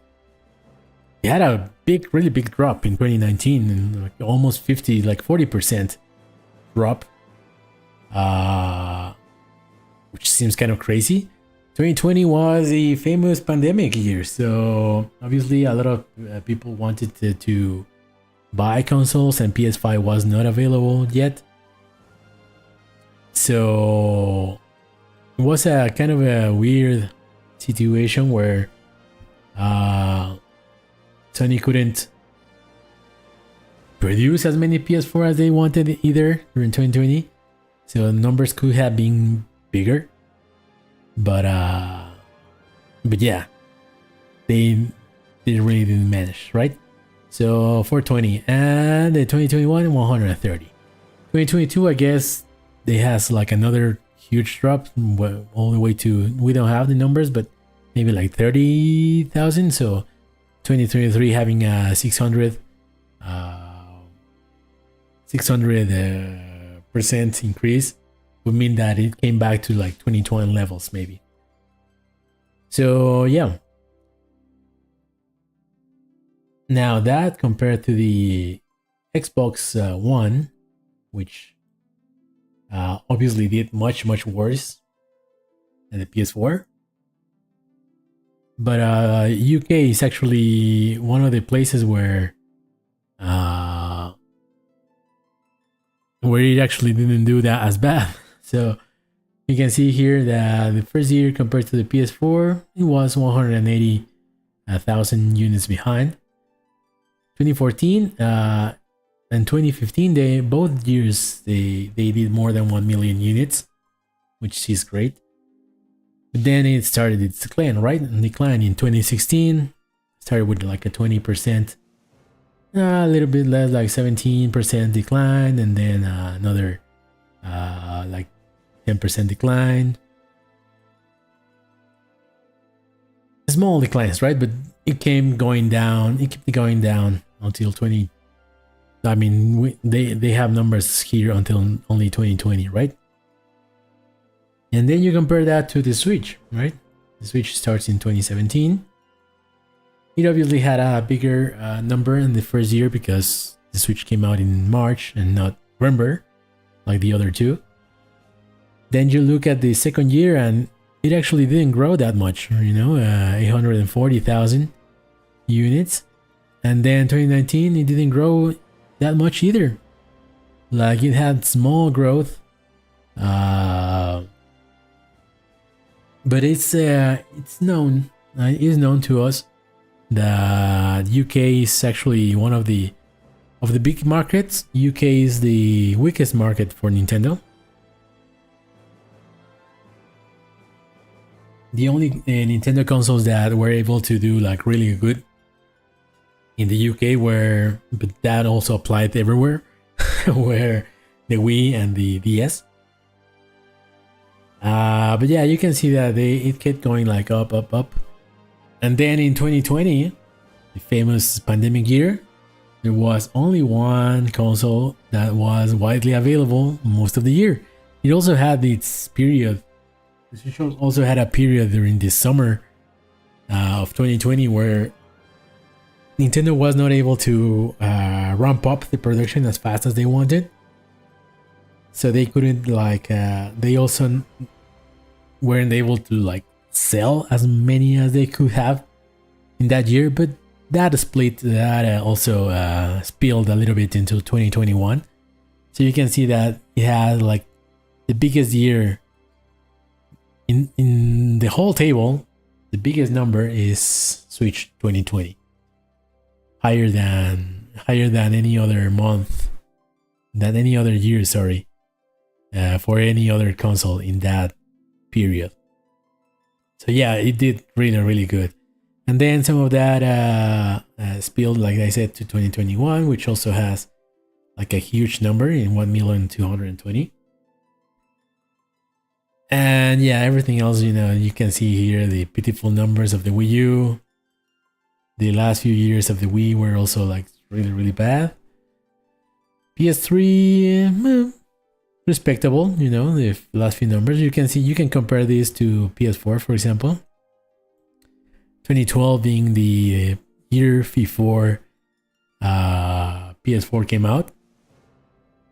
2012, you can compare that to 2019 for the PS4. It actually sold 50,000 more units than PS4 before it was replaced. And the year it was replaced,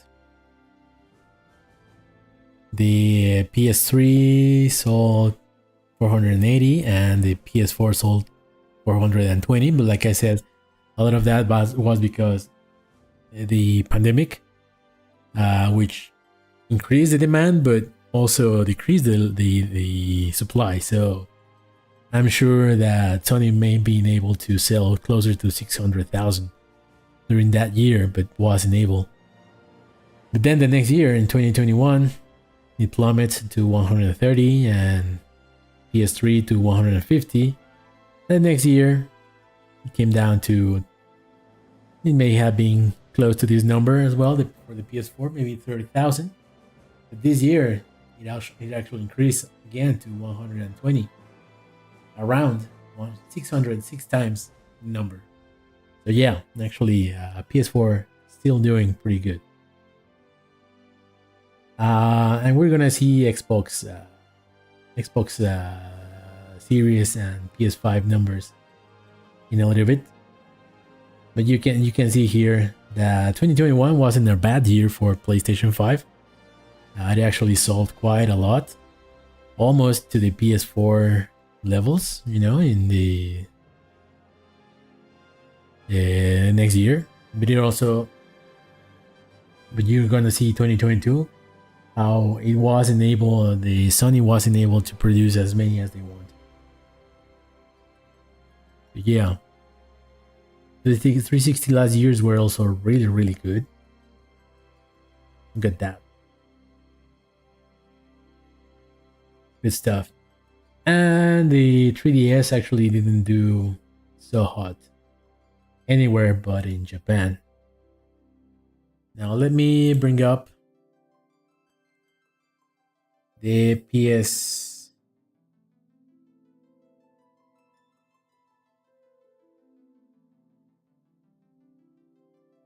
what? It saved.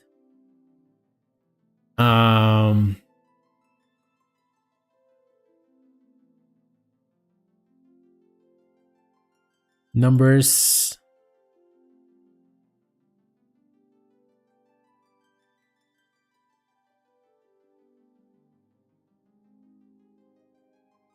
For 2022.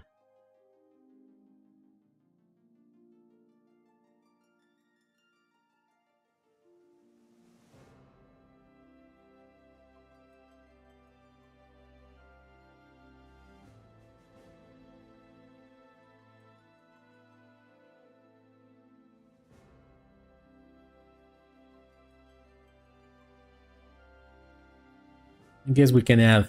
Oh.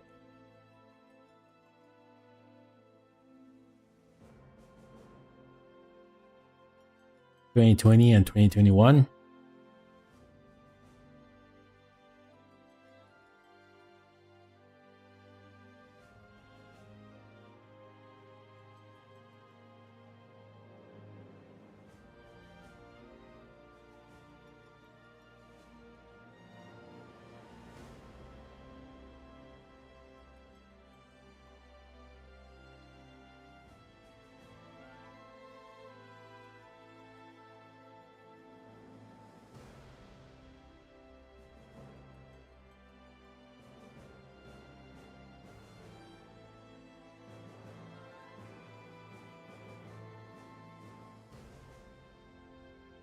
Okay, here it is. So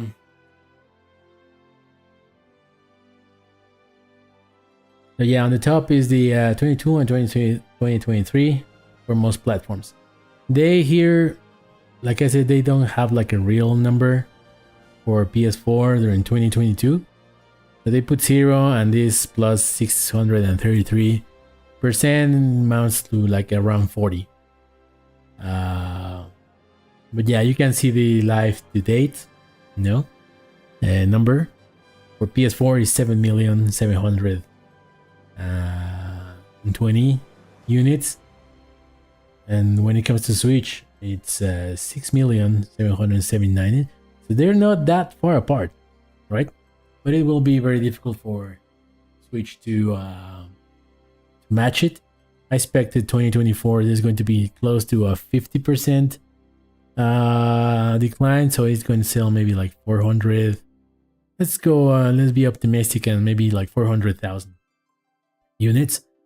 That's going to put it like just above 7 million, but it's 1 million behind from PS4, so it's going to be quite difficult for it to match it, but it should come relatively close, I think.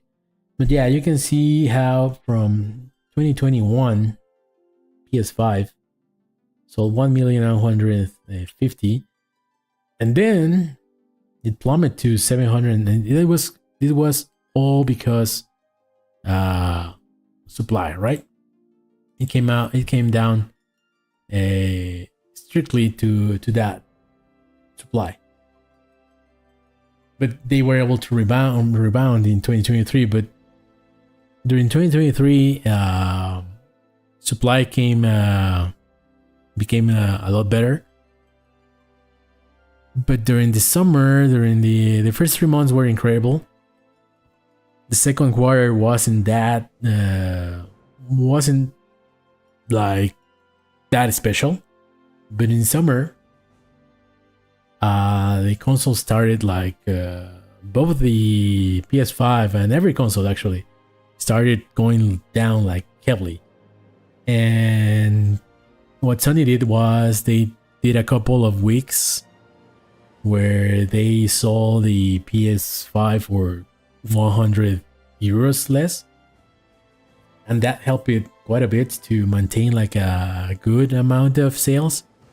And then in November they had another batch of really crazy sales that helped the PS5 to maintain that rhythm, right? Without those sales, without those discounts, temporal but discounts, this number may not been like that big, right? Maybe 101,000, more closer, or even lower than the 2021 number. Which means to me, that means is that at this price, at price that PS5 is in the UK and most of Europe, it's really not it's not going to maintain that plateau that the PS4 managed, right? But we'll see. That's just what I think is going to happen. Now the Switch, you can see from the 1,220,000 came down to 800. So that was a big decline. Was like 10,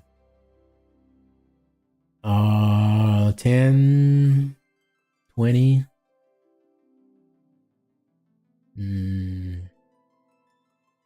like a 30% decline. Yeah, around 30% decline, which was pretty big. But then after that, maintained only 16% decline. And you can see this Xbox, the series, it went from 310 in the first year, 350, not bad, right? Lower than PlayStation, but not bad. But from then, it started going down. It hasn't managed to have 1 million seller in a year. And I really don't think they're gonna make it. they're gonna end up pretty far down from the Xbox One numbers, despite the Microsoft spending so much money acquiring studios and giving games almost for free. You know, with the Game Pass, you pay like $100 a year and you get so many games. But there's something about the console that it's not really attracting people. I don't know why. I don't have one because, well, I have a PC. I don't really have a need for an Xbox. Maybe that's one big reason. I don't know. But I got one for my nephews because it's exactly because of that. Because Game Pass is such a good value that I just buy one for my nephews who, you know, they don't really have like a 4K TV, and so I got them a Series S, and they are doing great with that, and I don't have to buy games for them anymore. Sometimes, you know, they may want a game that is not on Game Pass, and I don't buy them. I don't buy it for them, but I tell sometimes my sister, you know, they have this game and I've seen it cheap here and stuff like that. But well, because the Series S is only digital, it's not like you can buy it at the physical place, right? You have to you have to wait for the discount in the Xbox store. So yeah, that's something that happens now, right? That's the only reason I was thinking about a Series X, but it's also kind of difficult to find. And yeah, it wasn't like worth it, I think. But yeah, it's not doing great. And if you see that, well, the Switch is actually slowing down in a very smooth pace. But like I said, most people think, myself included, that this is going to be 2024 is going to be the year of the new Nintendo machine. So I found something interesting as well.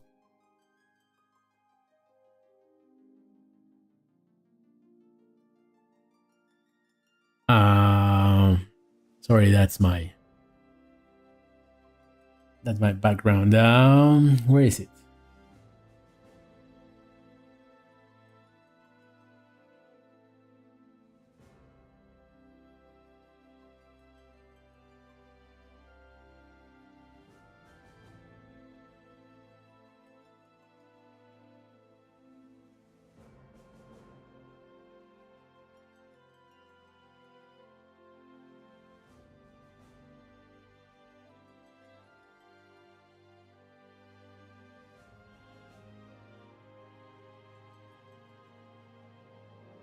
So, you know, there was a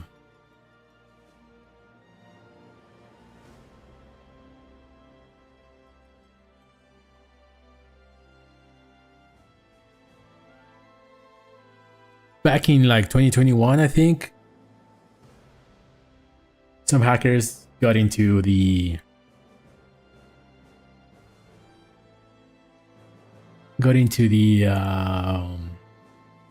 NVIDIA servers and asked for a ransom to if NVIDIA didn't wanted them to spread information about their projects, but obviously they didn't pay. So a lot of things leaked. Obviously nothing really that specific. I mean, there were a few games that were leaked through that in that data. Most of them came to reality. Some of them have yet, but obviously things and plans always change, right? But yeah, basically we know that the next Nintendo platform is going to be using NVIDIA technology. But this is just like the specs, the rumor, the specs. This is also from someone who is an editor from a magazine, Nintendo specific type of magazine. And seemingly they have information about what is going to be for the Switch, right? Nintendo is not really all about the specs. In fact, I don't think they will ever talk about specs, about what is inside the Switch. But obviously, once the console is out, most people will reverse engineer it and open it and all of that, and you're gonna find out what is inside that console, right? And also, Nintendo tends to go for the unique. They are not really, they don't really go for the easy route of just doing the same thing over and over. It's been a while since they do that. Who knows? Maybe this is the time when they just release a more powerful Switch. But I would be, if I'm being honest, I think that's not going to be the case. I think Nintendo is going to do something weird like they used to. But who knows? But apparently this is the some really trustworthy information about what the Switch is going to be. How can I...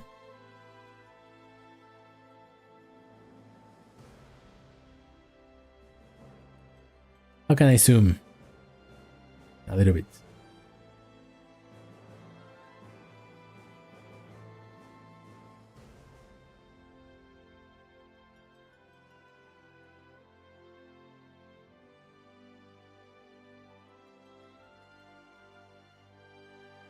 I don't know.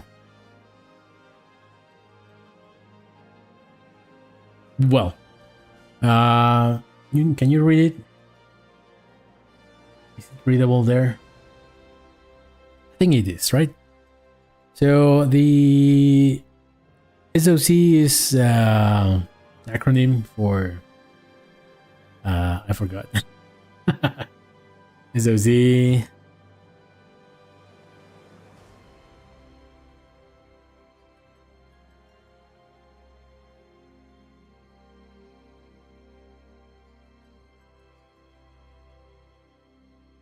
Basically like a solar system on a chip. That is the thing. Basically, it's like an integrated CPU and GPU and RAM and everything in a single like silicon that allows things to be really interconnected. Unlike a PC where you have like the motherboard, and in the motherboard you put this the CPU, and then that motherboard you also connect the GPU and the RAM in another place, and it communicates through the motherboard. But in this case, in the SoC means that it's just chip, everything is in the single in a single place, right? So you can have the CPU and the RAM and the GPU, all of them in one go, you know? That is the whole system basically. So the name of the SoC, it's something called the T239 system. This is a custom chip made only for Nintendo, apparently.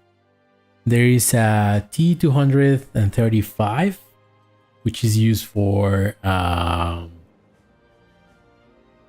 cars, for the AI in cars and stuff like that.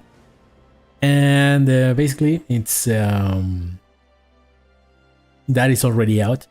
So there is kind of an idea of what this chip can do, right? So that also depends a lot in on the clocks of the system. Every chip, every CPU, GPU, whatever you want, works in the clocks. You know, every time a clock happens, they can process something. So the clocks, we don't have the clocks. The clocks have not been revealed or disclaimed or anything like that, right? Another big part of that is the node process, right? Every time a node process is basically how small the chip is, and the smaller it is, usually the cheaper it is, and also the less energy it uses. So for a handheld type of machine, you want a node to be small.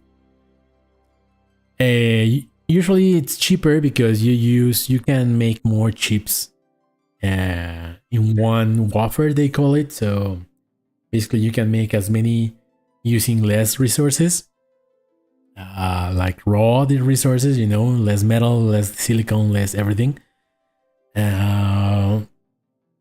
But lately the costs have been increasing, so now a smaller node may not be cheaper, but also may not be more expensive. So in this case, when you really want something to be more power efficient and smaller, you really should go for a smaller node. So yeah, this being an N4 or 4 nanometers node would be really good for a handheld type of device, right? The CPU is going to be ARM based. There are basically two main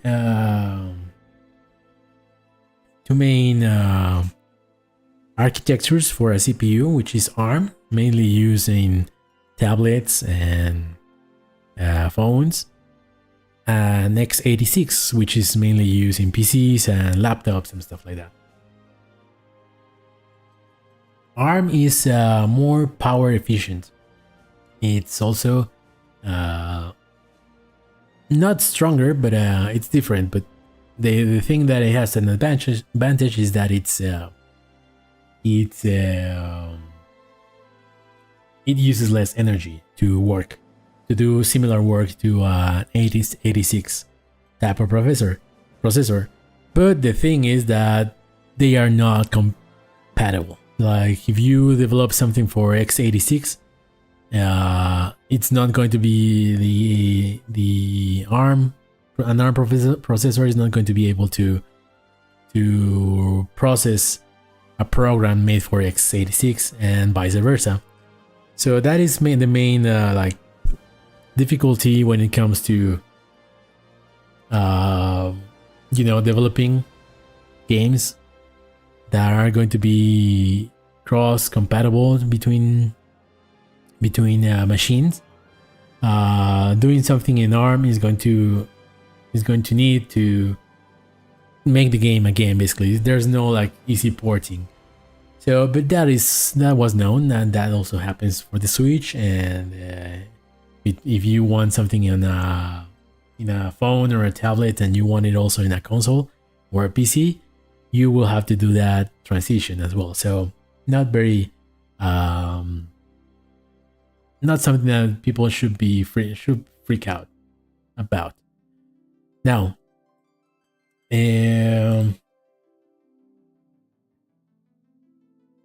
the CPU is 8-core, so A78C are the cores, what the cores are called, and it's the latest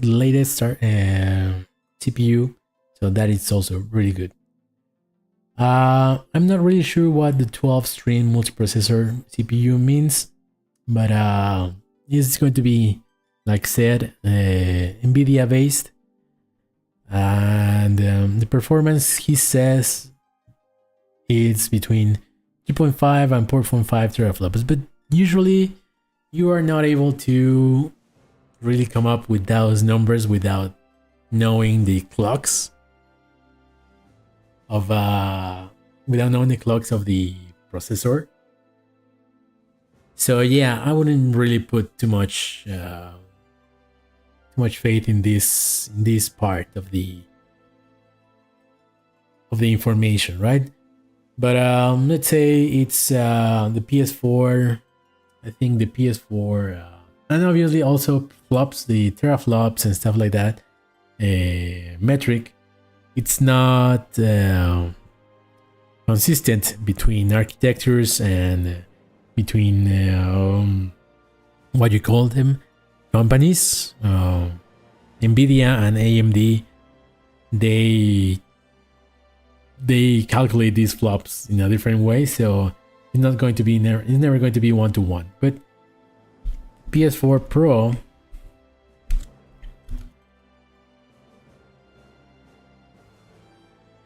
was around 4.2 teraflops, and the PS5 is 10.3 teraflops, right? So yeah, I'm really not expecting this. I don't think this handheld is going to be close to a PS4. It's going to be closer to a PS4 base PS4 teraflops, which was like 22 something, 1.84, right? So I'm thinking it's going to be stronger than a PS4, but not as much as the PS4 Pro. And well, here it says that in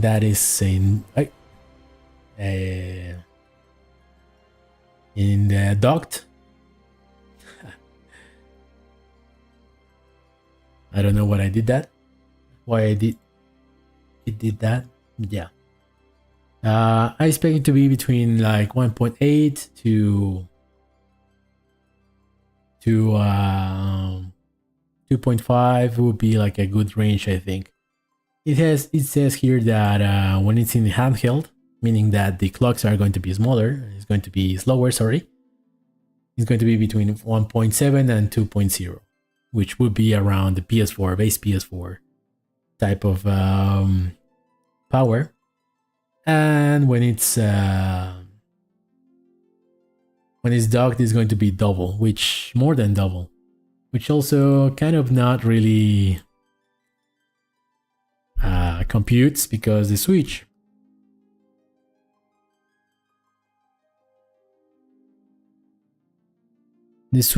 is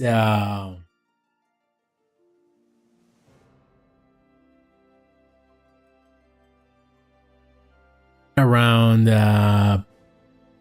300 and something in 300 and something gigaflops, so 0.36 teraflops, something like that, when on handheld.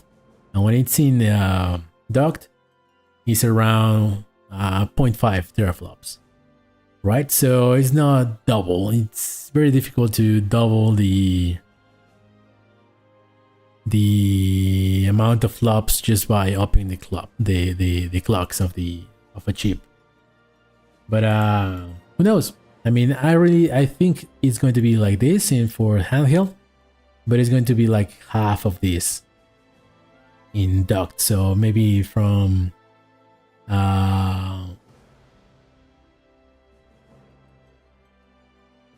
yeah, like 3.5.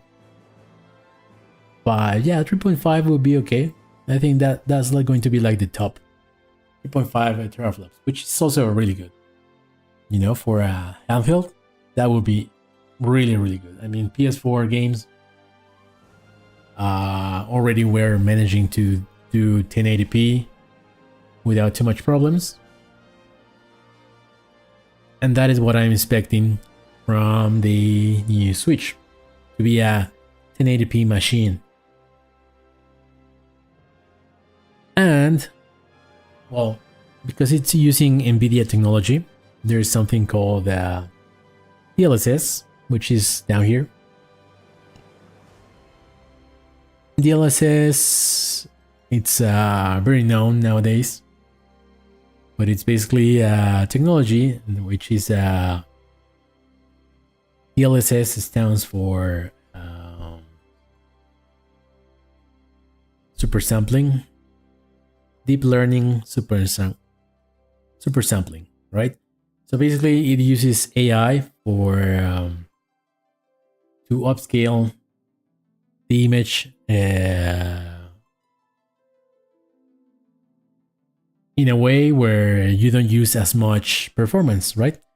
Let's say you are rendering some game at 1080p and you put DLSS, and it's going to use more energy and more processing power in order to make the image closer to 1400p 1440 p, but it will use a lot less processing power if you render it directly to 1440p, and but with minimal change, with different the image quality should be closer, should be pretty close to being native. So that is the thing with DLSS, right? There are a lot of super sampling or up-resing technologies or solutions nowadays. The PS4 Pro and the Xbox Xbox One X used what is called checkerboarding, which basically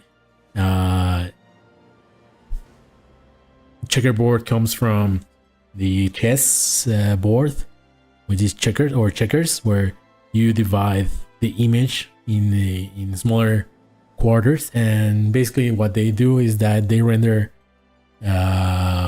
every frame, they render a different color of that board, and that made them basically be able to up-res the image. But that wasn't a really good solution, and most people find it that it looks not that great. Then it came DLSS. DLSS 2 was one of the big breakthrough, where the image quality was really good. It maintained a really good quality when it comes to image. But that is exclusive to NVIDIA GPUs. And then AMD, which is the manufacturer of the SoCs for PlayStation 5 and Xbox Series, they came up with a software solution, not hardware, because the NVIDIA uses hardware. It uses special hardware in the chip that the Switch what's called the Switch successor is going to use hardware. But this is the AMD solution is only through software, and it's pretty good. They call it frame. No, what is it called?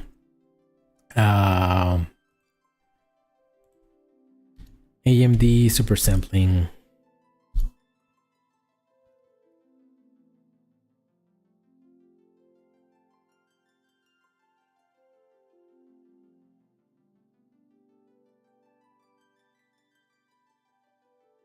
FSR, Fidelity Super Resolution, basically, and it's getting better, but it's not as good as DLSS. The advantage DLSS has is for when you render stuff at really low resolutions, and you go, for example, if you render something at 480p and you up-res it to 1080p and you use DLSS, it looks pretty good. It maintains a good quality, even though the original resolution is really low. That is not the case with FSR. With FSR, some Switch games already use FSR, for example. No, one of them being Tears of the Kingdom, and it doesn't look bad, but it's not great, right? With DLSS, it's actually kind of insane how good it looks. But FSR is really good when you go for like something 1440p to 4K. It actually looks just as good as DLSS. But when you go lower in those resolution, yeah, the technology is not great. So that's going to, the DLSS is going to help the Switch a lot, especially when it comes to porting PS5 games, which are obviously much heavier than PS4 games. And even though the Switch is going to have like around the power of the PS4, and between the PS4 and PS4 Pro, it will be able to render PS5 games like 720p or something like that, or maybe even lower. But thanks to the DLSS to res those games to 1080p, for example, and they will look pretty good. And that is the hope, right? That is the what I think Nintendo is betting in this case when it comes to third parties. But to be quite honest, I think Nintendo don't really make their consoles to please third parties. I mean, they like to have third parties, but they're not really going to make their consoles with third parties that much in mind. But who knows? Maybe they have changed their priorities. I don't know. But yeah, it will be interesting in that case. Reflex, I don't think this is true. Reflex is a type of technology that this helps with latency.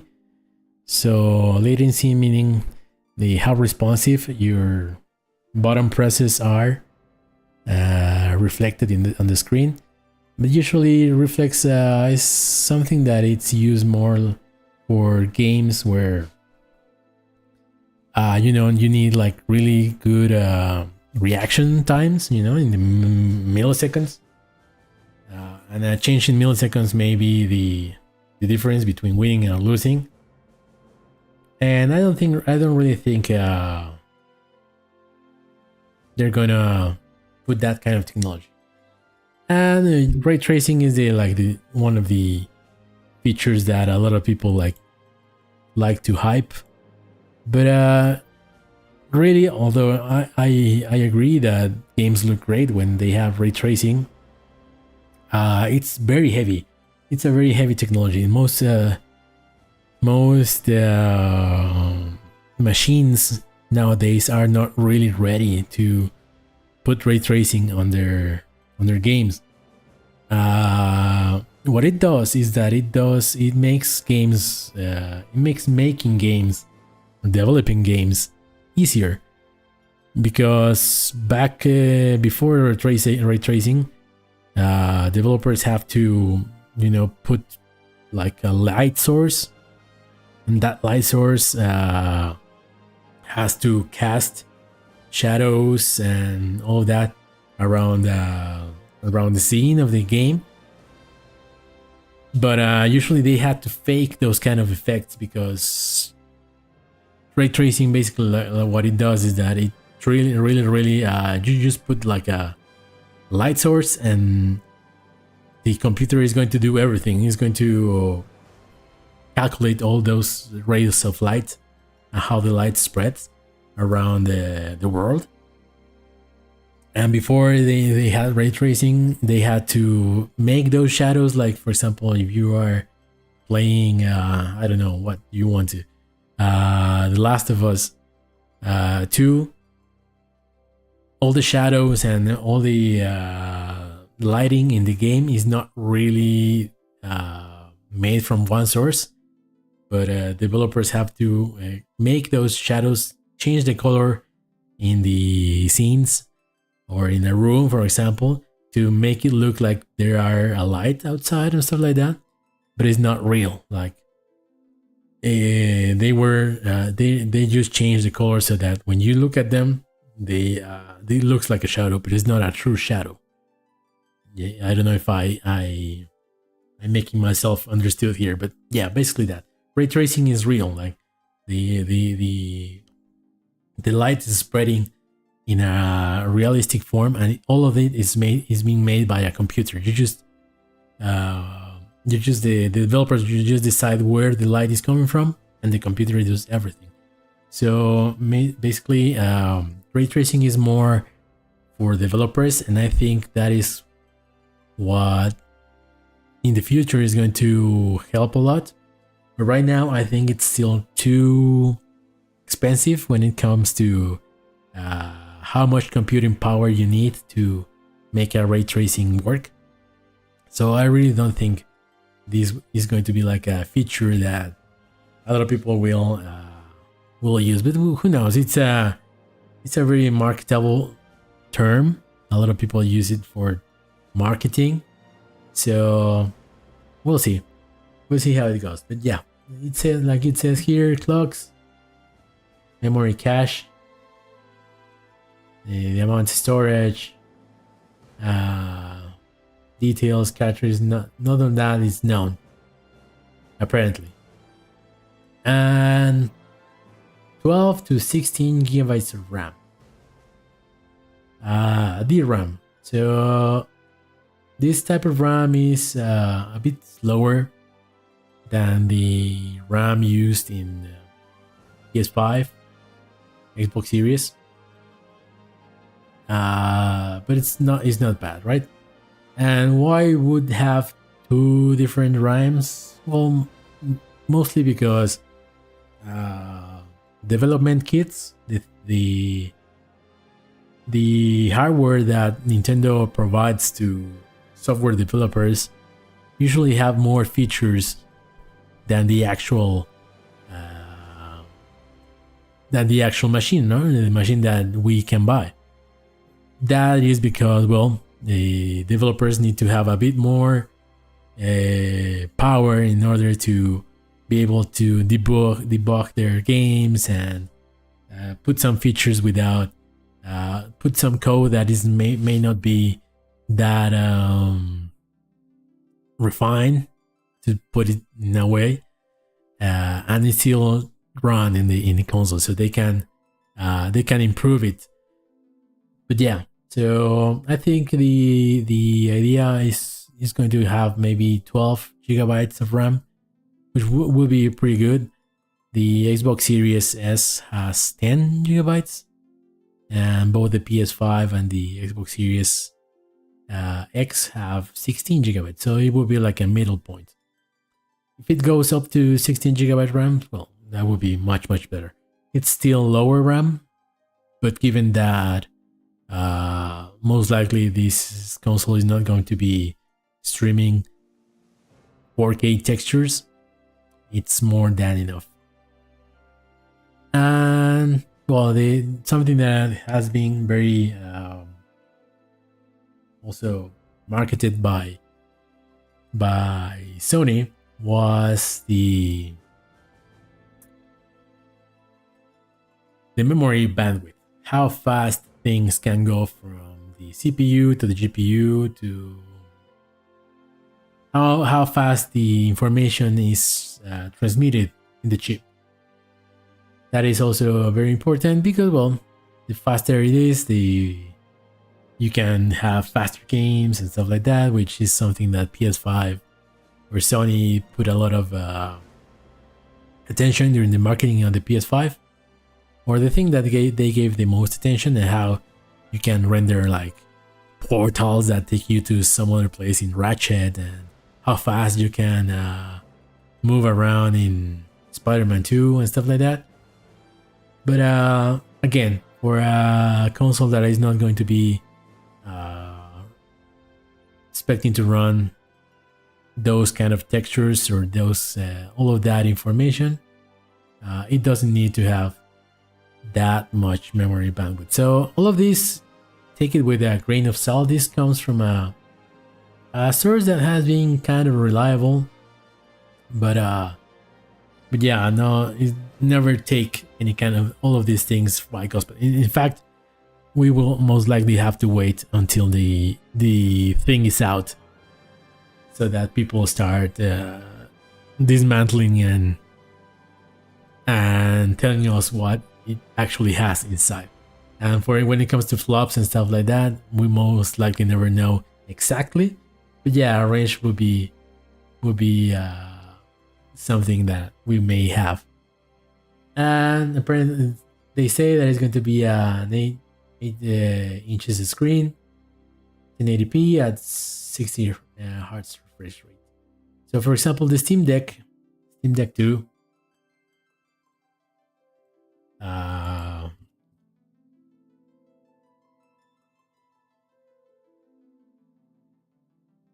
in the OLED screen is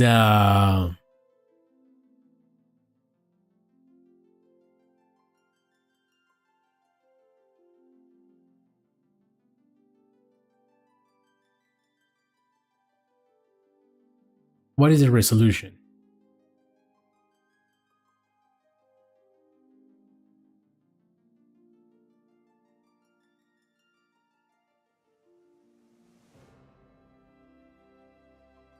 It has a refresh rate of 90 hertz.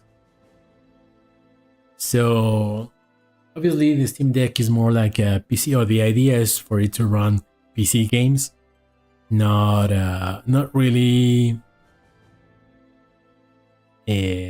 specifically made for the Steam Deck.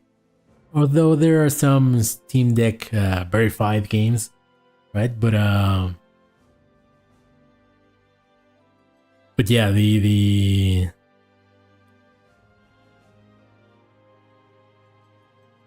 Steam games, for some things for indies and stuff like that are not really that difficult to render, you are able to make to run those games at higher refresh rates. So the higher refresh rate, the easier for it to avoid stuff like vertical syncing, you know, and screen tearing and stuff like that.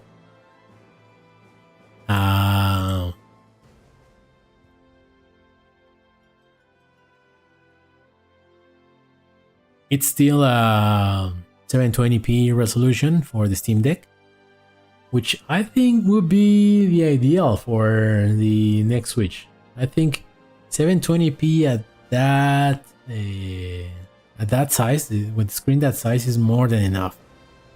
I don't know why they would make it 1080p. Also, 1080p screen uses a lot more energy in a console that it's already going to use a lot of energy for. So yeah, I'm not sure about that. I wouldn't bet on that. I'm thinking a 720p resolution screen would be more than enough. And yeah, if they can go for higher refresh rates, it would be great, but I don't think Nintendo is really going to go for that. 60 frames per second should be the standard for the console, yeah. And then it says that storage is either 256 or 512 gigabytes. But I think 512 gigabytes will be more than enough. Again, this is not a console that is going to be rendering stuff at 4K, so you don't need 4K textures for this thing. So a lot of those like impossible ports, as they call them, like Doom and stuff like that, we're able to make a 50 gigabyte game on PC go down into 12 gigabytes in the Switch. So yeah, compressing and lower resolution textures do help a lot when it comes to those things. But yeah, I think what I want to say here is that even if half of this is true, the jump from Switch to Switch 2 or Switch whatever is going to be a big jump when it comes to technology. Really, really big jump. Basically, you go from something a little bit better than a PS3 to something around the PS4 Pro, right? So, for example, it's a normal jump. If you think it that way, from the PS3 to the PS4, it's kind of like the same kind of jump. So yeah, and like I said, I think Nintendo will, in some way, try to put some kind of a feature that it's unique to it.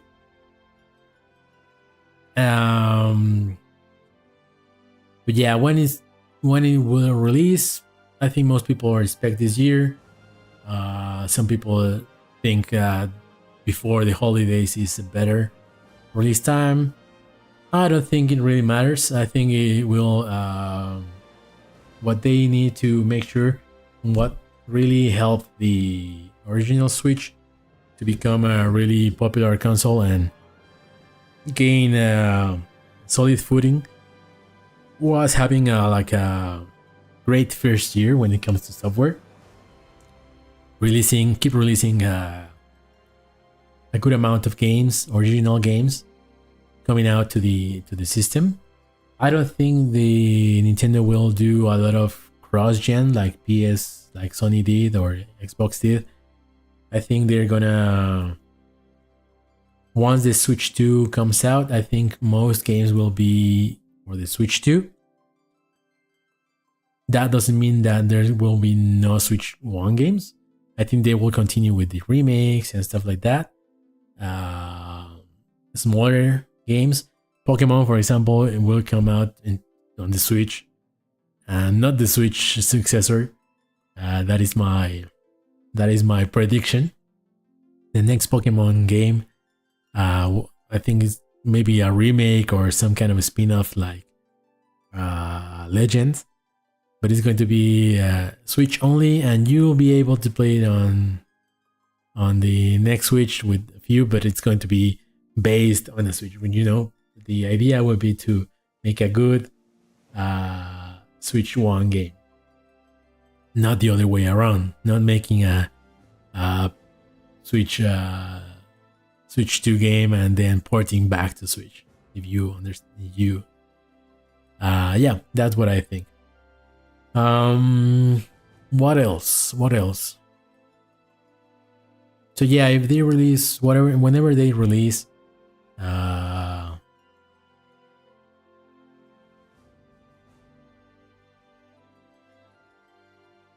they just have to make sure of that. Now, for the price and stuff, I think things are more expensive than ever, and people are getting used to that. So I totally see this thing going higher than the Switch OLED.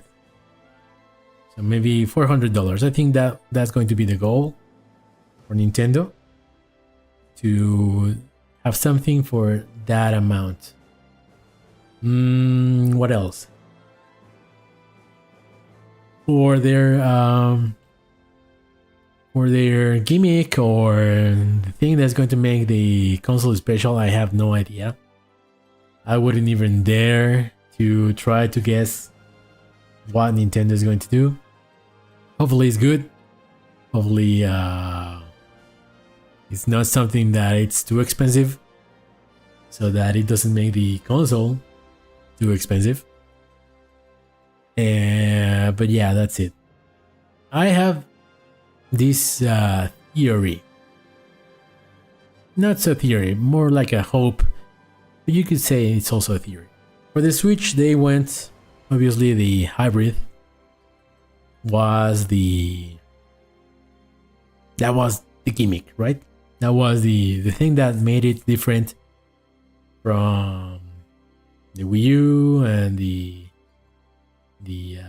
PS4 and the Xbox, right?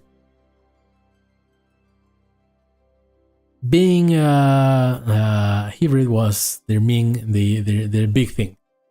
But then 2 years later, they decided to do a handheld only type of product, and I'm guessing that was always the plan, right? They didn't decide that when the Switch originally launched, right? They had this planned out where just give it some time, and then in 2019 or 2 years after the release, we can do another model so people buy a second unit, and this time is going to be handheld only, right? And the Lite did okay. I mean, but you would expect it that for something like the Switch being cheaper, the Switch Lite being cheaper, you would expected this to do like better, right? Or do as well as the Switch. If the main reason to have a Switch that is a handheld, or that you can take it with you, and not just on your desk, right? Or connected to your TV. So I'm thinking that maybe Nintendo will try to go the other way this time. They will go with the hybrid, and then at some point in the next 2 years, I could see them actually going for a console only. What are the benefits of a console only? Obviously, you don't have to worry about the battery. You don't have to put a battery. You don't have to put a screen, right? You can actually make if you don't want the CPU to get too hot or use too much energy in a handheld, and because of the form factor, you also need to make it like thin and not heavy. You cannot put like a way to cool the chip, right? So going for a console only for something that is going to be quite powerful, actually, it may be a better idea. You can put a bigger heatsink, maybe put another fan or a bigger fan, or some other solution, and you can actually try to attempt to get these flops. And this flops is almost the half of what the PS5 already does, right? So that would mean that you will actually have like a 4K capable type of machine. And you will be saving in the screen, you will be saving in the probably the battery. So yeah, there's I think there is a chance. I think they may try to go for a console only type of machine. That would be an idea, right? Instead of going for the handheld only, which I mean, it helped. Obviously, it helped selling more consoles. But if we go, like, let's check the sales of this. Where is it?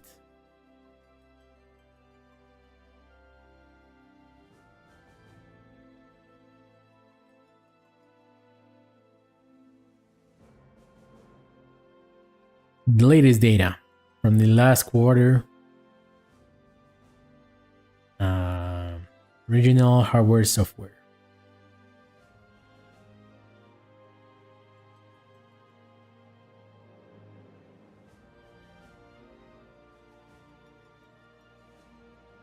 So the Switch, for example, in the first half of 2023,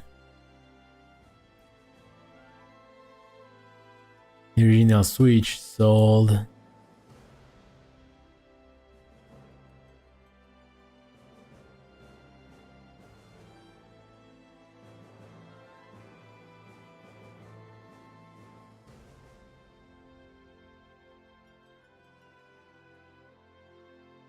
Switch has sold 20 million in Japan, 35 million in the Americas, 20 24 million in Europe, and 11 million in other territories. Right?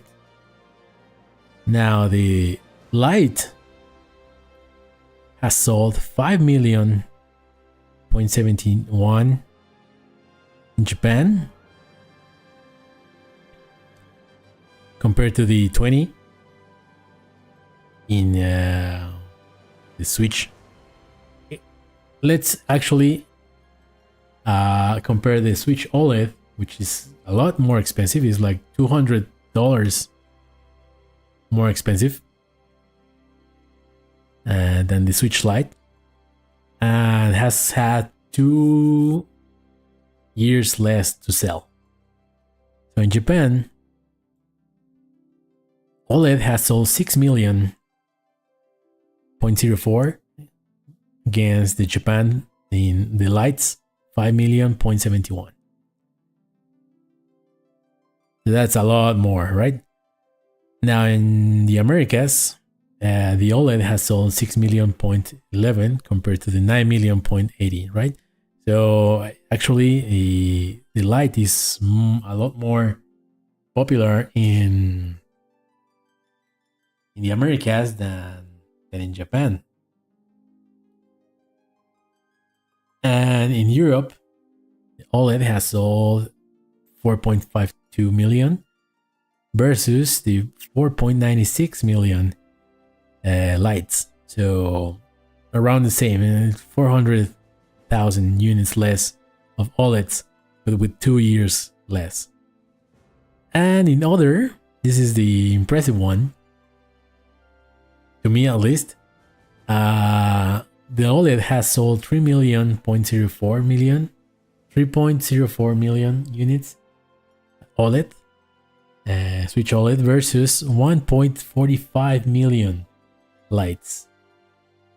So yeah, I think most people, usually Japan is the place where a lot of people think, oh yeah, the handhelds are the dominant form factor, because PlayStation do not do good numbers there. But I think actually United States specifically, it's the place where handhelds are most popular. I remember the Game Boy Advance and the Nintendo DS and ESP were really popular back then. Then the smartphone came and handhelds increased a little bit, but they are still pretty popular. So yeah, I think a lot of people really value the Switch form factor, the hybrid form. But I can actually show you this.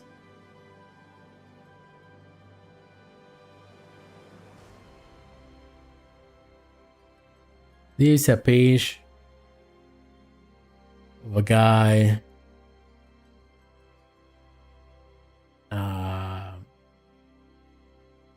GGX2AC archives, and he basically has an archive for all the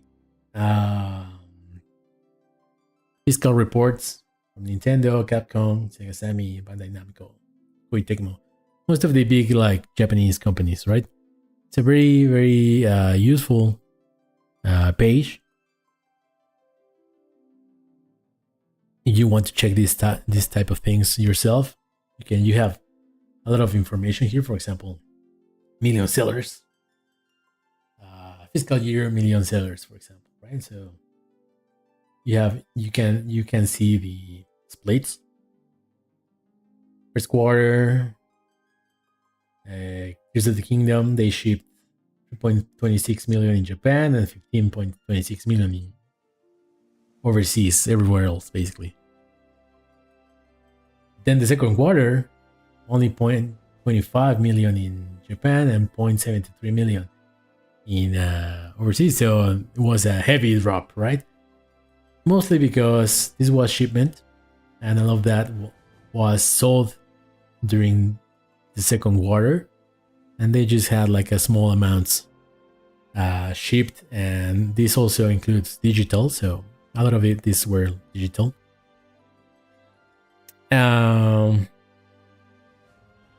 But yeah, so far they have sold 19.5 million of Tears of the Kingdom, which is insane.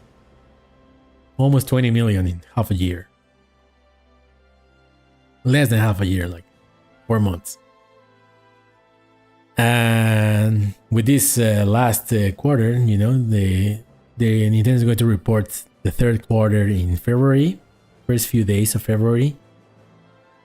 This number should be closer to the 22, is my prediction. But yeah, there's a lot of information here. Super Mario Bros. U Deluxe has sold so far 16.7 million. So yeah, you can see that it has a lot of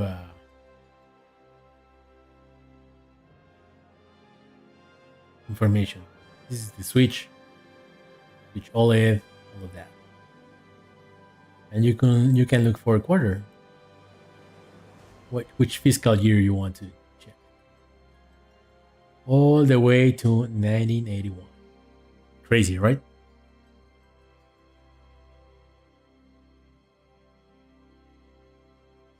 But yeah, that is my prediction. That is what I think may happen in the near future. How successful the successor is going to be, I have no idea. But the IPs Nintendo have are like super strong, especially in Japan. Like nowadays, nothing except Monster Hunter and Dragon Quest are able to do, and Momotaro now. None of those are able to do anything close to what the numbers Nintendo has, right? So as long as the console is, I think appropriately priced, because we can remember that the 3DS was pretty widely rejected when it came out at $250. I think it was $250. The thing didn't sell, like it almost didn't sell, so they had to push the panic button and slash the price for almost $100. I think it was like $80 discount a few months later, and as a way to apologize to the people who bought it at full price, they gave them Game Boy Advance games. Talking about Game Boy Advance, I recently upgraded to the Nintendo Switch Online Plus expansion. So I think we're gonna do that right now. Give me 1 second. I'm gonna get more water. I'm gonna change screens, and I'll be right back.